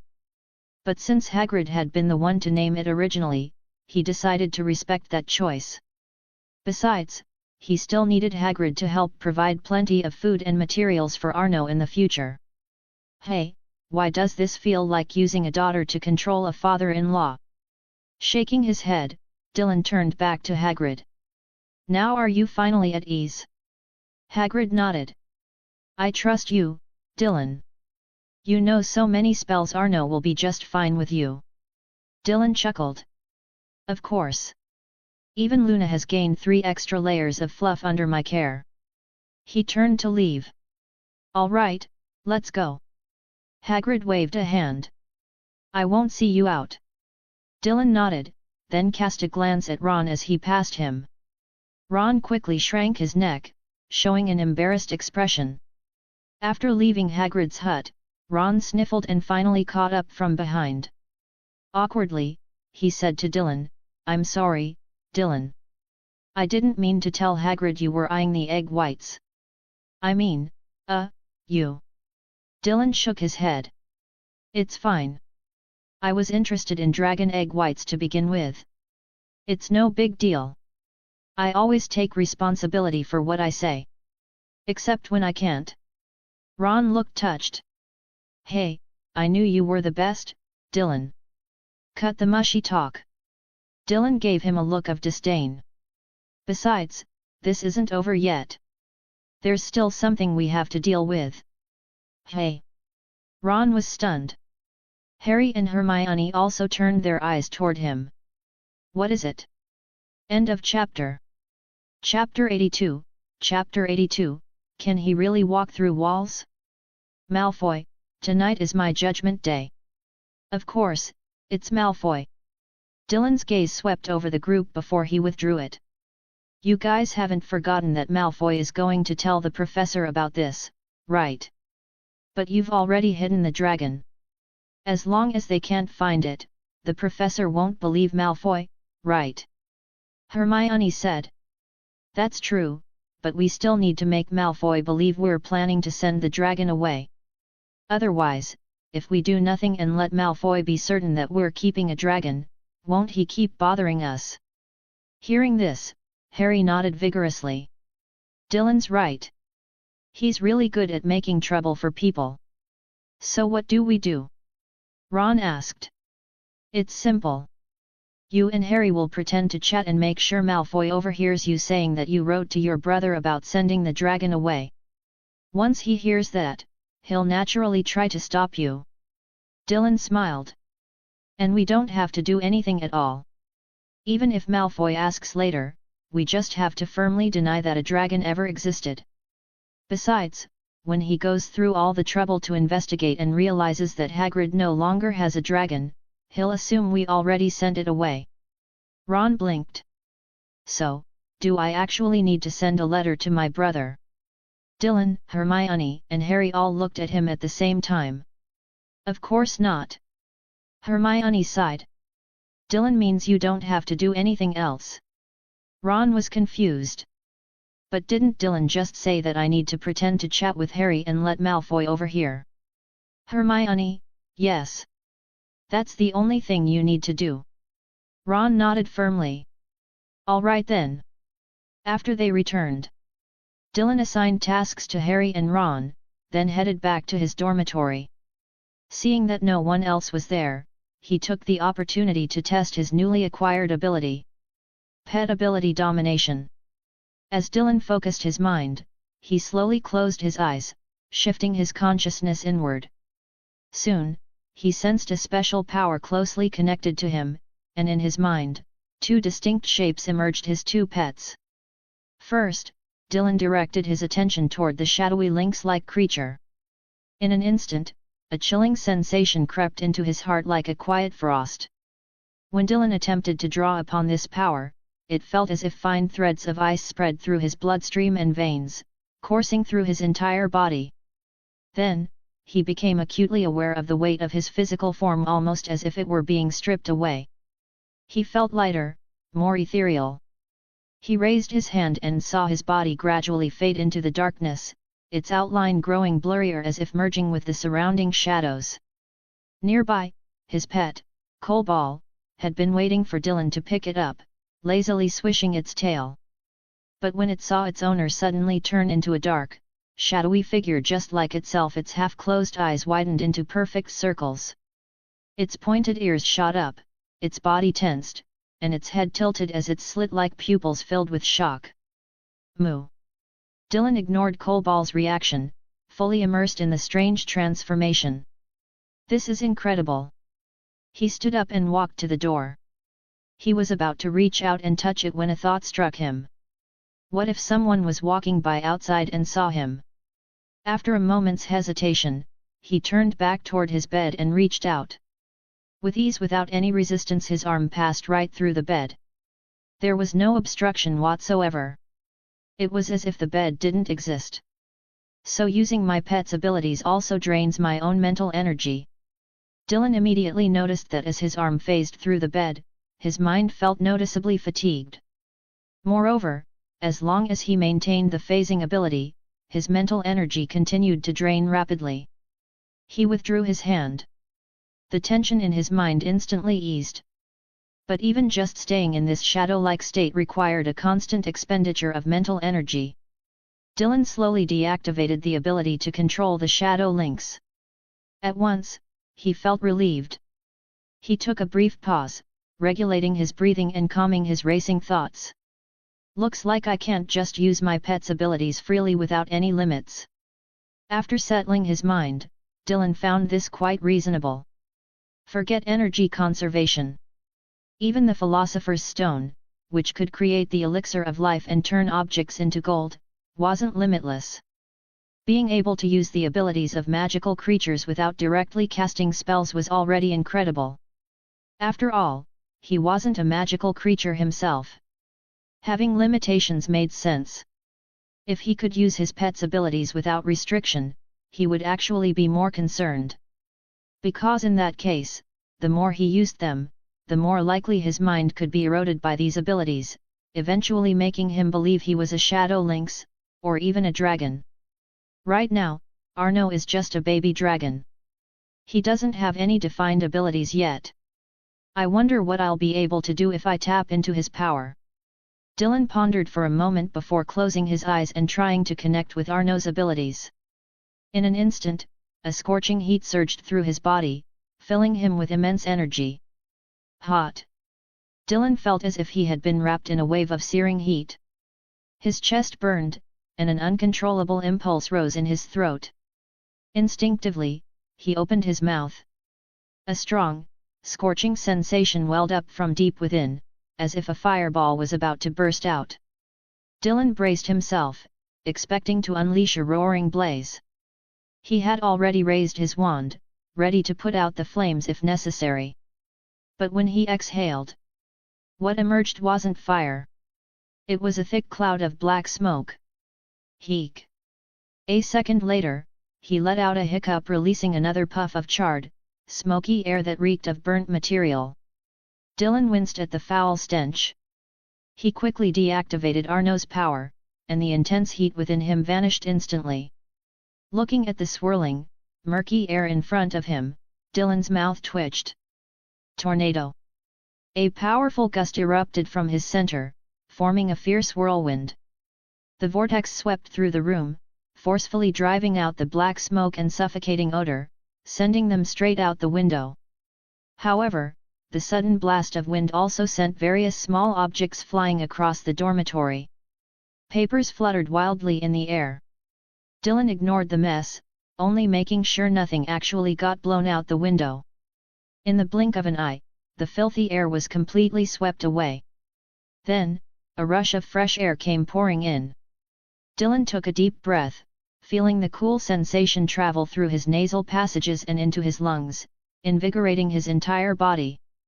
He squinted in contentment and let out a long breath. Refreshing. Looking at the mess around him, Dylan casually waved his wand. Reparo. A surge of magic burst from the tip of Dylan's wand, swiftly spreading across the entire dormitory. The scattered papers, which had been flying around chaotically, suddenly froze in midair as if they had gained consciousness. They floated back into place in an orderly fashion before gently landing on the desk. Various small objects that had been strewn about also bounced into motion, swiftly returning to their designated spots. A fountain pen shot straight into its holder, while an eraser rolled obediently into its designated corner. In just a few moments, the dormitory previously in disarray due to the whirlwind spell was once again neat and orderly. Seeing this, Dylan nodded in satisfaction. Although, for now, I still can't breathe fire while channeling Arno's power. Dylan reflected on the sensation he had just experienced while wielding the power of the dragon. It was a strange feeling, as if no magic in the world could affect him. That feeling made Dylan swell with confidence so much so that if Voldemort were standing right in front of him, casting Avada Kedavra, he wouldn't even think about dodging. But only an idiot wouldn't dodge. Though the dragon's power made Dylan feel invincible, he was well aware of reality. Just because he had high magic resistance didn't mean he should recklessly take damage head-on. Moo! Moo! Coalball jumped onto Dylan's side, tilting its little head up at him and mooing expectantly. Dylan patted its head. From now on, we'll be able to walk through walls together. Moo! Coalball tilted its head even more. 2 days passed. Dylan continued studying diligently, spending his time in the library and professors' offices. Then, one afternoon, during dinner in the Great Hall, Harry and Ron ran up to him, looking excited. It worked! Ron said eagerly, winking at Dylan. Dylan looked at the two of them. It really worked. Harry nodded emphatically. It really did. Ron lowered his voice. Harry and I made sure to talk about dragons while Malfoy was around. Sure enough, he took the bait. Now that I think about it, he continued, laughing, watching him pretend to be busy while actually eavesdropping was hilarious. Dylan asked, and the time you gave him it's today. Ron nodded repeatedly. Exactly. The moment Malfoy came over to eavesdrop, I took the opportunity to tell Harry that my brother was sending someone today to take the dragon away. I even gave him the exact location right at the edge of the Forbidden Forest. Dylan nodded slightly. In that case, there's nothing more to worry about. You can completely forget about Arno because I'm not going to bring him out at Hogwarts just to show you. Ron's expression froze, and he immediately looked disappointed. Not even secretly. No. Dylan didn't give him any hope. After all, keeping a dragon as a pet was already illegal. He had no intention of facing off against the Ministry of Magic over this. Sure, he had mastered all 3 unforgivable curses and a few high-level dark arts spells, but that didn't mean he wanted to end up in Azkaban. Of course, even if the Ministry found out about him keeping a dragon, they might let it slide since he was just a student. But that wasn't something Dylan was willing to gamble on. Legal or not, it didn't matter as long as he didn't get caught. If there were no explicit rules against it, then it was fair game. If there were rules against it, then he'd just do it in secret. The bold thrive, the timid starve, as the saying goes. That principle applied everywhere. Oh, what terrible news! Ron had arrived all excited, but now he left feeling deflated. Though, of course he left with a full stomach. Dylan didn't dwell on the matter any further. After dinner, he went to Professor McGonagall's office for tutoring. By the time the night grew late, he returned to his dormitory and fell into bed, exhausted. This time, he didn't cuddle with Coalball. Ever since he had placed Coalball into the pet space to keep Arno company, the little guy had no interest in coming out anymore.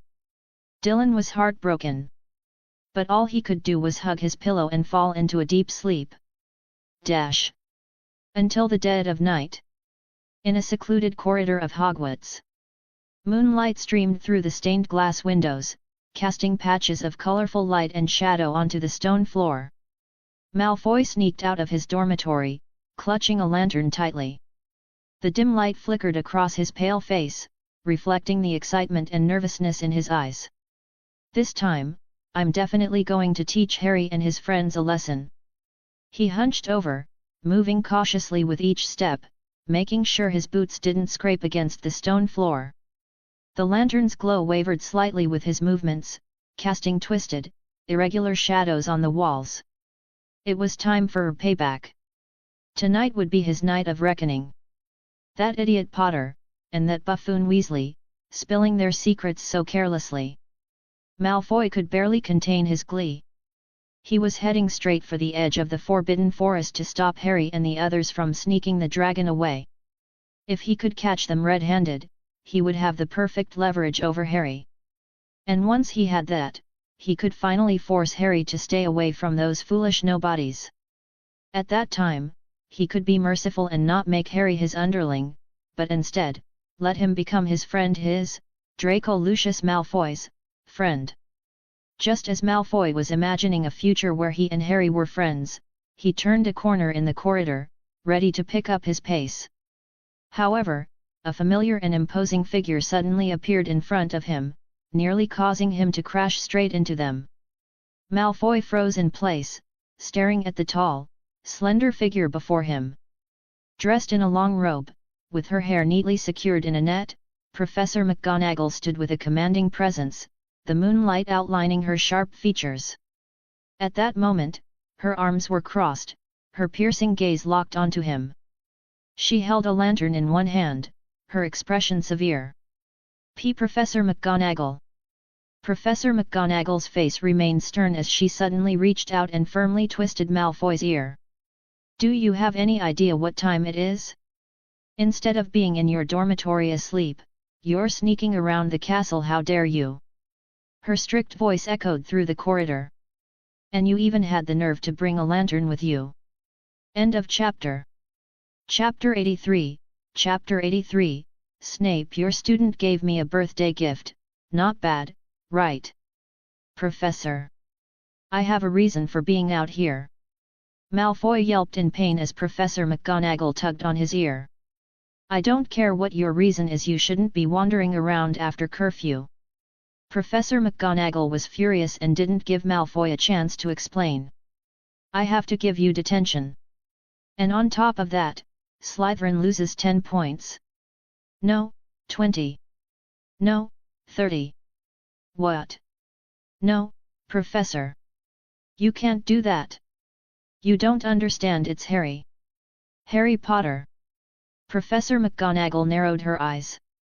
Are you trying to tell me that Harry tricked you into coming out here? No. It's Harry Potter. He's sneaking into the Forbidden Forest tonight to send off a dragon. Professor McGonagall let out a sharp laugh, utterly unconvinced. What utter nonsense!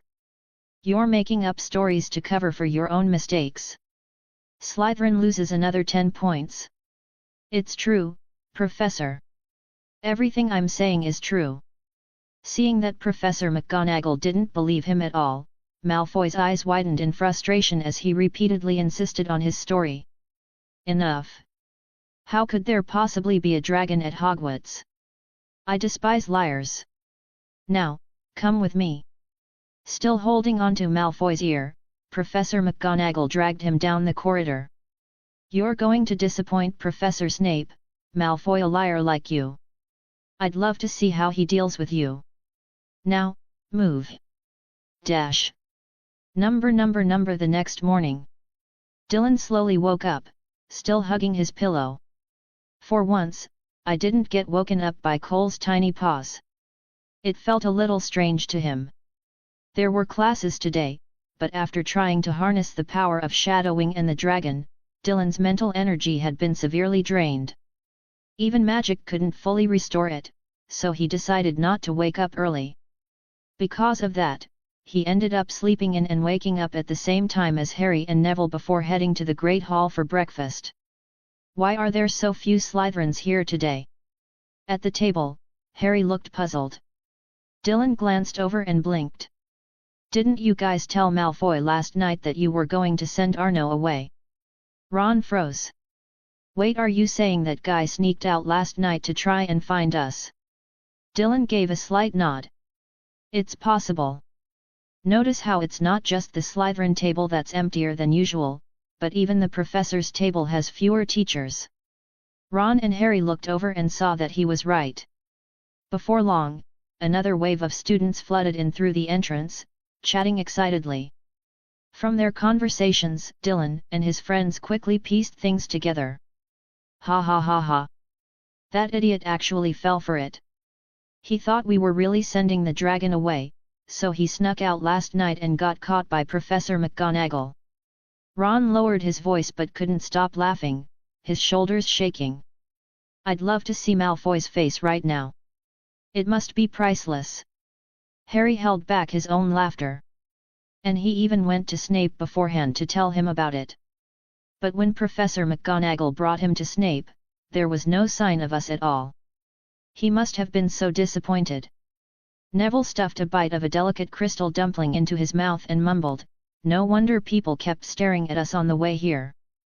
Just then, Hermione arrived at their table. She had clearly already heard the news from others. The moment she sat down, she turned to Dylan and the rest. Slytherin lost 60 points because of Malfoy. 60 points? Ron's eyes widened. He had expected Malfoy to be punished, but he hadn't thought Slytherin would lose that many points. Harry was also surprised. How did they lose 60 points? Didn't Malfoy already get detention with both Professor McGonagall and Snape? Normally, when a student was caught breaking the rules and given detention, the points deducted wouldn't be too severe. Hermione shrugged. How should I know? I only heard that at first, Professor McGonagall planned to take 30 points. But Malfoy kept yelling that Harry had a dragon and was trying to send it away. She glanced at Dylan, who was quietly sipping his porridge without much reaction, then continued. In the end, after checking the facts and finding no evidence of a dragon, Professor McGonagall concluded that Malfoy was lying and deducted another 20 points. As for the last 10 points, Professor Snape took those himself. Ron's eyes went round with disbelief. Snape is such a hypocrite. If we make even the smallest mistake in his class, he'll take 5 or 10 points immediately. But Malfoy sneaks out after curfew, gets caught red-handed, and Snape only deducts 10 points. Hermione shook her head. Either way, Malfoy already cost Slytherin 50 points. That's more than enough. Besides, Snape probably didn't want Malfoy to lose too many points. Otherwise, it'd be embarrassing for him too. Hermione's guess was spot on. After Professor McGonagall brought Malfoy to Snape, Snape simply stated that since McGonagall had already deducted 50 points from Slytherin, he would only take 10 more. He didn't want to deal with the weird looks from the Gryffindor students in his class later. Still, even with that, Malfoy losing 60 points became a hot topic of discussion that morning. Good thing we only tricked Malfoy. If we had gotten caught along with him, even if we had a good reason, we'd probably have lost 50 points each, Ron said as he bit into a rib. Dylan tore his bread into strips, soaked them in milk, then poured the milk into his rice porridge and stirred it before taking a sip. Not bad. He didn't comment on Ron's speculation. At least, if he hadn't tamed Arno as a pet and stored him in his pet space, things would have played out very differently. If Malfoy had discovered that Hagrid was keeping a dragon, their only option would have been to contact Ron's brothers and have them take Arno away. But in that case, Malfoy still would have found out, and they still would have lost points. Ron's prediction was actually quite accurate. If they had been caught, each of them would have lost 50 points, bringing Gryffindor's total deduction to 150 while Malfoy would have only lost 20. But now, the tables had completely turned. After breakfast, Dylan and the others headed to class. He had slept well the night before. Even without Cole to cuddle, his pillow had been comfortable enough. More time passed. January 9th arrived. Dylan still didn't wake up early and instead went to breakfast with Harry and the others. The reason he didn't wake up early today was... Swish, swish, swish. Professor Snape strode into the Great Hall, his robes billowing as he made his way to the staff table with a dramatic flourish. His robes shimmered faintly under the sunlight. Unlike his usual tightly fitted attire, this new set featured intricate dark embroidery, slightly open at the front to reveal a deep-colored inner lining. The cuffs were also adorned with subtle, refined trim, adding a touch of elegance and ease to his usual all-black ensemble. This change did not go unnoticed. Dumbledore's sharp gaze lingered on him for a few extra seconds. After taking his seat, Professor Snape began eating at a deliberately unhurried pace. His movements seemed even more meticulous than usual. From time to time, he lightly adjusted the cuffs of his robe or subtly repositioned his collar.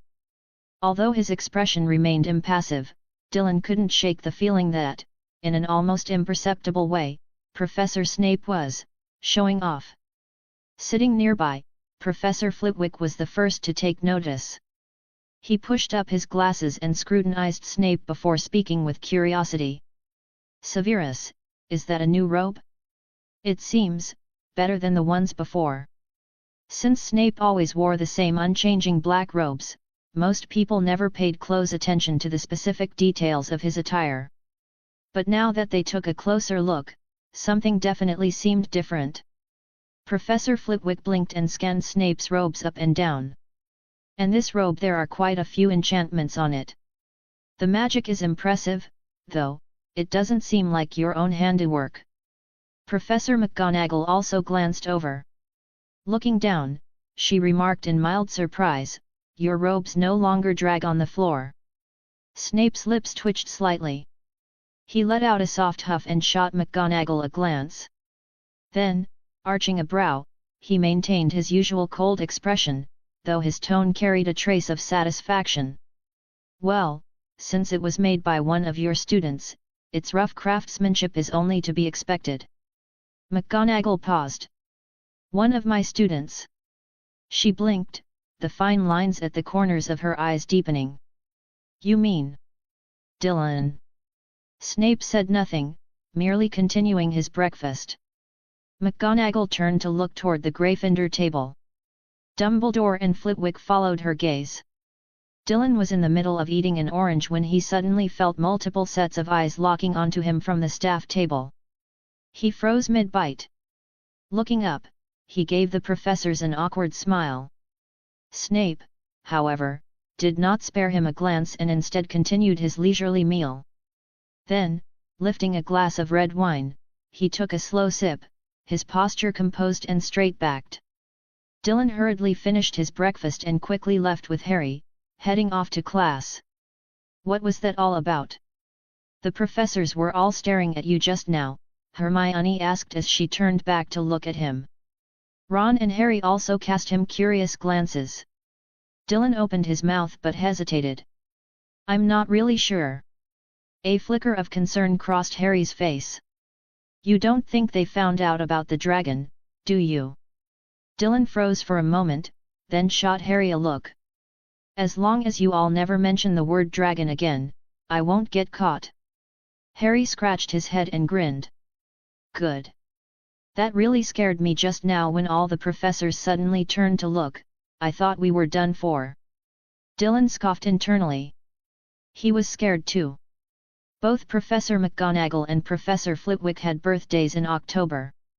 Back when he had just started school, he had been entirely focused on his studies and hadn't yet formed particularly close relationships with the professors. At that point, he'd only known them for about a month and was still in the process of getting acquainted. So, he hadn't given them any birthday gifts. Could that be why they were all looking at him just now? "But I didn't even know their exact birthdays back then." Dylan felt this wasn't his fault at all. After all, he could barely even remember that 1991 was the year Harry Potter started school.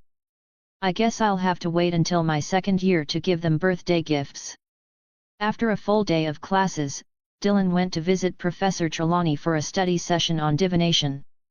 To Dylan, divination was a profoundly intricate subject. However, its approach was entirely different from transfiguration or standard spell casting. When he arrived at the North Tower where Professor Trelawney resided, he found the door slightly ajar. Rather than entering outright, Dylan knocked gently a few times. A voice, carrying a mystical tone, drifted from inside. "Come in, dear child." As he pushed open the door, a faint scent of incense filled the air. Stepping inside, Dylan found the room bathed in dim, hazy light. The sky had yet to fully darken, and the remnants of sunset filtered through stained glass windows, casting abstract patterns on the floor. His gaze quickly landed on Professor Trelawney. She was clad in a flowing purple robe adorned with symbols and constellations. Her tall frame was draped in countless crystal necklaces, which jingled softly as she moved. Beneath her exaggeratedly large hat was a pale face. At the moment, Professor Trelawney stood by a table, observing her student. Dylan was slightly taken aback by her new outfit. "Professor, you look stunning today."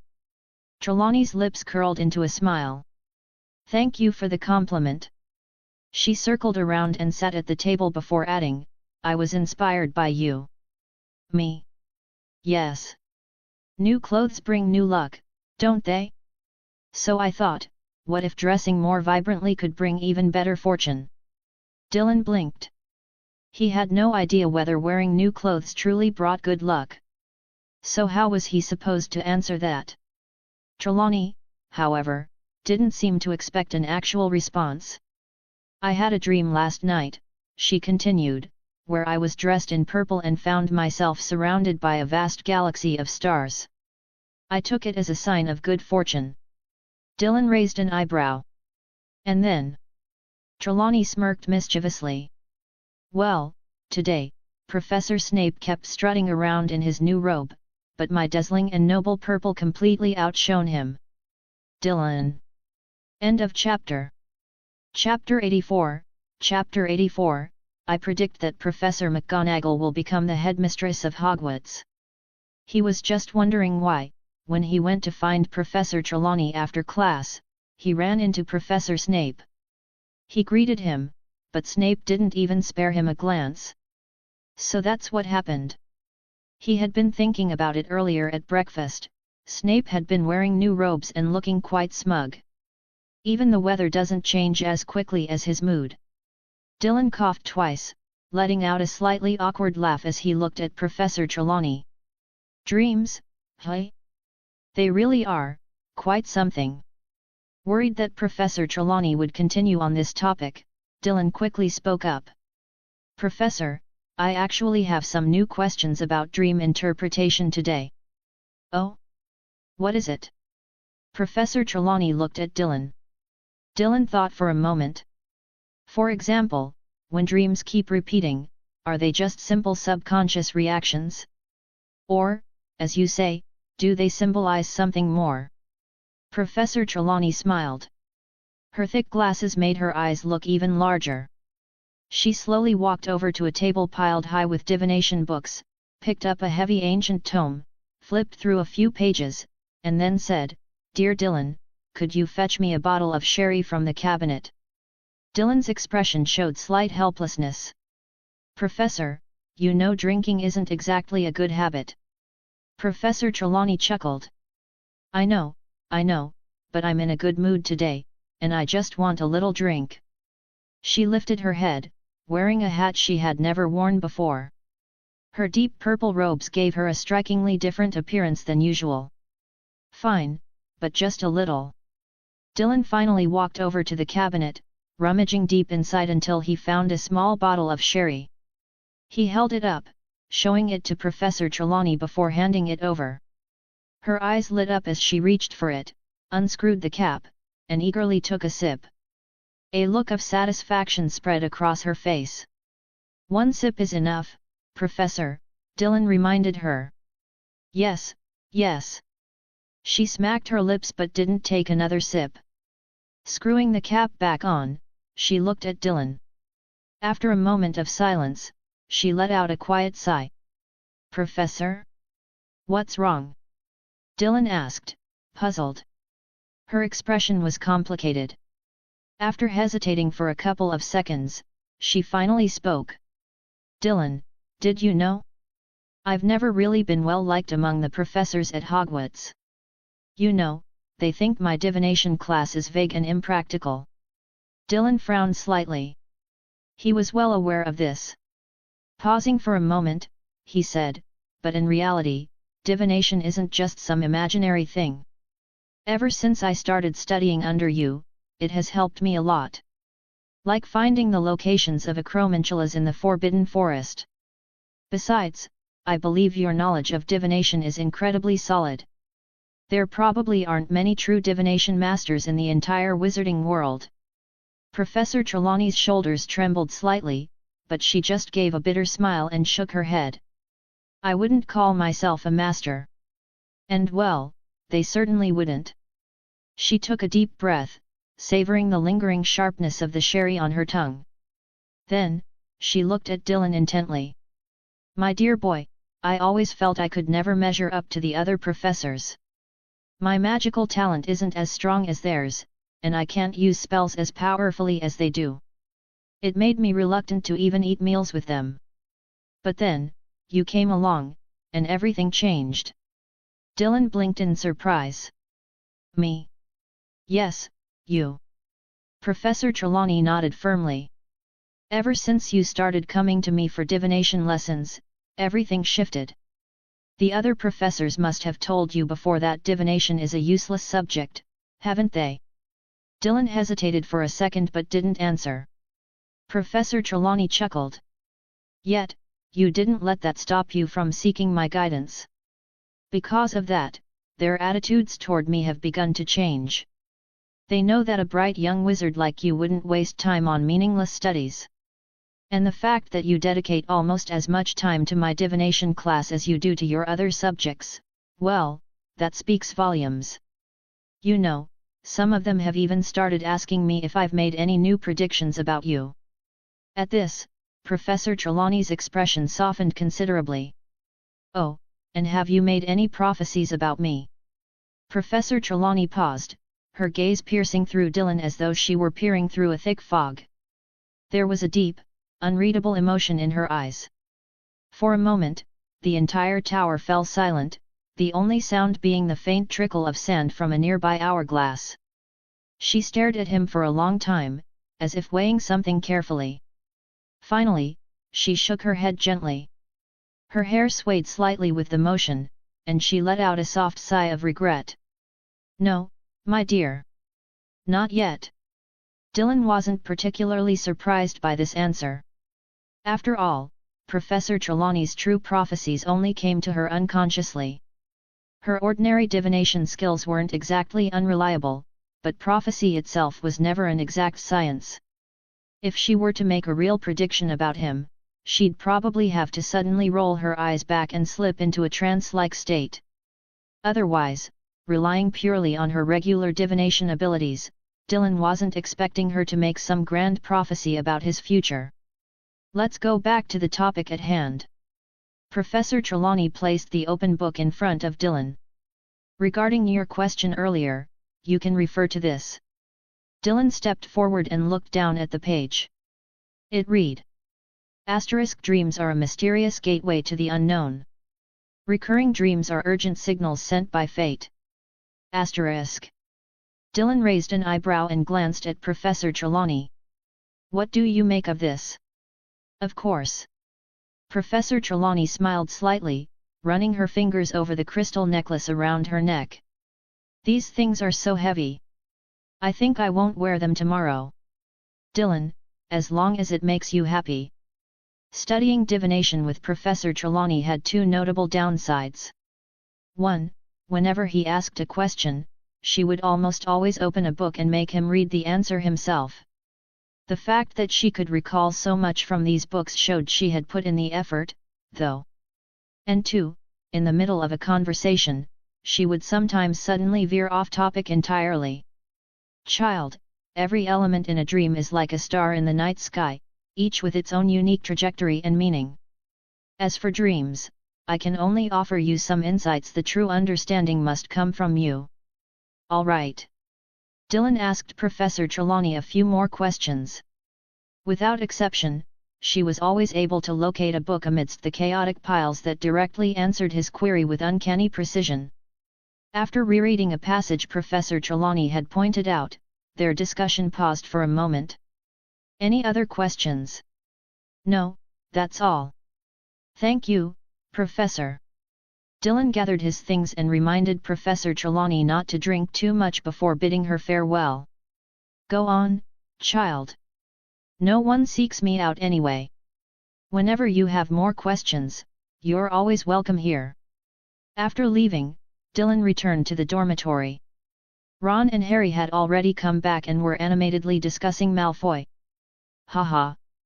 After class today, he's heading straight to detention with Filch. Hope he doesn't wet his pants in fear. Dylan overheard them but didn't join in.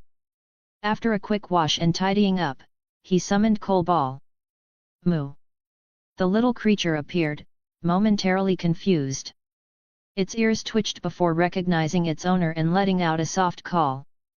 Colball shook its fur, rubbed its head against Dylan's hand, then stretched out its tiny paw to lightly scratch his arm. Moo. Moo. Moo. Dylan petted Colball's head, intending to cuddle it as he slept, but the little creature pushed against him with its paws and then patted him. Dylan, you've been playing with Arno all day, and you still haven't had enough. Moo. Colball lifted its head proudly. You ungrateful little thing. Fine, go back, go back. You never liked staying in the pet space before. With a huff, Dylan waved his hand and sent Colball back into its pet space. Then, he pulled a pillow between his legs and quickly drifted off to sleep. Dylan had already explained Colball to Harry and Ron. Like Arno, it was a magical creature bound by a contract, allowing him to summon or store it at will. Neither of them reacted much to the revelation. A week passed quickly. The weekend arrived again. After breakfast, Dylan spent the entire morning in the library, finishing all his assignments for the week. Then, he had lunch in the Great Hall. In the afternoon, it was time for his private lesson with Professor McGonagall. Dylan arrived at her office. Lately, he had been consulting her on transfiguration, specifically about shaping, reshaping, and secondary shaping. Shaping spells were not simple, they required precise control and a deep understanding of how magic flowed and interacted with external elements. Secondary shaping was even more complex, demanding the coordination of different magical energies to ensure they worked in harmony rather than clashing. He also needed a thorough understanding of spell structures, knowing which parts could be altered and how to modify them effectively. Today's lesson focused on shaping amorphous substances. Because they lacked fixed forms like water or fire, there were no clear reference points for shaping them. A wizard had to rely solely on imagination and magical control to impose structure. Additionally, amorphous substances were prone to reverting to their original state due to external influences or magical fluctuations. Fortunately, Dylan had already mastered Fiend Fire at its highest level. Fiend Fire inherently involved some aspects of shaping magic, which made his progress surprisingly smooth and effective. By the end of the session, it was nearly dinner time.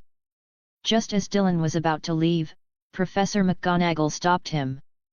Dylan, I heard from Professor Trelawney that you've been visiting her frequently to study divination in depth.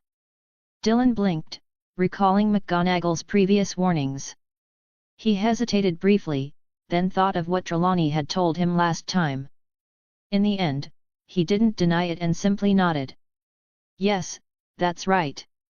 Do you truly believe you've learned anything useful from divination? McGonagall asked.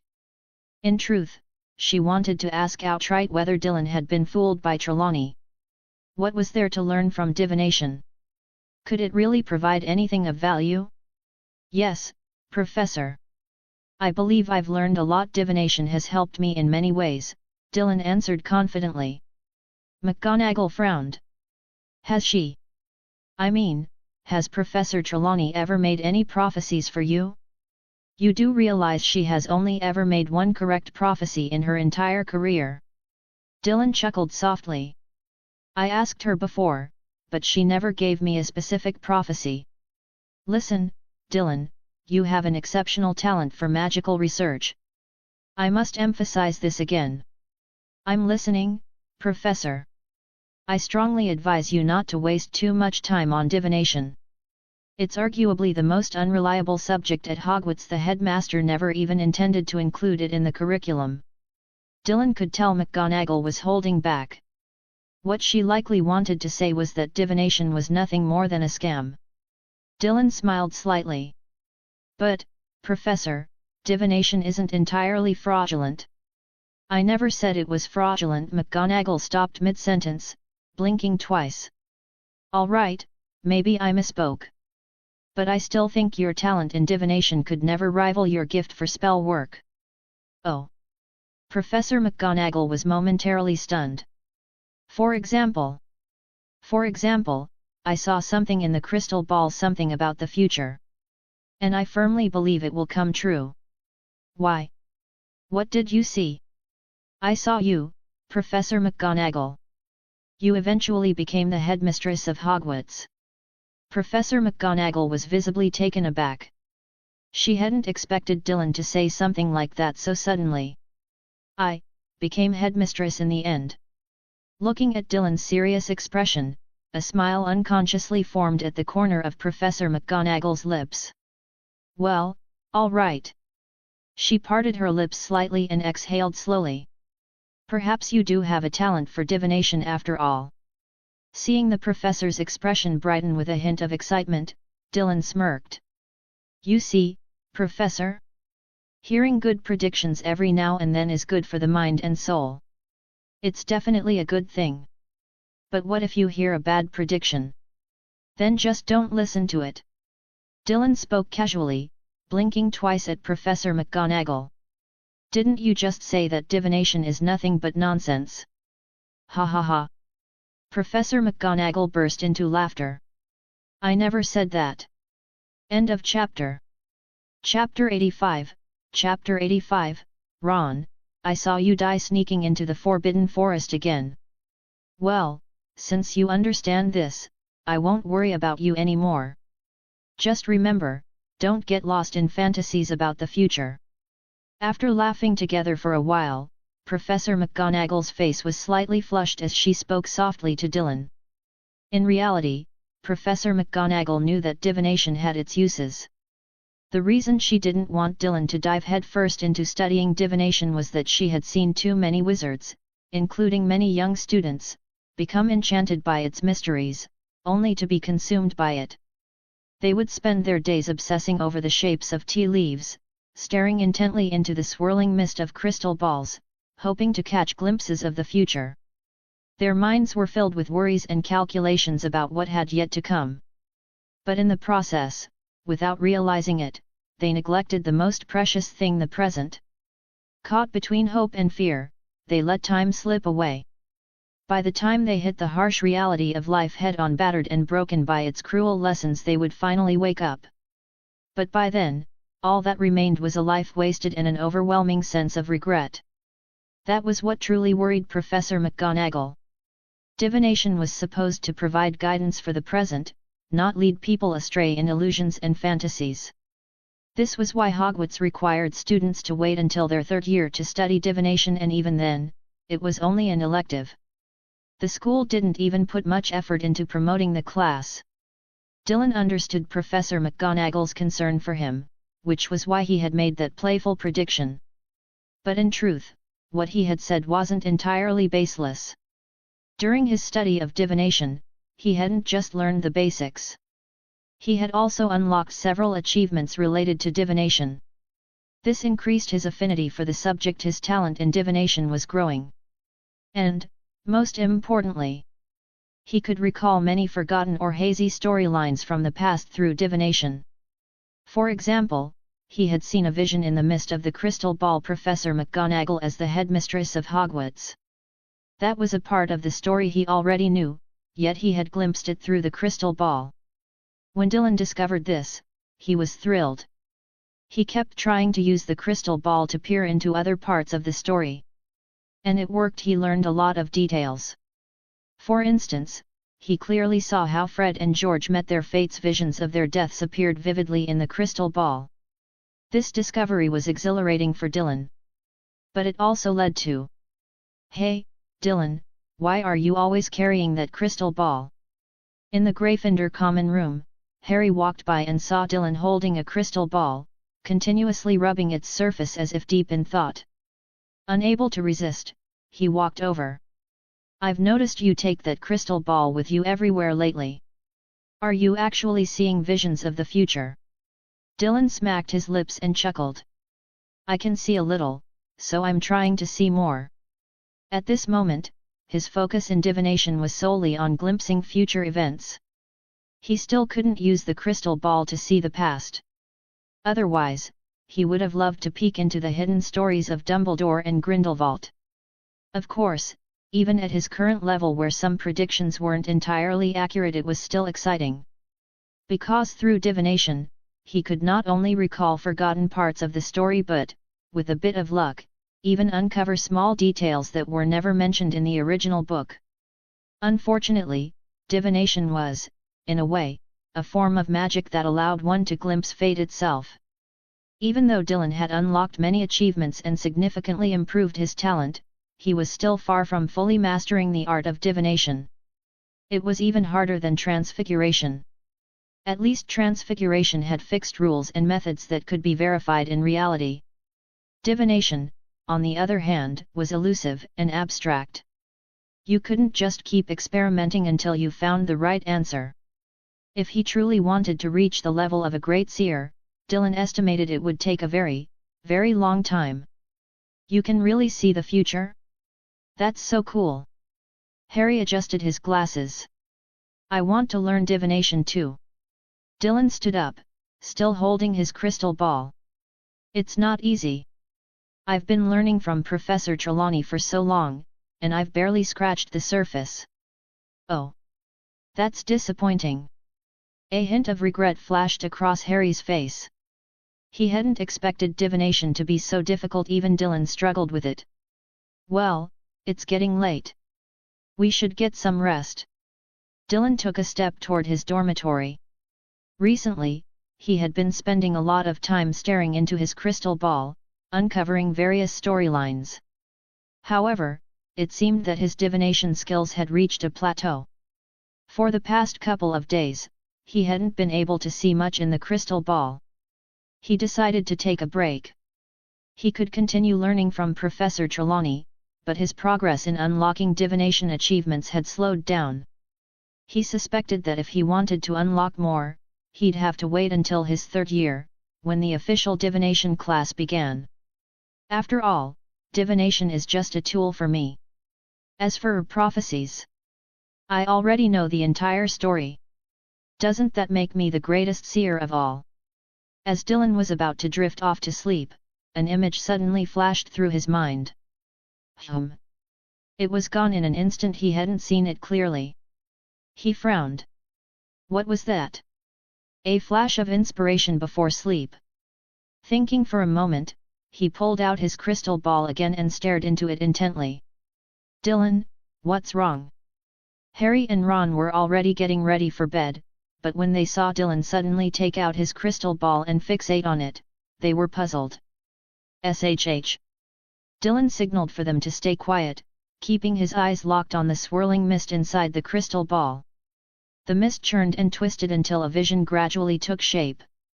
"Malfoy!" Dylan froze. He saw Malfoy running in terror, pursued by a massive acromantula, its fangs bared as it lunged after him. Then, Malfoy's foot slipped. He fell to the ground. The monstrous spider pounced. But suddenly, a dark figure appeared. Cloaked in black, the mysterious person flicked their wand, sending a powerful burst of light at the acromantula, killing it instantly. After saving Malfoy, the cloaked figure vanished as quickly as they had appeared. "Who is that?" Dylan's eyelashes trembled slightly as his eyes flicked over the vision. Quirrell. At this hour, the only person likely to appear in the Forbidden Forest wearing a cloak would be Voldemort, who is after unicorn blood. He actually saved someone? That's surprising. This time, due to Dylan's interference, Ron and Harry didn't get detention. Instead, Malfoy did. However, Malfoy didn't come across a slain unicorn. Instead, he was chased by an acromantula and was ultimately saved by Quirrell, or rather, Voldemort. Since nothing serious happened, Dylan didn't bother to intervene. "It's nothing, just checking tomorrow's fortune. It should be good. Now, go to sleep." This time, Dylan held Colball tightly in his arms. No matter how much the little creature struggled, he refused to let go. After a while, Colball finally stopped flailing and, along with Dylan, fell into a deep sleep. Until the next day. Before falling asleep, Dylan once again had a vision of Malfoy. However, this time, Malfoy wasn't being chased by an acromantula. Instead, he stumbled upon a slain unicorn. Quirrell was even seen hunched over the unicorn, drinking its blood. And then, Malfoy said something to Quirrell. But suddenly, Quirrell raised his wand and cast a dark spell. It wasn't Avada Kedavra, that was for sure. Based on the hazy scene in the mist, Dylan deduced that it was the Cruciatus Curse. Sure enough, in the next second, Malfoy collapsed in agony. Quirrell didn't seem to have any intention of stopping and prepared to cast another spell. But just then, Firenze appeared, rescuing Malfoy and taking him out of the Forbidden Forest. Firenze did not carry Malfoy on his back. Quirrell found the unicorn. Dylan, who had been ready to sleep, suddenly became alert. Unicorns were incredibly valuable. Their tail hairs could be used to craft wands and serve as potion ingredients. Their horns, once ground into powder, could be used directly in potions, one of the ingredients for Felix Felicis. And their blood could prolong life, though at a terrible price. However, if Dylan could obtain some unicorn blood, he could research why its magical properties could extend a person's lifespan and what exactly caused the infamous curse. How severe was the curse? How long did it last? These were the things Dylan wanted to find out. "Dylan, are you studying tomorrow's fortune again?" Harry asked, lifting his head. "Yes," Dylan nodded. "And did you find out anything?" Ron asked.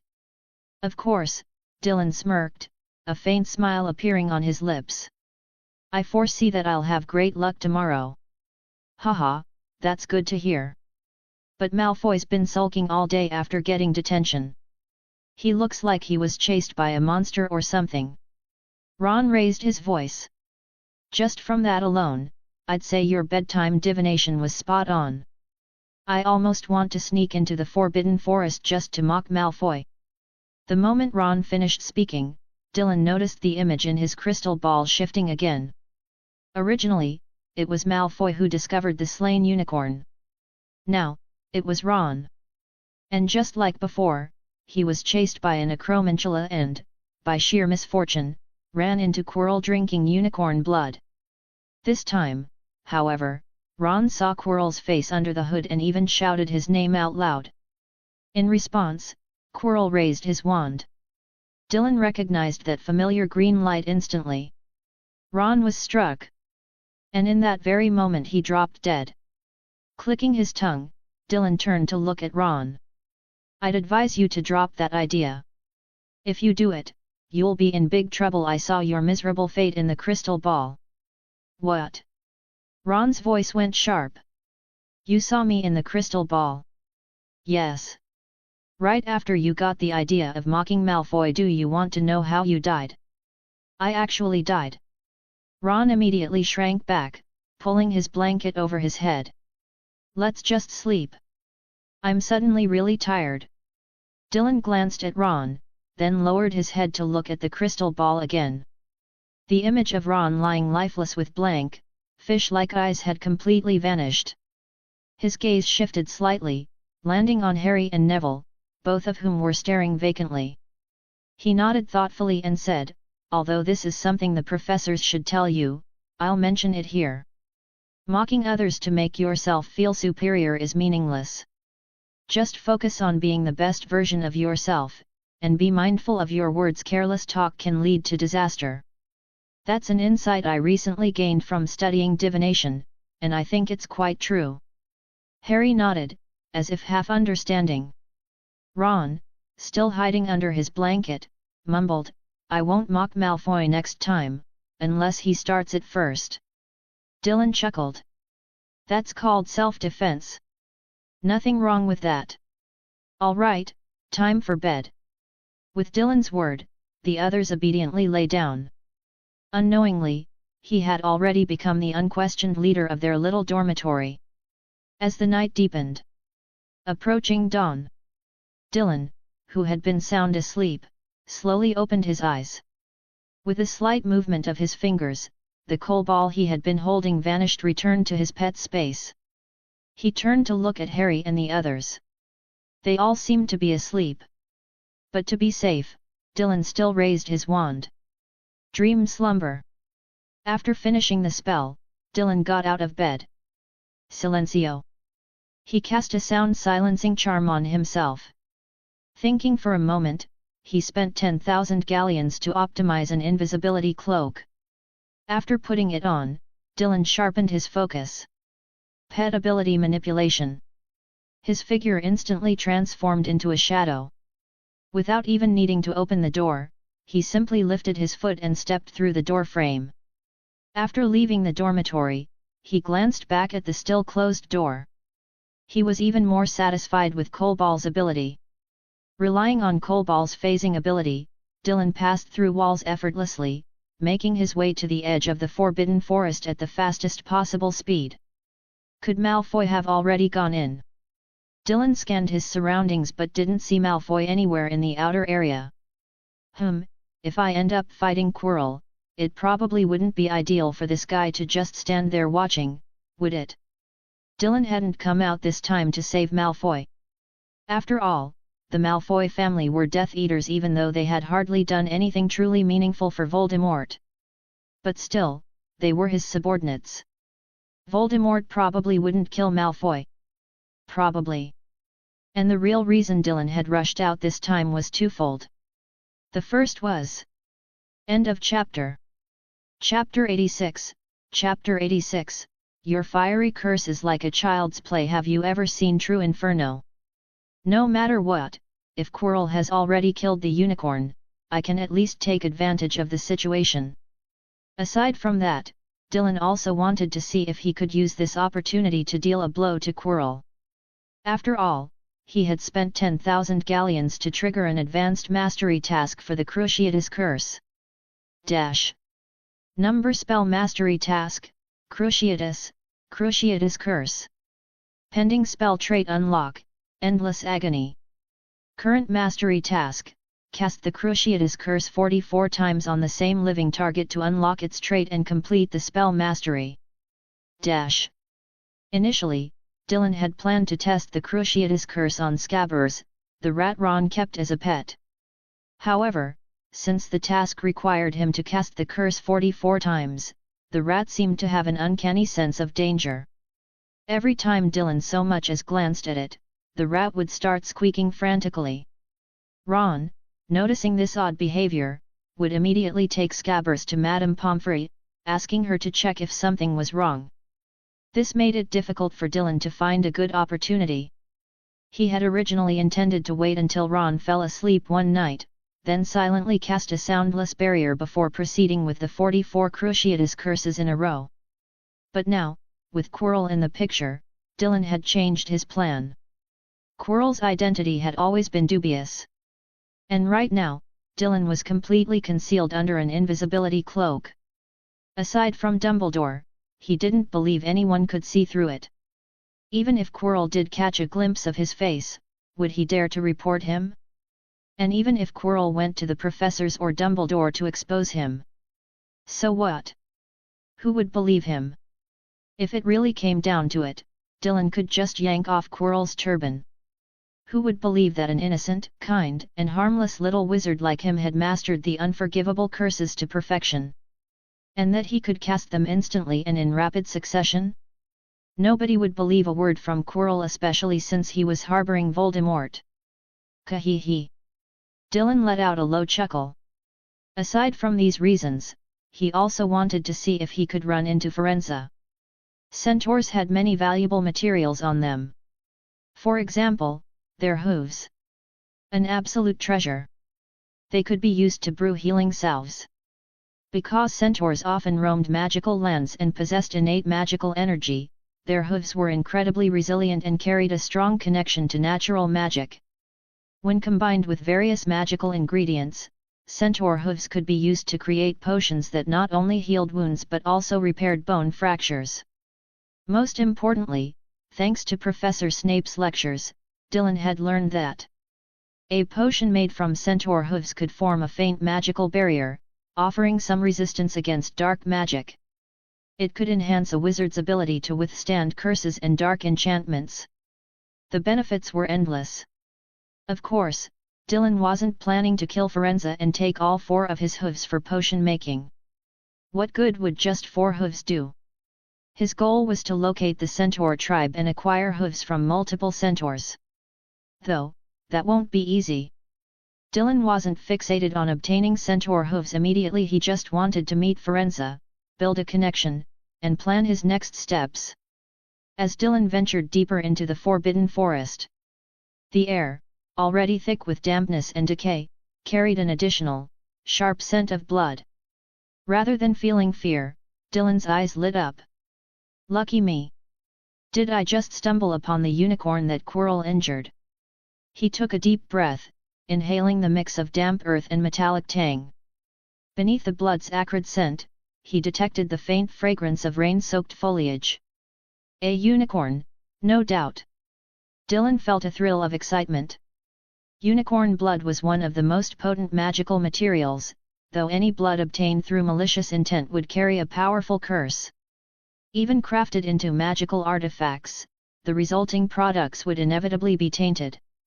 But Dylan wasn't concerned about that. He had no intention of using the blood on himself. No matter how cursed it was, it wouldn't affect him. And if he managed to create something particularly sinister with it, he could simply use it against Voldemort in battle. Dylan adjusted his invisibility cloak, the one he had spent another fortune to enhance, making sure not even a sliver of his form was exposed. Then, he pressed forward. His pulse quickened with anticipation. This was the first time he was about to confront Quirrell directly. For nearly a year, he had immersed himself in magical studies and spellcraft.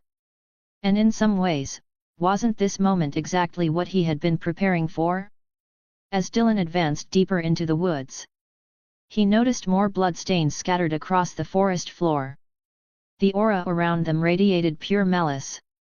Dylan instinctively hesitated to step closer.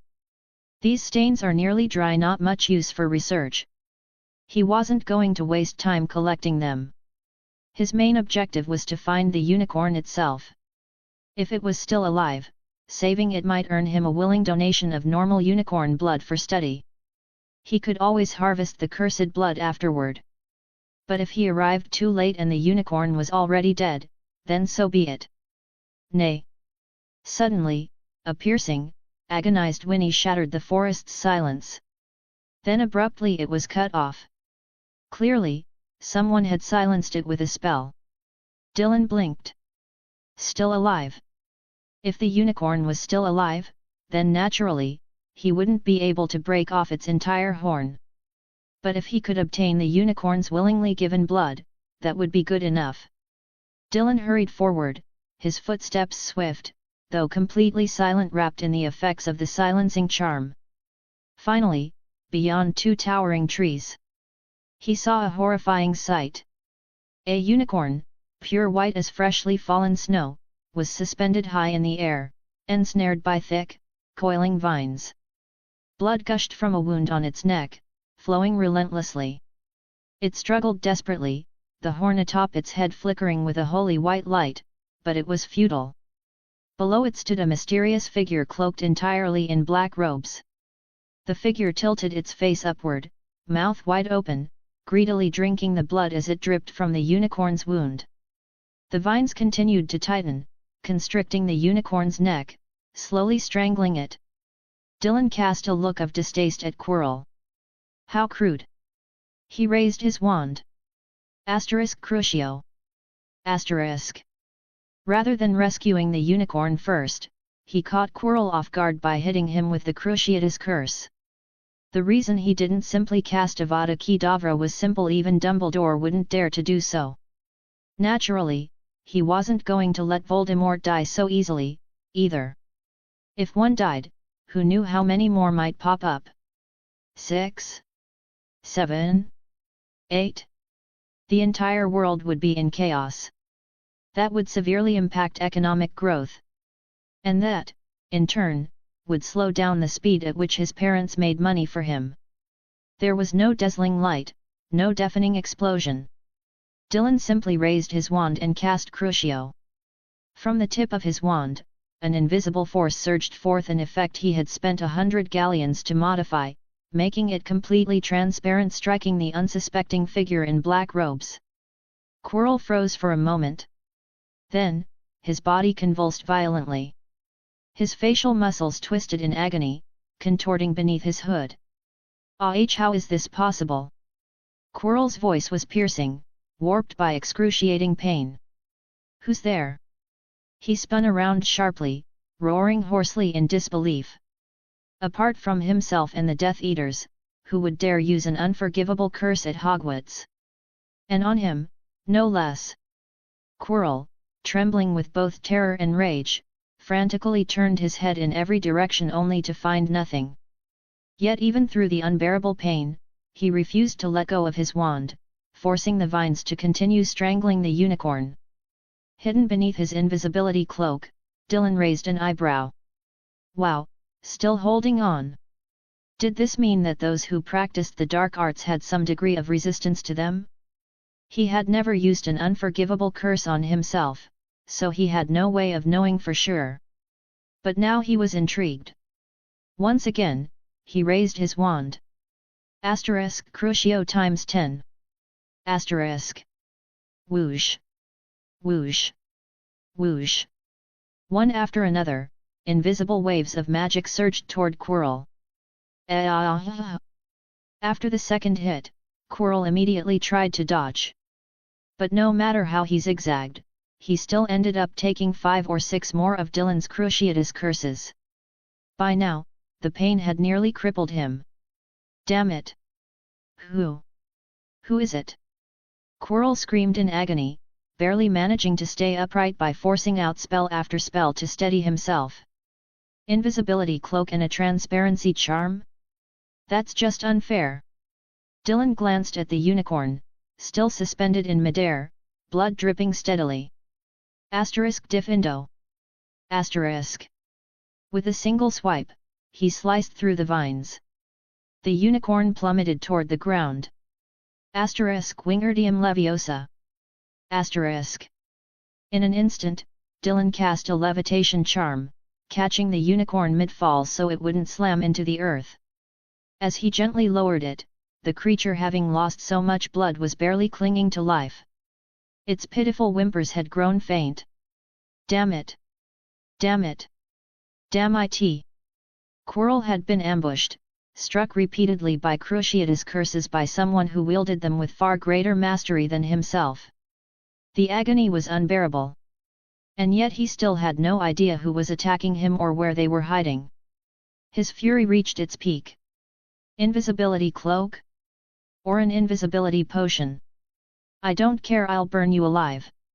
Despite the excruciating pain racking his body, Quirrell raised his wand and spun it in a wide arc. Fiend fire. Whoosh.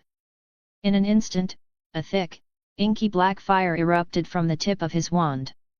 Almost immediately, the flames twisted into countless monstrous serpents, surging outward with overwhelming malice. The heat was unimaginable wherever the fire passed, the very air ignited with a series of sharp, crackling explosions. The surrounding trees withered and blackened in seconds, then crumbled to ash, leaving not even a trace behind. Ha ha ha! Is that your idea of fiend fire? How pathetic! Dylan burst into laughter. Who? Quirrell's head snapped toward the sound. You're there, aren't you? Die! He swung his wand. The fiery serpents roared, lunging straight toward Dylan with deadly force. Dylan didn't flinch. Without moving, he simply extended his wand from beneath his robes. Whoosh! Instantly, a swirling barrier of scorching fiend fire energy enveloped him, forming an impenetrable shield. At the same time, the serpentine infernos came surging toward him, jaws wide open. Wherever they passed, fallen leaves and twigs were incinerated into nothingness. Whoosh! A shocking scene unfolded before Quirrell's eyes. The black fire serpents, upon touching Dylan, vanished without a trace, like mud sinking into the ocean, without causing the slightest ripple. Those flames, imbued with an aura of destruction, didn't leave a single mark on Dylan. The area surrounding him became a vacuum, where the fire serpents encircled him but couldn't get even an inch closer. Quirrell's eyes widened in sheer terror and disbelief. How is this possible? How can this be? In a frenzy, he raised his arm and wildly swung his wand again, pouring all his strength into intensifying the fiend fire's output. Die for me! You monster! In an instant, even more fire serpents erupted from his wand, densely packed and overwhelming. The trees standing between them had already been reduced to ashes. There wasn't even a trace of embers left. A sinister aura spread through the forbidden forest. Is this truly your limit? With just this level of power, you think you can put on a dance? Have you ever witnessed real fiend fire? Dylan chuckled softly. Beneath his invisibility cloak, his wand moved with a slight flick. Fiend fire. His voice was calm, yet it carried an earth-shattering power. Boom! This time, he didn't conceal the fiend fire's effect in transparency but revealed it in its full, terrifying form. In an instant, an even more sinister and fearsome magic gathered in the air, rapidly coalescing into a colossal fire dragon. The moment the fire dragon emerged, it seemed to dominate the entire sky and earth. Its body was far larger and more ferocious than the one formed by countless fire serpents. The fire dragon roared toward the heavens, then shot forward like a bolt of lightning, charging straight at the fire serpent swarm with its gaping maw. A powerful suction force formed in an instant. The fire serpents, which had previously surged with unstoppable momentum, were now as fragile as ants before the monstrous dragon. In a single gulp, it devoured them completely. What? Seeing the fire dragon rushing toward him next, Quirrell was so terrified he nearly wet himself. At that moment, an eerie voice echoed. You useless fool! I just finished devouring that cursed blood, and now you're about to drain all of my power. Dylan raised an eyebrow at the rough, raspy tone. Well, if I can truly kill Voldemort in an instant, the achievement that lights up probably wouldn't be too bad, right? End of chapter. Chapter 87, Chapter 87, Beating Down Voldemort. Little Voldy, you're not that impressive after all. You fool! Turn around this instant! The raspy voice of Voldemort, who was possessing Quirrell, forcefully controlled Quirrell's body, making him turn around. Immediately after, he reached out with his skeletal, stick-thin hand and removed the turban from his head. From a distance, Dylan could already tell that the turban probably reeked to high heaven. Good thing Voldemort didn't have a nose. Otherwise, wouldn't he be suffocated by the stench? As the turban was removed, a bald, shiny scalp was revealed along with an ugly face growing on the back of Quirrell's head. Frigwes! With a swift motion of his arm, Dylan summoned the counter curse for fiend fire, gathering magic from all directions to form a protective barrier in front of him. The roaring flames surged toward him, only to crash into an invisible, icy wall. The moment they made contact, the fire began to rapidly disintegrate before his eyes. Humph, that's all. The raging inferno dimmed until only a flickering tail remained. However, just as Voldemort thought he had successfully neutralized the fiend fire, the tail of the flame suddenly twisted and transformed. Despite being battered by an invisible gust of wind, shrinking and flickering wildly, the fire refused to be completely extinguished. Roar! The dragon-shaped fiend fire struggled tenaciously, its deafening roar shaking the air. Though reduced in size, it remained blazing hot and, in its final form, became a small fiery dragon that charged straight at Voldemort. What? How could anyone wield fiend fire at this level? Voldemort's snake-like eyes widened in shock. He had no time to think, he could only frantically control Quirrell's body and dive away. Quirrell, feeling the scorching heat behind him, instinctively wanted to dodge. But Voldemort was also forcibly controlling his body, resulting in an incredibly uncoordinated mess. One moment, he staggered left, the next, he flailed to the right in panic. You idiot! Voldemort was so furious his non-existent nose itched, it almost felt like he was about to grow one. With a sharp flick of his wand, he propelled himself several meters away. Boom! The shrunken fiend fire dragon crashed into the ground, its flames spreading before surging toward Voldemort once again. Frigwes! Voldemort swung his wand once more. The counter-curse was finally able to extinguish the last remnants of the fiend fire completely. Tisk tisk, little Voldy, you're not so great after all.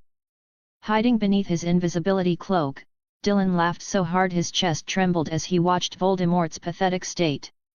If Quirrell had used other types of magic in a head-on battle, Dylan might not have been able to defeat him.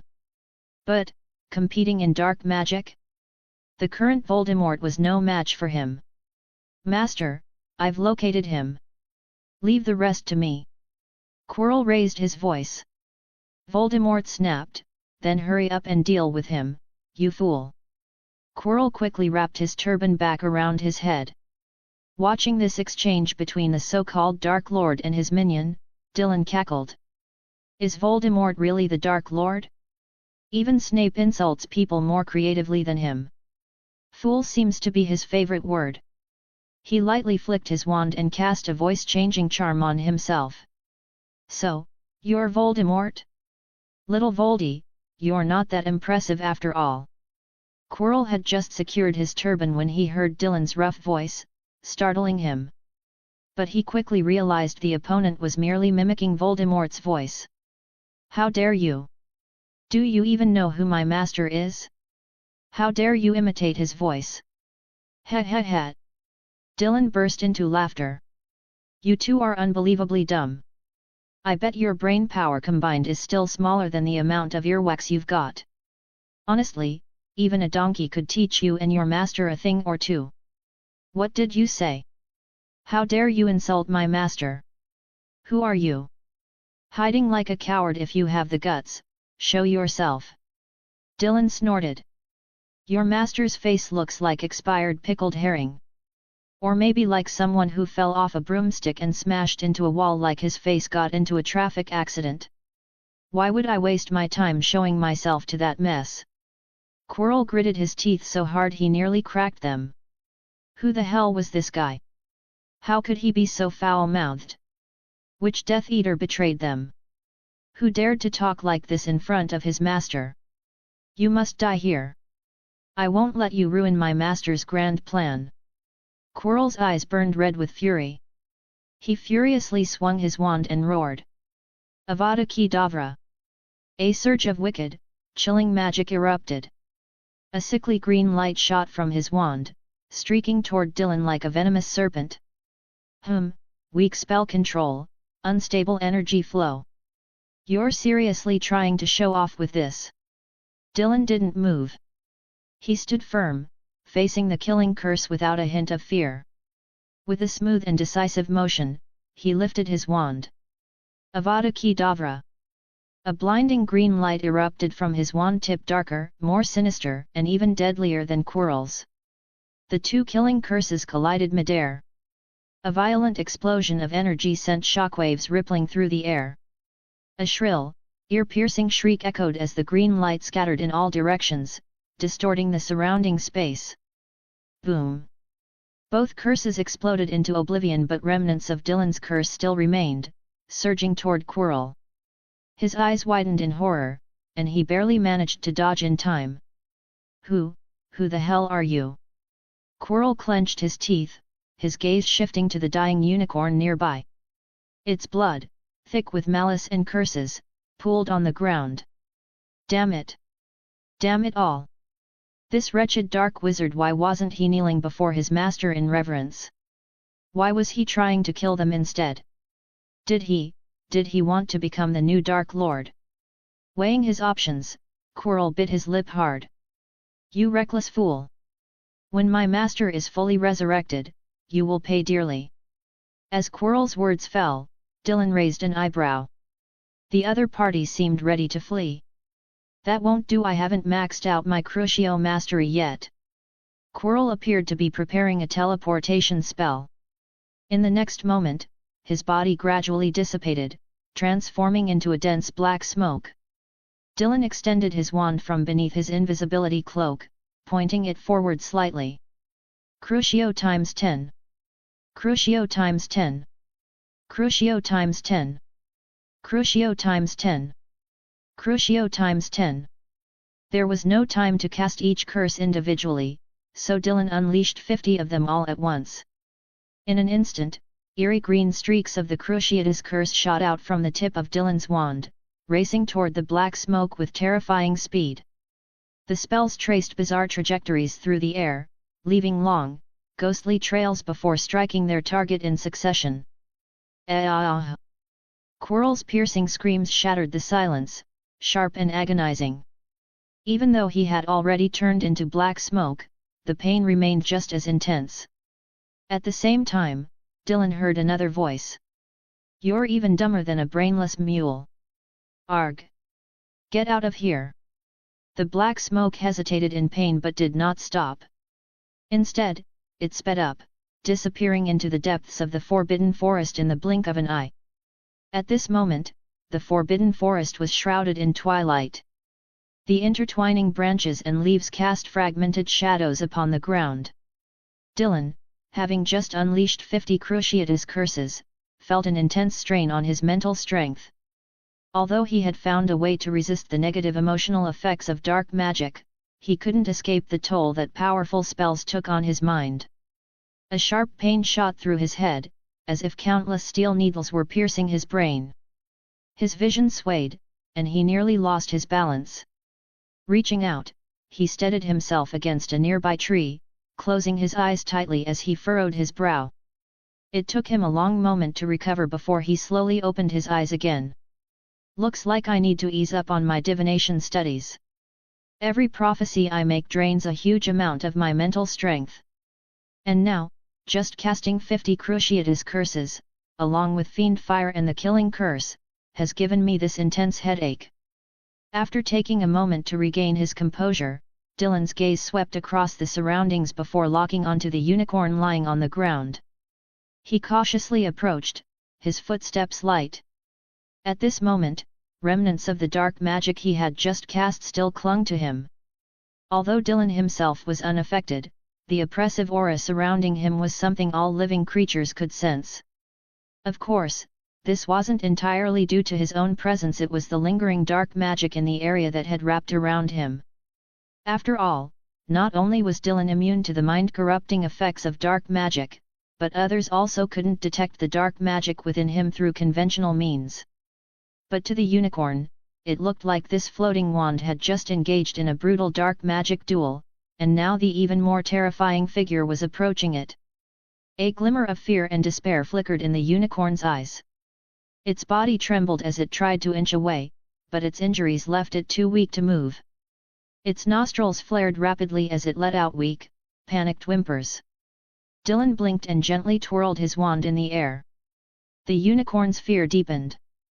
But in the next moment, a soft blue light flowed from the tip of the wand. The unicorn felt the warmth of the magic touch its wounded neck. It had already resigned itself to death, but to its shock, its injuries began healing at a speed visible to the naked eye. The blood that had been continuously flowing out gradually stopped. As the pain subsided, the unicorn's gaze flickered with surprise, and the terror in its eyes slowly faded. This dark, terrifying wizard wasn't going to kill it. Ni. A trace of confusion and gratitude flashed through the unicorn's eyes. It stopped struggling and quietly lay on the ground, allowing the floating wand to complete its healing spell. Dylan crouched down, extending a hand from beneath his invisibility cloak to gently stroke the unicorn's mane. As he did, he subtly plucked a few strands. "You poor thing." This time, Dylan didn't use Voldemort's voice, he spoke in his own. He had no fear of anyone using tracking magic to investigate what had just happened. With his magic, he could completely erase his presence. No one would be able to trace his spells, making him practically invisible to the world. The unicorn felt a slight tug on its back. A strange tingling sensation made it pause. Did some of its hair just get pulled out? Its gaze shifted to the empty air where the hand had been. But there was nothing there. Maybe it was just its imagination?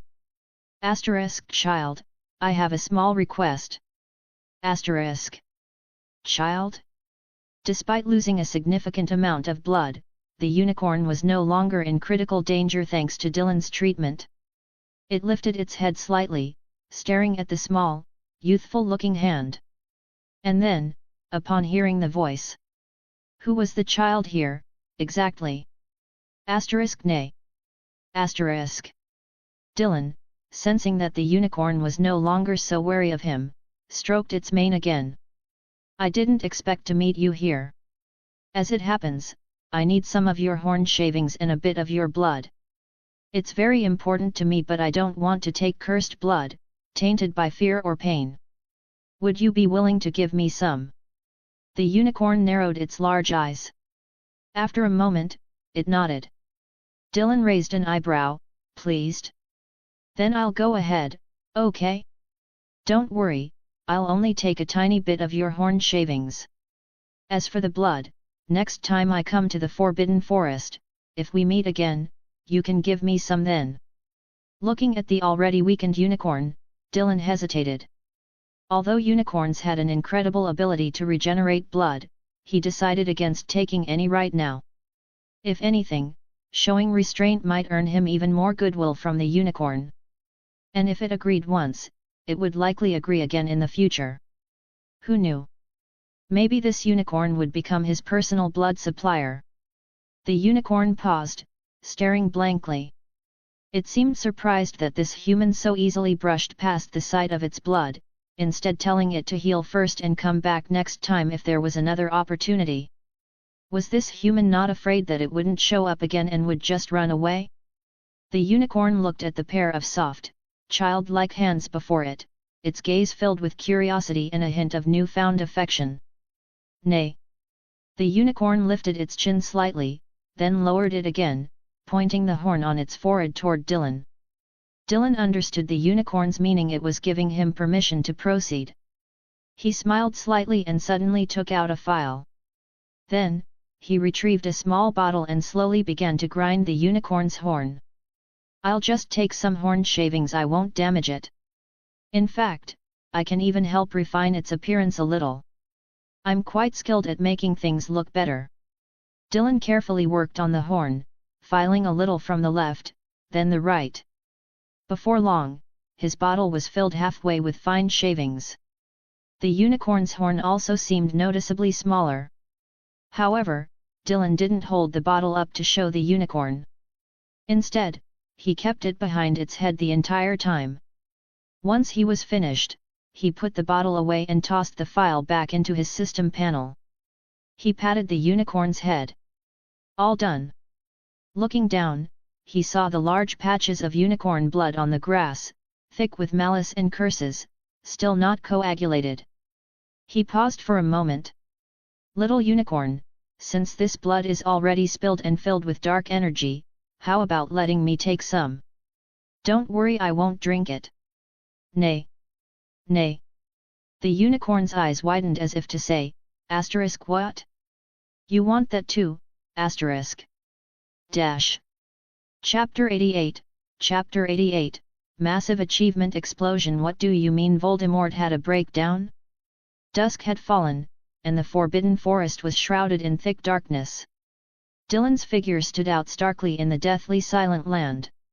He trudged forward, his steps uneven on the grassy terrain. Not far away, a unicorn lay partially on the ground, occasionally lifting its neck to glance at him. On the grass, the unicorn's blood trickled in winding streams. The dark, almost black hue of the liquid seemed tainted by an endless curse. Dylan slowly crouched down, his hands trembling not out of fear, but due to a complex mix of emotions surging within him. This was the innate reaction of a living being sensing the malice from a cursed unicorn's blood. Wingardium Leviosa. Dylan used his magic to gather the blood. A chill crept through his magic, seeping straight into his soul. Controlling the levitation charm, he began collecting the blood, carefully scooping it into a brand new ceramic jar. Every drop that landed in the jar carried an unsettling malevolence. The liquid trembled slightly, as if it had a life of its own, trying to escape its confinement. Once he had collected every last drop of blood from the surrounding area, Dylan stood up and turned to look at the unicorn, which had managed to barely stand on its own. Time to say goodbye. Dylan shook the jar lightly and smirked. Thanks for your generosity. Nay, the unicorn responded. After spending so much time communicating with Colball, Dylan had developed a decent understanding of how magical creatures expressed themselves, even if he couldn't interpret their cries perfectly. Worried that Voldemort will come after me? Dylan chuckled. Don't worry. Voldemort won't know who I am unless you tell someone about me. He paused briefly before adding, besides, compared to the time of the Elven Rebellion, Voldemort is much easier to deal with now. So don't worry about me. Just focus on healing. Hopefully, the next time I visit, I can collect even more of your blood. Dylan grinned mischievously. The unicorn gave the heavily wrapped up human child a look of utter disdain. Dressed like that, even if it wanted to describe him to others, how would it do so? What would it say? That it saw a pair of hands casting dozens of dark spells in quick succession, defeating a demon, and saving its life?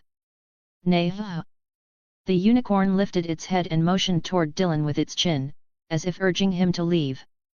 You're in such a hurry to kick me out? Come on, I'm not even drawing your blood right now. Dylan pouted before flicking his wand. Several potion bottles appeared between them. This is a blood replenishing potion. This one is Murtlap essence, though your wounds are mostly healed, so it'll just help with the pain.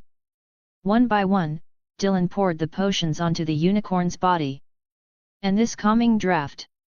It's not easy to brew, you know. I gave one bottle to someone else before. He didn't want to accept it at first, but I bet he used it after taking it home. He was noticeably less grumpy when he lectured me later. As he spoke, Dylan casually ran his hands along the unicorn's body, occasionally plucking a few strands of its mane. Unicorn hair highly valuable for potion making. Look at you, shedding so much fur. Seriously. Dylan shot the unicorn a sidelong glance. Guess I'll just have to help clean it up for you. At first, the unicorn resisted his touch, visibly reluctant. But after a weak attempt at protesting, Dylan smacked its hindquarters. The unicorn nearly lost its mind in outrage, wanting to fight back. But it couldn't win. Defeated, it had no choice but to submit to Dylan's overbearing presence, snorting twice in grievance before lowering its head obediently. It let Dylan apply the colorful, strangely scented potions to its wounds. All right, that should do it. Dylan finished applying the potions and collected the empty bottles. Just then, a voice called out from a distance, urgent and alarmed. Who's there? What are you doing to that unicorn? I'm warning you, stop right now. Otherwise, I'll report you to Headmaster Dumbledore. You won't get away. Dylan looked up, immediately recognizing the deep, booming voice. It was Hagrid.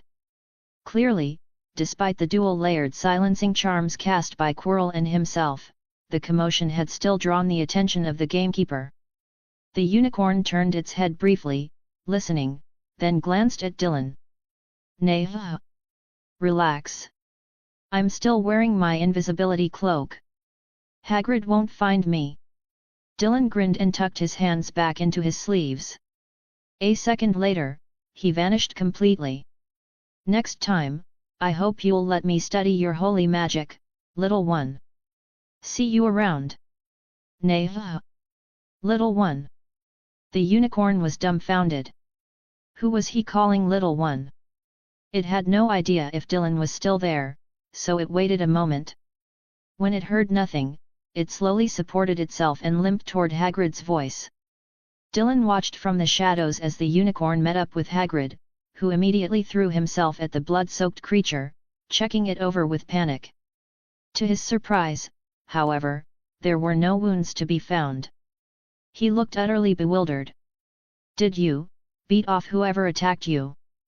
The unicorn was this close to losing it. Why did everyone keep calling it little one?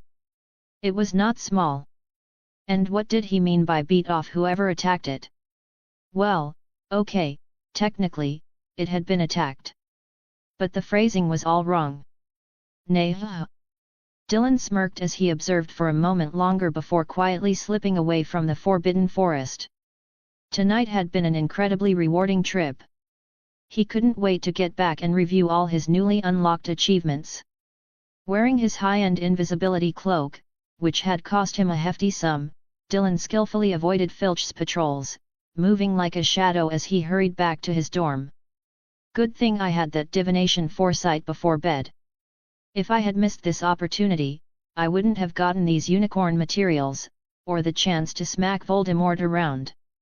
Thanks to Quirrell's interference, he had managed to befriend the unicorn, securing a stable source of rare materials. And after giving Voldemort a proper beating and rescuing the unicorn, he had unlocked a whole bunch of achievements. Not to mention he had successfully completed his advanced training for the Cruciatus Curse. After casting a cleaning spell on himself, Dylan collapsed onto his bed, deciding not to summon Cobalt tonight. The little guy was probably already fast asleep with Arnold. Lying back, Dylan opened his system interface. Several achievement notifications had popped up when he was pummeling Voldemort and Quirrell earlier. But at the time, he had been too busy focusing on unleashing a barrage of dark magic, making sure he didn't embarrass himself in front of Little V. In the end, though. Right now, Little V was utterly powerless, completely and totally pathetic. Achievement: Attack the Professor, 3. Description: evil, ruthless, arrogant, and flamboyant. With a mere flick of your wand, you unleash 44 dazzling dark magic spells upon the Academy Professor, allowing them to experience the blissful pleasure of teetering on the edge of death. You're practically a saint.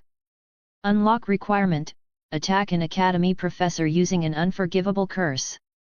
Achievement reward: +1 max level dark magic. Dash. Dylan's vision darkened. Dark magic, again. At least the previous Attack the Professor achievements had rewarded him with beginner and intermediate spells. He had hoped that this time he'd receive at least one high-level spell, but instead, it turned out to be more dark magic. Oh well, whatever. I already know so many dark magic spells, one more won't make a difference. Dylan shook his head and accepted it without hesitation. By now, his magical prowess had advanced significantly. He was no longer the same novice who had merely mastered a few max-level dark magic spells. At this point, he no longer felt anxious about learning more dark magic. After all, no one in the academy could detect it anyway. Besides, he wasn't the type to let dark magic's side effects corrupt his mind. So to Dylan, any spell so long as it was max level was incredibly useful. With just one max level spell, he could infer and quickly master many others. He had already tested this method and it worked remarkably well. Next one. Dylan continued reading. Dash. Number achievement: you insulted the Dark Lord to his face. Description: you reckless little wizard. Standing before the infamous Lord Voldemort, you actually had the audacity to point at his face and hurl insults. Oh, wait, he doesn't have a nose. Unlock requirement: infuriate Voldemort to the point of breaking his composure. Achievement reward: max level spell Humi curse, rapid shame. Dash. I only mocked little Voldy and Quirrell a couple of times, and that was enough to break him? No way. Dylan didn't think his words had been particularly vicious. He had held back a lot, okay. He didn't want to literally enrage Voldemort to death. If Voldemort revived through his Horcruxes, that would be a real hassle. Dylan wouldn't even be able to farm achievements from him anymore. Oh well, it just proves that little Voldy is exactly that little. Such a fragile ego. Dylan ignored the system's exaggerated description. Sometimes, this thing really talked nonsense. He turned his attention to the achievement reward. Humi curse.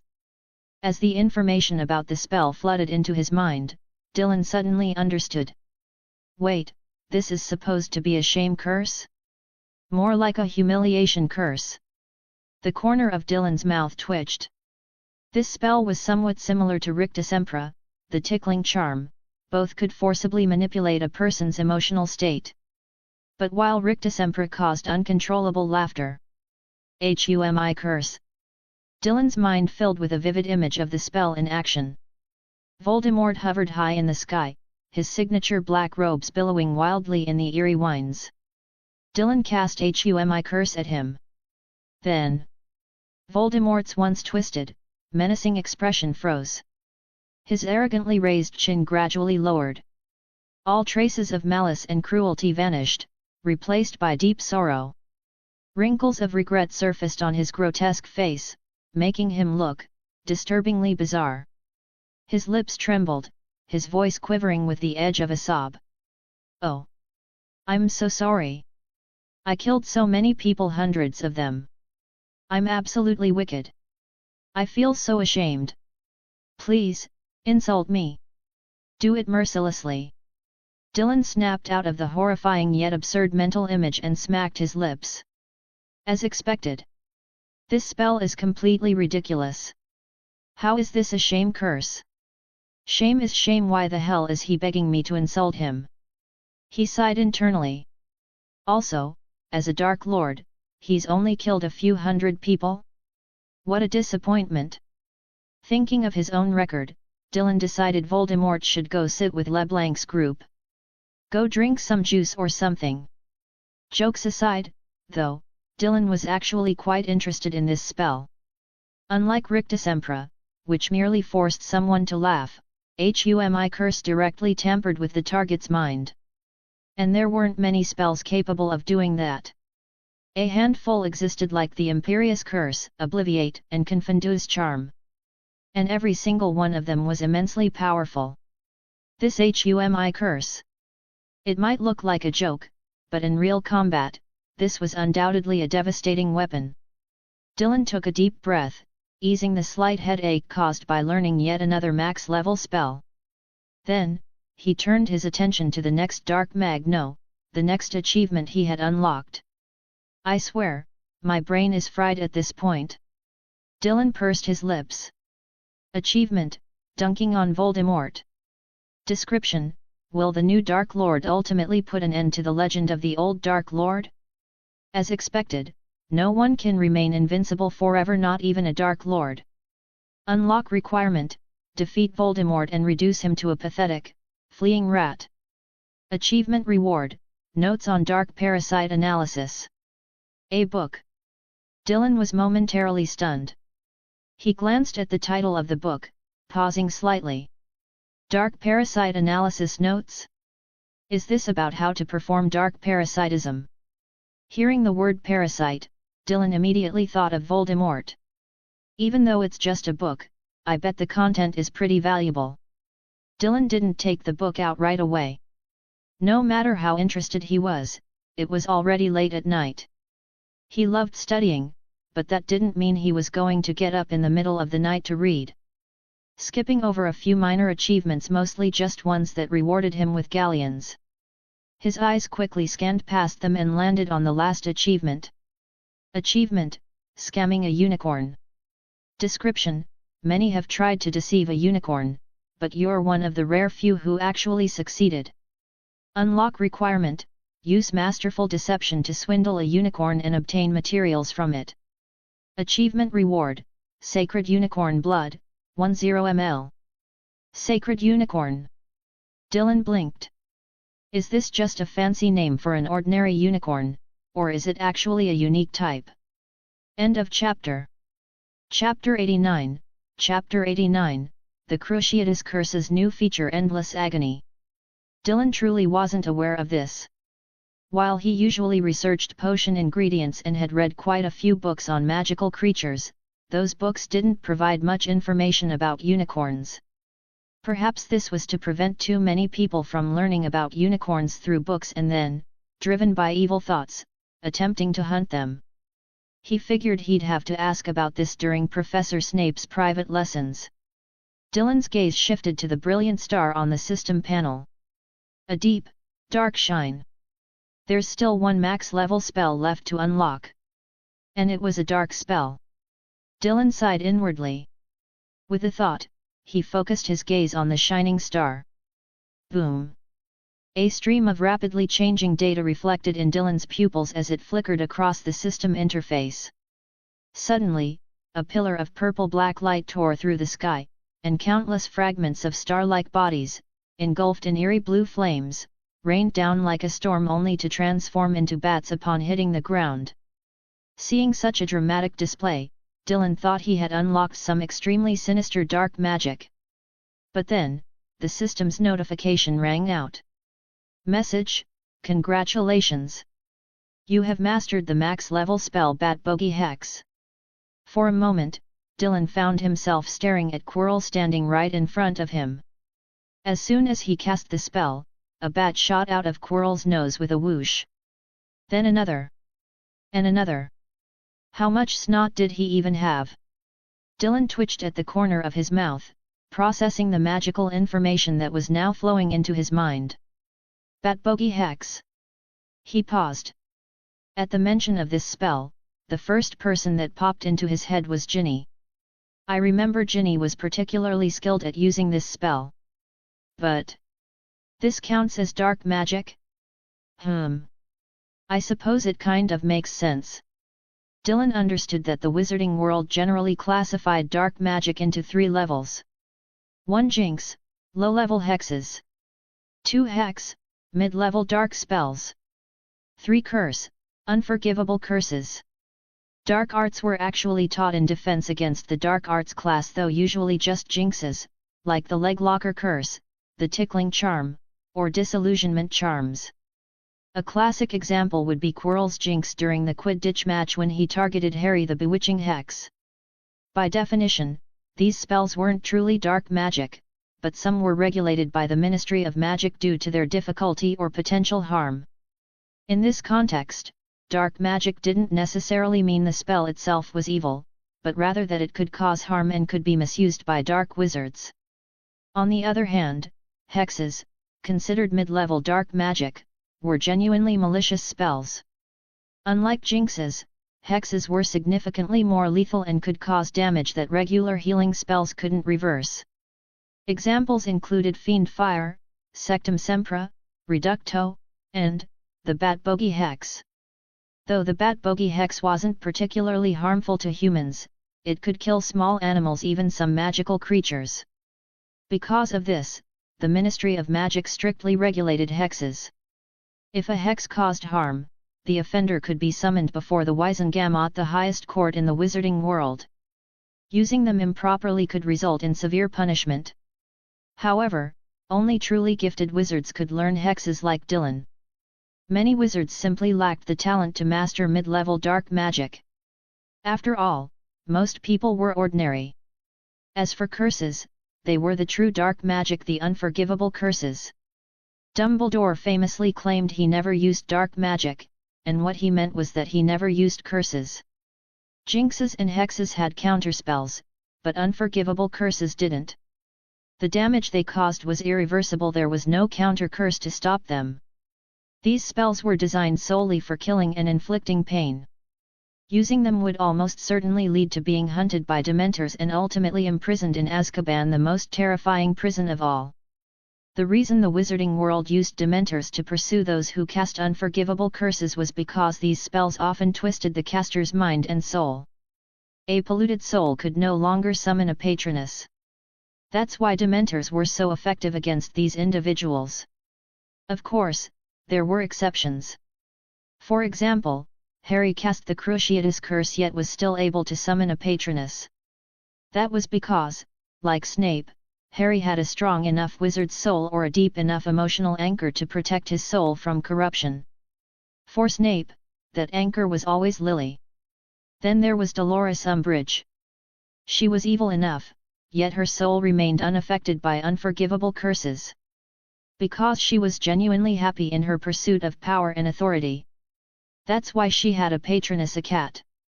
Pure evil was something that even unforgivable curses couldn't taint. Beyond these three categories, there was one more class of spells, charms.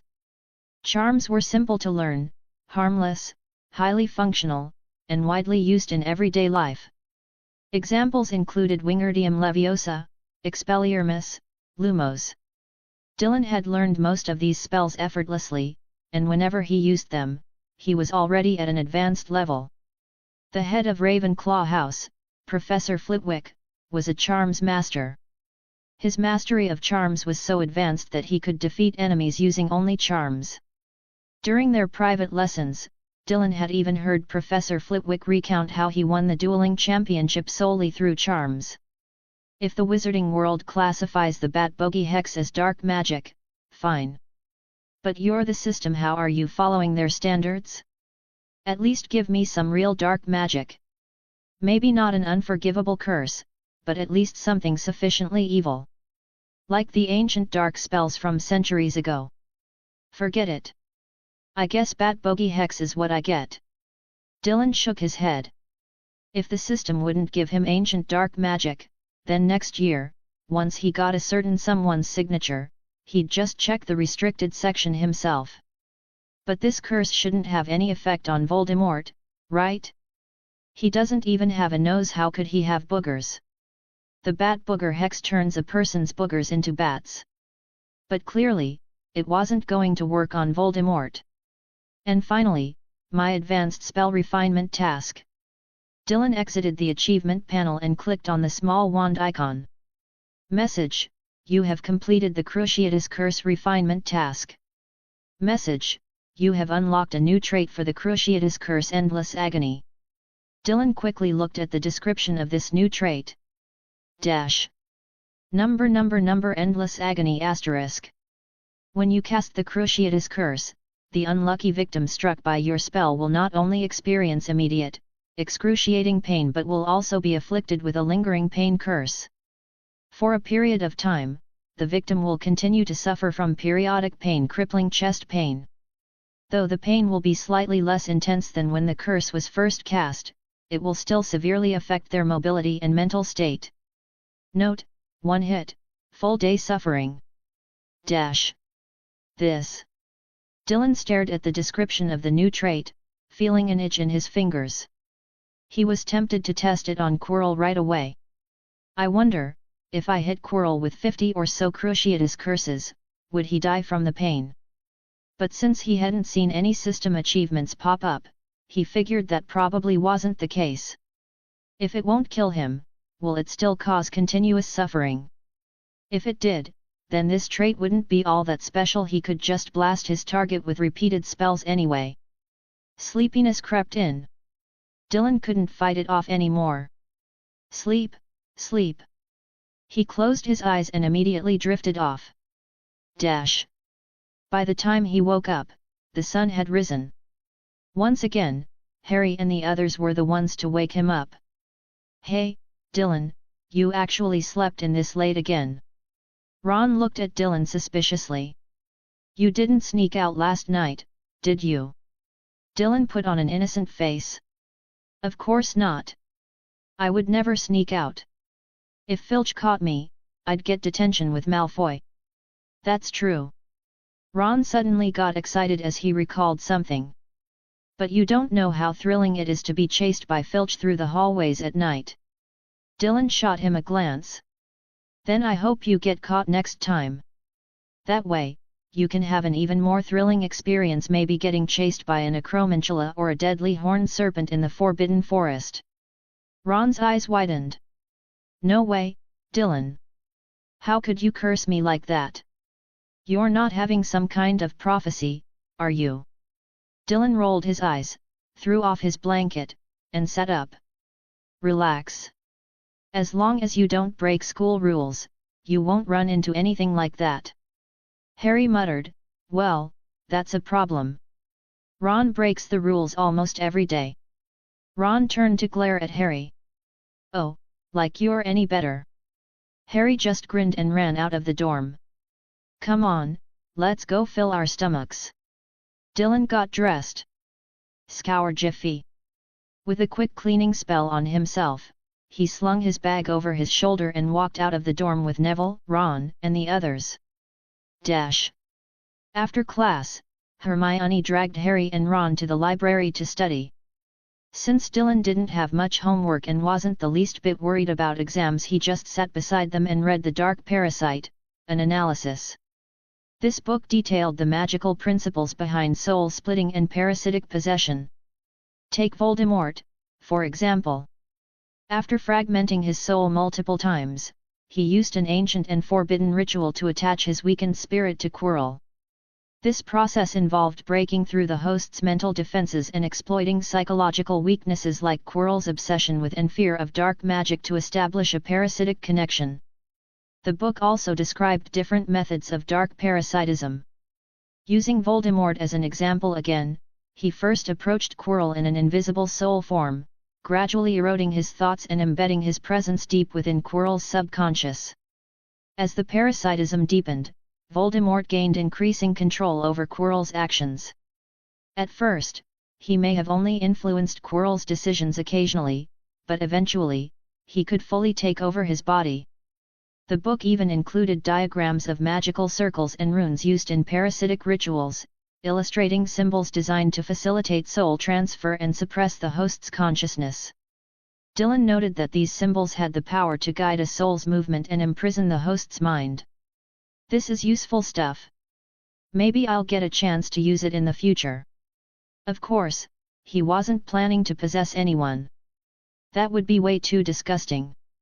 Being wrapped in a sweaty, stinking turban all day and night? He'd be marinated in that smell. Just imagining it was nauseating. Probably only a noseless freak like Voldemort could tolerate it. Number The Consequences of Possession. Dylan didn't just skim through the book, he studied it carefully over the next few days. When he reached the later chapters, he realized just how disturbingly detailed the book's descriptions of dark parasitism were. It made him feel even more disgusted by Quirrell's current state. Dark parasitism inflicted severe suffering on the host, both physically and mentally. For example, as Voldemort gradually consumed Quirrell's original personality, Quirrell's body also began to deteriorate. His back growing a second face was a terrifying testament to this parasitic horror. Furthermore, parasitism carried a dark aura that disrupted magical balance. During Voldemort's possession, Hogwarts frequently experienced eerie magical disturbances, and students and staff alike could sense an unexplainable fear lingering in the air. After spending a few more days finishing The Dark Parasite, an analysis, Dylan was left shaken. Not just because of how disturbingly detailed the book was about Voldemort's possession of Quirrell, which made his stomach churn, but also because he gained a much deeper understanding of the evil and horrors of dark magic.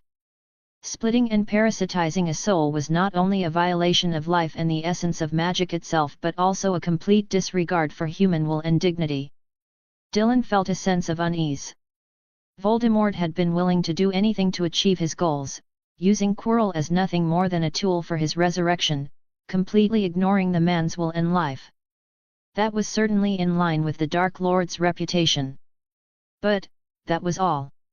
A so-called Dark Lord who's barely clinging to life, forced to rely on parasitism just to survive?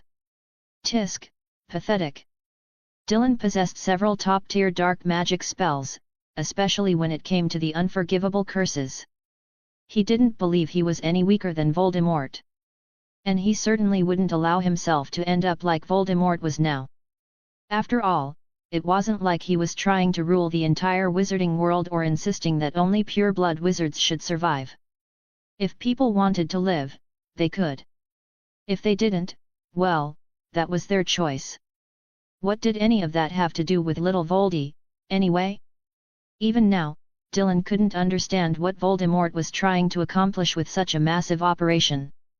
After thinking it over, he figured the most reasonable explanation was that Voldemort just wanted to crown himself Emperor of the Wizarding world. He wanted to concentrate all power in his own hands and, in the end, use it to pursue immortality. But in a magical world like this, no matter how powerful magic is, you could still be overwhelmed with sheer numbers. It's not like a cultivation world where absolute power reigns supreme. Besides, who in this world could still match old Dumbledore's combat abilities? If Voldemort actually fought Dumbledore, there was no guarantee he would win. So how was he supposed to become emperor? Whatever. It's not my problem anyway. Voldemort is Harry's responsibility. I'll just use him to farm achievements and complete missions when I can. End of chapter. Chapter 90, Chapter 90, I accidentally discovered Professor Snape's secret. Will I be silenced? Help. Children, exams are a way to assess your abilities. You need to be prepared for them. Professor Binns, for once, said something meaningful at the end of class. But during an exam, if you so much as glance at someone else, you'll be hit with the most vicious curse imaginable. History of magic is dull just like my life. However, I must remind you that if you can't remember certain complex historical details, then simply stretch your neck a little. If an answer happens to fall into your line of sight by sheer coincidence, then that's Merlin's way of rewarding your good character. Professor Binns' voice remained as lifeless as ever. After saying this, he turned and drifted away. However, his advice instantly threw the students into a frenzy. What? What does he mean by that? Is he telling us to cheat? No way. A professor would never encourage that. Maybe it's only allowed for history of magic. Amid the commotion, Dylan blinked in surprise. This feels oddly familiar. It's just like what my history teacher said before my college entrance exams. Almost word for word. Harry and Ron were also having a heated discussion with Hermione. Hermione, of course, was adamantly denying that Professor Binns was suggesting they cheat. Or rather, she refused to believe that was his true intention. He definitely meant it that way. This is great, my history of magic grade is saved. Ron declared confidently. Same here. Who can even stay awake in that class? Harry nodded in agreement. Even Dylan can't focus completely. Dylan rolled his eyes. You two can say whatever you want, but leave me out of it. Even without looking at anyone else's answers, my score wouldn't be that bad. He's not wrong. Ron pouted. Number weekend at Snape's office. As always, the weekend arrived in a flash. Dylan found himself standing in front of Professor Snape's office door. Professor, I'm here. He pushed the door open and called out. The familiar scent of herbs and mysterious potions immediately filled the air. Dim candle light flickered over shelves packed with odd-shaped glass containers, casting eerie shadows across the room. At the sound of Dylan's voice, Professor Snape looked up from his heavy potions textbook, his sharp gaze piercing like a hawk's. He merely grunted in acknowledgement and motioned for Dylan to take a seat. In the corner of the room, Dylan's usual cauldron and tools were already set up, prepared for his arrival. It was a routine they had settled into whenever Dylan came on weekends. Everything he needed would be ready. Dylan moved his cauldron closer but didn't start brewing right away. Instead, he set his tools aside for the moment and glanced at Snape. His hair looks a lot fresher and more voluminous lately. Nice. Dylan's gaze flickered over Snape's black hair before he spoke naturally, Professor, today we're... Mid-sentence, something on Snape's desk caught his attention. A single sheet of white paper stuck out from under a stack of books, positioned oddly as if it had been hastily tucked away. He didn't think much of it and continued, "What potion are we brewing today?" Hell broth. Do you remember the exact steps? Snape didn't waste time on small talk. The conversation immediately shifted to potions. Dylan hesitated, trying to recall the formula. Maybe it was because he had stayed up late sneaking into the Forbidden Forest last night to feed Arno. Hagrid had been so happy cuddling the creature that he wouldn't let go, and Dylan had ended up getting back to his dorm way too late. Hearing the potion's name now made his mind go blank for a moment. Before he could answer, Snape's sharp voice cut through the silence. Humph! You can't even remember such a basic potion? What, have you been too busy watching Harry Potter make a fool of himself every day? Dylan had no idea how to respond. He could swear on Voldemort's grave that he had never wasted time observing Harry's supposed foolishness. In fact, had Harry even done anything that stupid? Compared to other Gryffindors, Harry was actually quite decent. Of course, by Snape's impossibly high standards, probably no Gryffindor could ever meet his expectations. Listen carefully. Though Snape's words were harsh, he still began explaining the potion's process in detail. From handling venomous tentacula to precisely measuring sneezewort, he went over every step meticulously. Then came the actual brewing. Today, Dylan was tasked with brewing an enhancement potion, a potion that temporarily boosted physical endurance and stamina, making it useful for extended magical tasks. Like tracking someone, perhaps? Lots of running and climbing would definitely drain energy. Originally, Snape had planned to teach him how to brew hell broth. But if Dylan couldn't even recall the details before starting, there was no way he could produce a perfect batch. With a flick of his black robes, Snape retrieved the necessary ingredients. Dylan carefully laid them out on the table one by one. First was powdered moonstone, a fine, shimmering blue dust that sparkled like fragments of the night sky. Using a small scoop, Dylan carefully poured it into the preheated cauldron.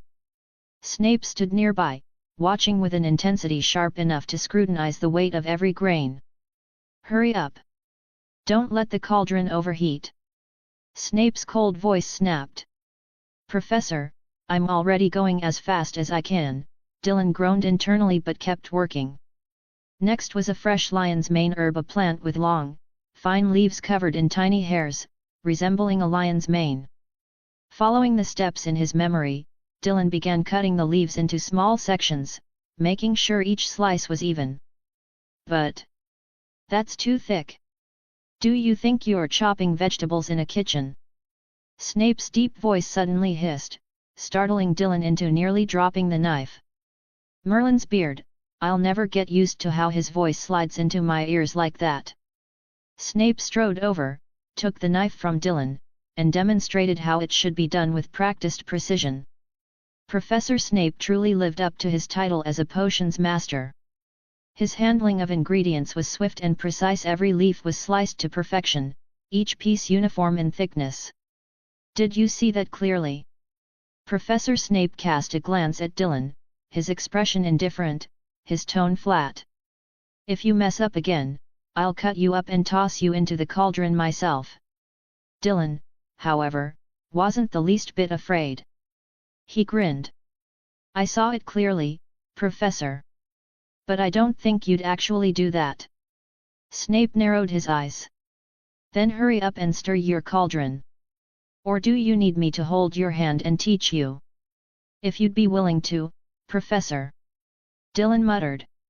Snape's eyes instantly became dangerously narrow. Dylan immediately stood at attention, carefully adding the ingredients to the cauldron before stirring in a slow and steady rhythm. As the potion began to simmer, a faint purple foam bubbled to the surface, releasing a unique aroma, a mix of minty freshness and the soothing scent of lavender.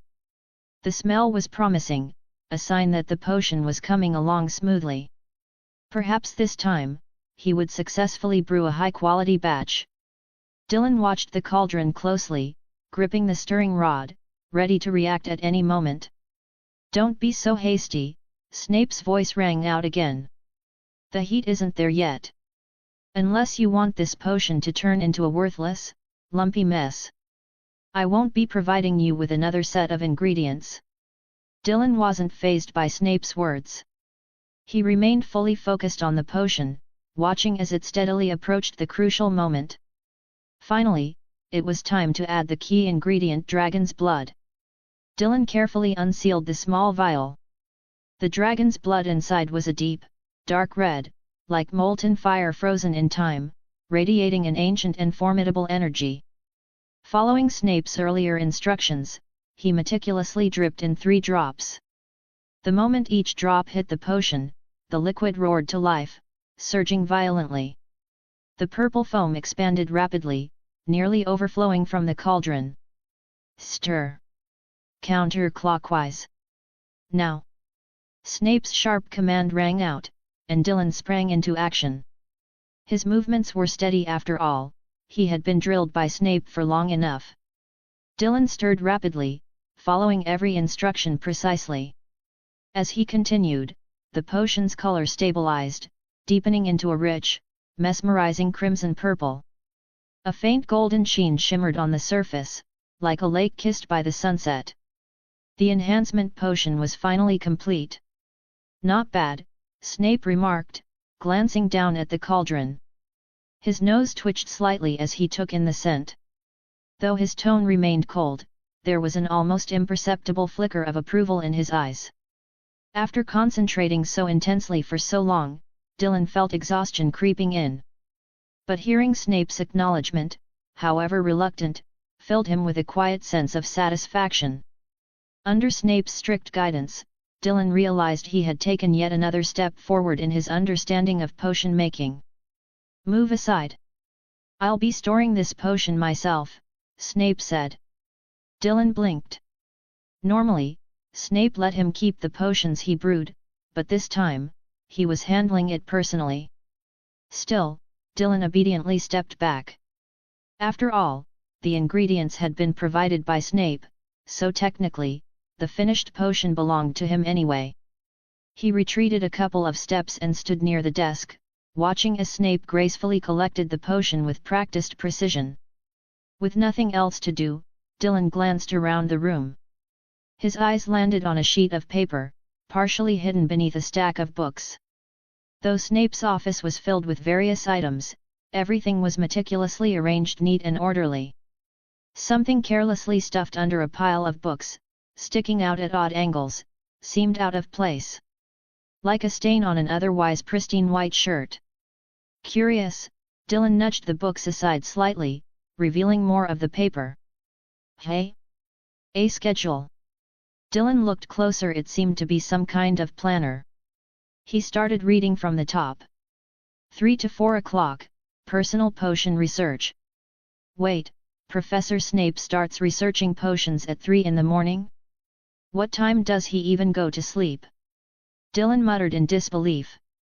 He had a feeling he was looking at something he probably shouldn't be. His eyes moved down the list. 4 to 5 o'clock, personal potion research. 5 to 7 o'clock, planning how to punish those lovable Gryffindors. This part was crossed out and replaced with thinking about Lily. Dylan. 7 to 8 o'clock, breakfast in the Great Hall. 8 to 9 o'clock, teaching a bunch of dumber kids. 9 to 10 o'clock, teaching a bunch of even dumber kids. 10 to 11 o'clock, annoying the white-bearded old man. 11 to 12 o'clock, lunch in the Great Hall. 1500 hours to 1600 hours, teaching until I feel like throwing up. 1800 hours to 1900 hours, detaining Gryffindors. Before Dylan could finish reading, a chilling presence loomed behind him. Snape's voice suddenly sounded right next to his ear. "What are you looking at?" Dylan stiffened instinctively, answering immediately, "And nothing, Professor." He turned around hastily, only to find Snape glaring at the spot where the schedule had been. A cold aura radiated from the potion's master, sending a shiver down Dylan's spine. "What exactly did you see?" Snape's deep, magnetic voice carried a dangerous edge. "Nothing. I hadn't even started reading yet, Professor." Dylan blurted out, then realized he had spoken too quickly. He quickly corrected himself, "I mean, if you're referring to that piece of paper." Without a word, Snape reached for the paper. Without even drawing his wand, the parchment ignited instantly, burning into ash within seconds, leaving not a single trace behind. "Look at me." Snape's dark eyes bore into Dylan. Dylan panicked but forced himself to lift his head. "Legilimens. Legilimens. Just read my mind already and be done with it." Accidentally, he discovered Professor Snape's little secret. If he couldn't get through this, he might actually be killed by Professor Snape. Dylan's magic flowed invisibly through his mind, interfering with his soul. Professor Snape stared at Dylan for a moment. Sensing no hint of deception in the boy's emotions, he raised an eyebrow slightly. Was this kid actually telling the truth? He was a little surprised. After a brief silence, Professor Snape was the first to break it. "Ahem, that was just some nonsense scribbled by a foolish Gryffindor student in my class. I confiscated it." Dylan blinked. "Professor, you don't need to explain to me." Snape was momentarily stunned. That was true. The boy hadn't even seen what was written on the paper. Realizing this, the last trace of awkwardness in Professor Snape instantly disappeared, replaced once again by his usual cold and stern demeanor. "Enough. You don't need to clean the cauldrons. Leave. As you command." Dylan wanted to run out immediately but knew he couldn't make it too obvious. Instead, he started packing up his things. "Wait." Just as he was about to say goodbye, Professor Snape suddenly spoke.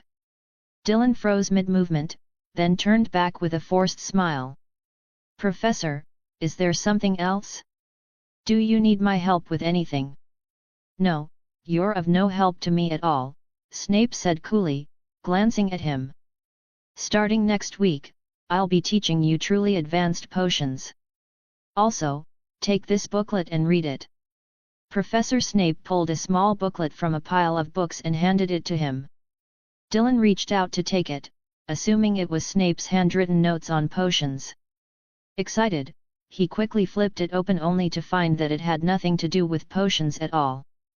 Instead, it was Occlumency. End of chapter. Chapter 91, Chapter 91, Occlumency and Legilimency. Dylan flipped through the small booklet in his hands and discovered that it contained not only occlumency but also Professor Snape's specialty legilimency. He looked up in surprise and hesitantly asked, "Professor? Are you sure you didn't give me the wrong book?" Professor Snape cast him a sidelong glance. "Do you think I'm so old that I can't read anymore?" Hat. Dylan gave an awkward chuckle. "I wouldn't dare." Snape snorted. "Remember, never let your emotions control you. They are nothing more than useless byproducts of your mind." Hearing this, Dylan immediately thought of the words on the paper that Snape had burned just moments ago. Thinking of Lily. "So, emotions are useless? Are you sure about that?" Dylan didn't dare dwell on these thoughts in front of Snape. As soon as the professor finished speaking, he quickly responded, "Understood, Professor."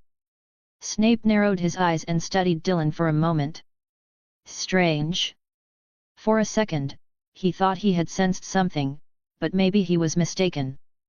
"All right, off you go," Snape finally said in a low voice. Dylan hurriedly said his goodbyes. Only after stepping out of the office and shutting the door behind him did he feel the invisible weight of Snape's gaze disappear. He let out a small breath of relief before quickly heading toward the Great Hall. He needed to finish his meal quickly and get back to studying the booklet Snape had given him. Both occlumency and legilimency were skills he had always wanted to learn. He had considered asking Snape about them before, but every time he attended a remedial lesson, he was kept too busy. As soon as they finished brewing potions, Snape would immediately tell him to get lost. There was never enough time, nor an opportunity, to bring it up. Yet now, out of nowhere, Snape had decided to proactively teach him these 2 spells. That was unexpected. Maybe it's because, during Christmas, I went to Professor Flitwick for extra defense against the dark arts lessons and to Professor McGonagall for advanced transfiguration research? Maybe that scared them a little. In fact, ever since then, Professor Flitwick had started teaching him advanced counter curses, and Professor McGonagall had begun showing him secondary spell shaping techniques. These subjects were far beyond the normal curriculum, even beyond what was typically taught at Hogwarts. Dylan suspected the professors were worried he'd go down a dangerous path if he kept experimenting on his own. Teaching him higher-level magic might be their way of guiding him in the right direction and keeping him from making reckless mistakes. Of course, Snape stuck to his usual methods, bombarding him with complex potions theories and advanced brewing techniques. But since Snape was the potions master, that was to be expected. Dylan could hardly expect him to teach herbology. Snape couldn't even keep a lily plant alive. But now, Snape wasn't just refusing to teach him other subjects, he was handing him the ultimate trump cards in magic. After finishing his meal, Dylan returned to his dormitory. He climbed onto his bed, wrapped himself in his blanket, and eagerly opened the booklet. I thought I'd have to wait until next year and sneak into the restricted section to find this kind of information. He turned to the first section, Occlumency. Shouldn't I be learning legilimency first? Occlumency was the ultimate defense against legilimency. Logically, it made sense to first learn how the mind could be invaded before mastering how to defend against it. But Snape had deliberately flipped the order, which probably meant he had his reasons. As Dylan read on, he realized Snape was Snape, after all. This was some serious material. Occlumency is an advanced mental defense technique that relies on absolute mastery over one's thoughts and an intricate deception of the mind. Through long-term meditation and specialized mental exercises, one can construct an impenetrable labyrinth within their consciousness. Every thought, every memory, can be hidden deep within this mental fortress. Additionally, by constantly altering the frequency of one's thought patterns, turning them into chaotic, meaningless noise, an intruder will struggle to extract any useful information. Dylan studied Snape's elegant handwriting and mulled over the concepts. In reality, these descriptions referred to a master level of occlumency. Basic occlumency merely involved clearing one's mind and suppressing emotions. Even at that level, it was enough to make it difficult for a legilimens to extract thoughts. However, that also meant an attacker could deduce that occlumency was being used, giving away the fact that the person had something to hide. Wouldn't that be like putting up a giant sign saying, "I know occlumency, and I'm hiding something"? A skilled legilimens could use that very absence of information to infer the truth. Sometimes, hiding something was as good as admitting it. Snape wants me to learn this level of occlumency from the start? Isn't that expecting a bit too much from me? Dylan had hoped to somehow unlock a magical shortcut to instantly master the spells. But seeing the complexity of the material, he realized he'd have to actually study. But learning on his own, how was he supposed to reach that level right away? Dylan kept reading. Mastering occlumency means achieving absolute sovereignty over your own mind. At higher levels, it allows you to suppress specific emotions or even memories. So that's why a skilled occlumens could conceal information without making it obvious. Dylan stroked his chin. There was no doubt Snape was a true master of both occlumency and legilimency. A double agent, living under Voldemort's nose for years, without advanced occlumency, he would have been exposed long ago. Voldemort would have hit him with Avada Kedavra 100 times over by now.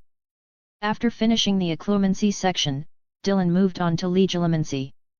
He planned to skim through everything first before diving deeper. Legilimency, put simply, was a terrifying magic that allowed one to invade another's mind. By using this spell, a legilimens could tear through someone's mental defenses with ease. However, because memories were vast and disorganized, extracting the right information wasn't always straightforward. Initially, a legilimens could only access the surface thoughts of their target. To go deeper, they had to focus intensely and transform their magical energy into a specialized frequency. This frequency had to resonate with the target's thoughts like tuning into the right radio signal.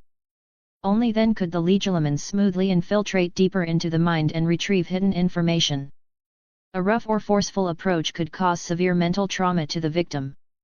A more effective method involved subtlety, maintaining eye contact, using words to lower the target's guard, and guiding them into revealing information naturally. After finishing the booklet, Dylan finally understood Snape's intentions. He wanted Dylan to establish a strong defense first to grasp the significance of protecting one's mind. It was like fortifying a castle before studying the enemy's siege tactics. By learning occlumency first, Dylan wouldn't just acquire a defensive skill, he'd also gain deeper insights into attacking through legilimency. This approach would help him develop a more comprehensive, analytical mindset when studying magic. Snape really is a brilliant bastard, hey. Dylan sighed in admiration. But still. I've already mastered legilimency at the highest level. I hardly even need to use legilimens anymore. Using legilimens is such a hassle. Isn't it easier to just hit someone with a soul snatch spell, extract their soul, give it a good whipping, or directly control them so they spill everything themselves? That said, Dylan still decided to study both spells. By comparing legilimens to the soul snatch spell he had already mastered, Dylan quickly grasped not only legilimens but also occlumency. Looking at it this way, legilimens is actually pretty mild. After studying for a long time, Dylan finally lifted his head from the small booklet he had been reading. Note: removed promotional text for a novel site. Legilimens and the soul snatch spell are similar in concept but fundamentally different in nature. One allows entry into another's mind to read their emotions and memories. The other completely dominates a person's thoughts and actions, turning them into a puppet, their very soul manipulated at will. Moreover, just as legilimens has a countermeasure occlumency, those who train in it can potentially resist legilimens attacks. However, the soul snatch spell, being one of the 3 unforgivable curses, has no countermeasures at all. Once hit, the victim has almost no way to break free on their own, unless there is a powerful external force intervening or the caster releases the spell. A hectic week of classes flew by. During this time, Harry and the others were tormented by Hermione's strict revision plan, suffering through endless studying. What made it worse was seeing Dylan casually flipping through a small booklet while they memorized mountains of knowledge. It made their struggles feel even more miserable. Another weekend arrived. Dylan had arranged to meet Professor Snape in an abandoned classroom. As for why they weren't meeting in his office, Dylan figured Snape was worried he might see something peculiar again, so he brought him here instead. That reserved little professor. Dylan followed behind Snape into the classroom. The professor was still wearing the robe Dylan had given him, and it made his movements appear even more dramatic and fluid than before. "It seems like your practice this week has paid off," Snape remarked, looking at Dylan. He could no longer sense any emotions radiating from Dylan at all. "Then let me test your occlumency." As soon as Snape finished speaking, he gave Dylan no time to react before locking eyes with him, his sharp gaze piercing straight through. There's nothing." Snape narrowed his eyes and raised an eyebrow. "No, you're just clearing your mind. There are still some unimportant emotions surfacing." Snape didn't sense any strong emotional fluctuations, but neither did it feel like Dylan's mind was completely empty. It was as if he were just an ordinary person walking down the street, occasionally having random thoughts pop up. For example, "What should I have for dinner tonight? That steamed bun this morning was awful." Snape was slightly surprised. He had only given Dylan the booklet a week ago and hadn't even explained it to him. Yet Dylan had already reached this level of mastery. Snape studied Dylan carefully. Just how talented was this kid when it came to dark arts? Not bad, Snape huffed, his expression remaining cold as ever. Now, you may try. Before Snape could even finish his sentence, Dylan immediately spoke. Legilimens. Not giving Snape any time to prepare, Dylan launched his attack straight into the professor's mind. He didn't see anything particularly interesting, just memories of identifying herbs and brewing potions. Dylan frowned. No surprise there, it was Snape, after all. His occlumency was probably permanently welded into his brain. Anytime, anywhere, under any circumstances, he had no fear of someone using legilimens on him. At this level, his mastery was probably maxed out. Dylan clicked his tongue. Thanks to his proficiency with the Soul Snatch spell, he had a significant head start in understanding both legilimens and occlumency. So even though he had only been studying for a week without any guidance, he had already reached level 5 in occlumency and level 7 in legilimens. But compared to Snape, even level 7 still wasn't enough. Perhaps wanting Dylan to practice more, Snape didn't stop him. Dylan continued attempting to penetrate deeper into Snape's mind, but all he saw were more images of potion brewing. And Snape was always alone in those memories. After trying for a while with no new results, Dylan found himself focusing on Snape's precise potion-making techniques instead. Hey? This brewing method? Dylan paused, then immediately began analyzing Snape's techniques, his approach to handling ingredients, and his unique insights into potion-making. It seemed Snape wasn't even trying to hide these thoughts from him. Dylan could even sense the professor's thought process while handling each ingredient. Damn, am I basically becoming Professor Snape, brewing the potion myself? Asterisk, end of chapter. Asterisk. Chapter 92, Chapter 92, using legilimency on Professor Snape. He looks like he wants to kill me. What should I do? Urgent. Asterisk 1 week, and this is all you've learned? Keep going. Increase your magical output. Asterisk. Professor Snape's voice rang out. Dylan blinked. At this moment, he was greedily flipping through Professor Snape's memories. From a first-person perspective, he imagined himself as Professor Snape, experiencing the soul-infused teachings of a true potions master. This was an invaluable experience, feeling the expertise of a master firsthand. Even when Professor Snape personally guided him in brewing potions, it could never compare to what he was experiencing now. As Dylan rapidly sifted through Snape's memories, he couldn't help but be amazed. No wonder Snape was able to become one of Voldemort's closest confidants. His mastery of occlumency was on another level. Even though Voldemort's legilimency was quite advanced, he mostly relied on the Imperius Curse to control people. Sure, Voldemort could cast legilimency without a wand, but... Dylan suddenly recalled how Voldemort, whenever he was in the mood, would casually cast legilimency on Professor Snape. And yet, every time he schemed through Snape's thoughts, all he saw was unwavering loyalty, absolute trust, and deep admiration. Beyond that, there were only memories of brewing potions. No signs of betrayal, no rebellious thoughts whatsoever. If someone kept seeing such memories, how could they not be touched by their subordinates' devotion? How could they not trust them completely? Even Voldemort couldn't resist. At that moment, Dylan was watching Snape brew the draught of living death. It was the very potion Snape had asked him about last week, the living hell elixir. This potion was an extremely powerful sleeping draught, inducing a state of deep slumber so profound that the drinker appeared dead.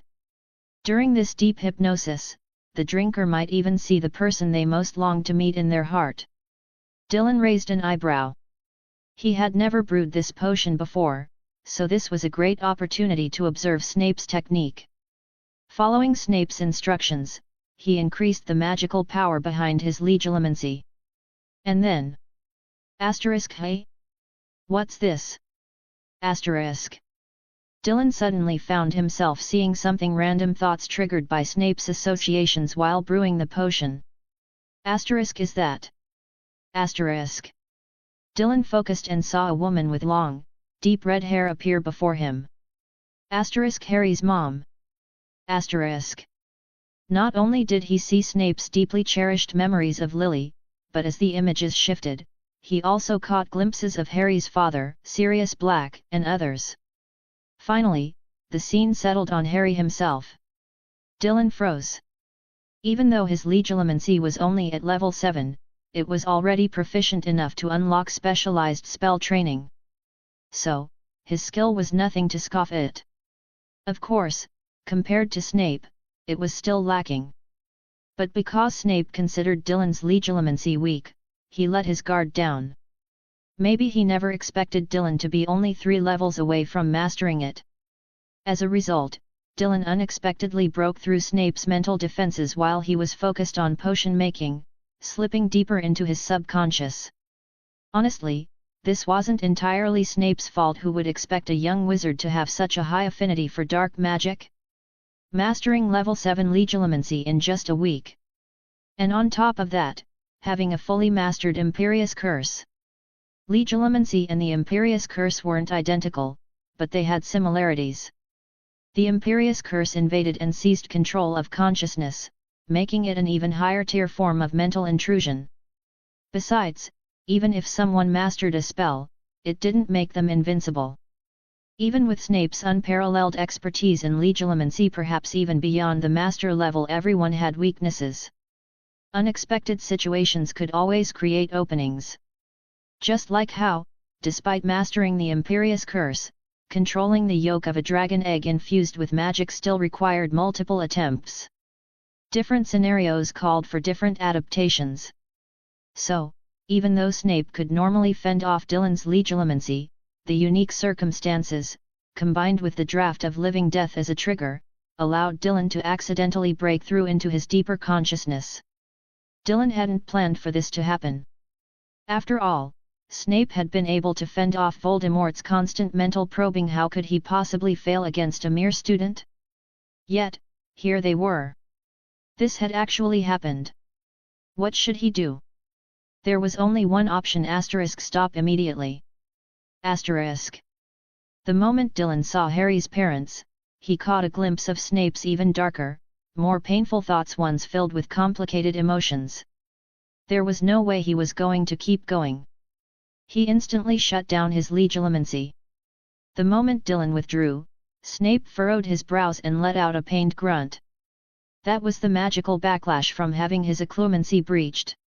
His already pale face turned even paler, and he lowered his head, long black hair hiding his expression. Dylan swallowed hard, standing frozen in place, afraid to move. He was already considering whether he should run to Dumbledore for protection right now. What was he supposed to do? Compared to last week, when he had found Snape's bizarre timetable, this situation was far, far worse. Last time, Snape could at least blame the students for messing around with his schedule. He had plausible deniability. But now? Dylan had directly invaded Snape's mind and seen his most genuine, unfiltered thoughts. This time, there was no excuse. This time, Snape had no way out. This time, he was definitely going to kill him to silence him, right? If there was any silver lining, it was that Dylan wasn't Harry. If Harry had been the one to see all this, Snape would have died of embarrassment on the spot. At worst, Snape was just socially doomed. But on the not-so-bright side, Dylan wasn't Harry. No matter what, Snape would never harm Harry because he was Lily's son. But Dylan? Dylan had zero connection to Lily. He was so dead. Should he strike first before Snape could react? The atmosphere grew eerily silent. The abandoned classroom felt increasingly ominous, as if it were about to become Dylan's burial ground. Dylan hesitantly said, Professor, just now, I only saw some of your potion brewing techniques. By Merlin's nose, your skills are truly remarkable, Shut up. Professor Snape suddenly let out an angry roar, jerking his head up. His slightly less greasy hair fell over his face, covering most of it, leaving only his sharp hawk-like eyes visible above his hooked nose. A terrifying light burst from the gaps in his black hair. "Get out! Get out of here!" Professor Snape's voice was low and repressed, echoing through the narrow, abandoned classroom. The sheer force of it made Dylan's eardrums ache. But he didn't dare linger any longer. He immediately turned and bolted from the classroom. There was no way he was staying any longer. Just now, he had truly felt actual murderous intent radiating from Snape's furious roar. Only when he finally escaped from the abandoned classroom and reached the Gryffindor common room did he breathe a sigh of relief. Wiping away non-existent sweat from his forehead, Dylan let out a small sigh. "I should have known better than to ask Professor Snape to help me practice that spell." He already knew everything about Snape and Harry's mother. There was no need to dig into the professor's memories to find out. And yet, here he was, having seen things that weren't recorded in either the original book or the movies. But was it worth it? Not at all. What was the point of knowing these things? Latest chapter first published on 6/9 books. It was completely useless. Worse, it had only made their relationship worse. Now, Snape knew that he knew. Ugh! Dylan let out another long sigh. This was ridiculous. This isn't entirely my fault. Is it a crime to learn dark magic quickly? If anyone's to blame, it's Professor Snape.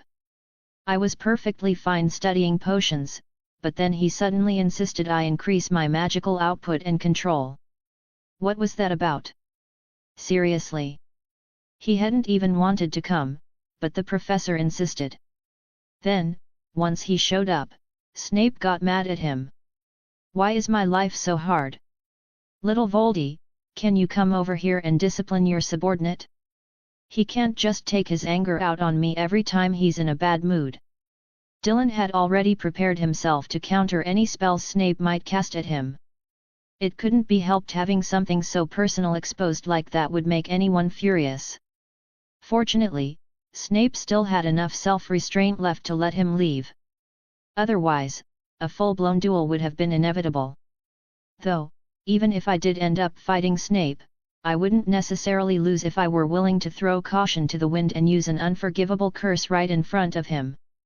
If he could only use other high-level spells, like the Bat Bogey Hex, the Tickling Charm, or those everyday spells he learned from Professor Flitwick, then fighting Snape would be a lost cause.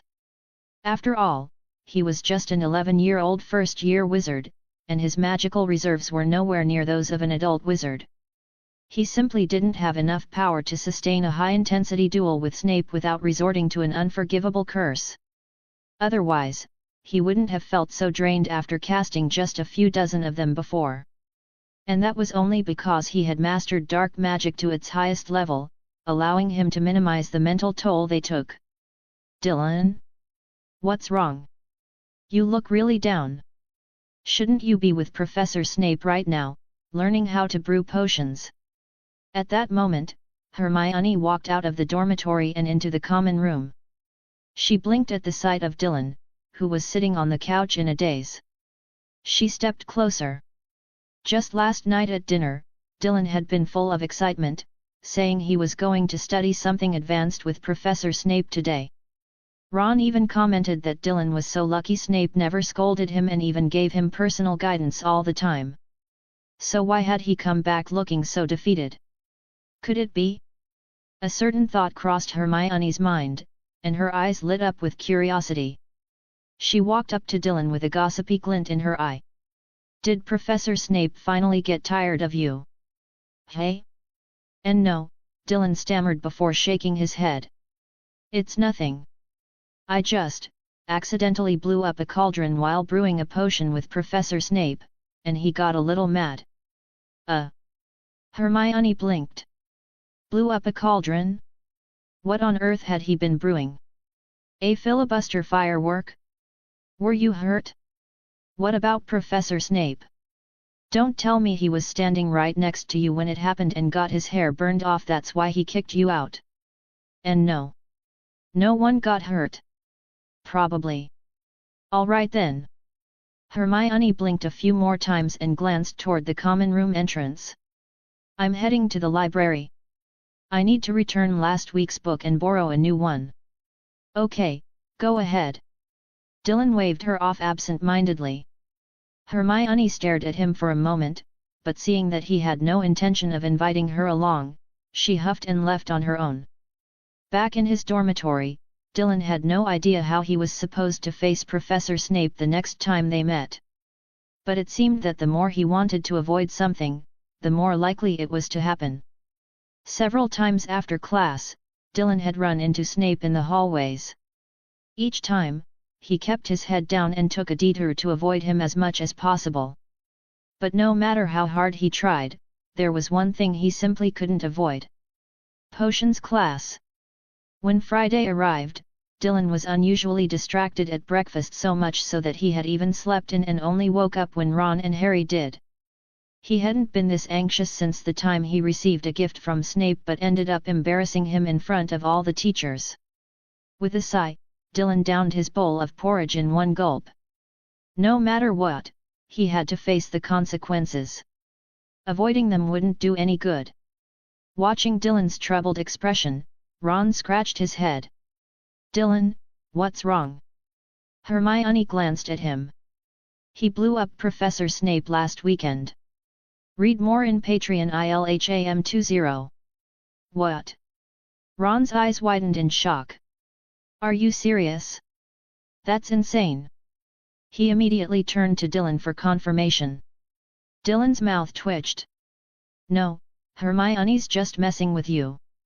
He would never admit this in public. The whole cauldron explosion thing? That was just an excuse. Oh. I really thought you did something like that, Dylan. I believe you actually could pull it off. Ron straightened his back for a moment, only to slump again, looking disappointed. Their conversation didn't catch Harry's attention. Dylan glanced at him, hesitated for a moment, and couldn't help but ask, Harry, what's wrong with you this time? You look so miserable. Ron added. Don't tell me you blew up Professor Snape too. End of chapter.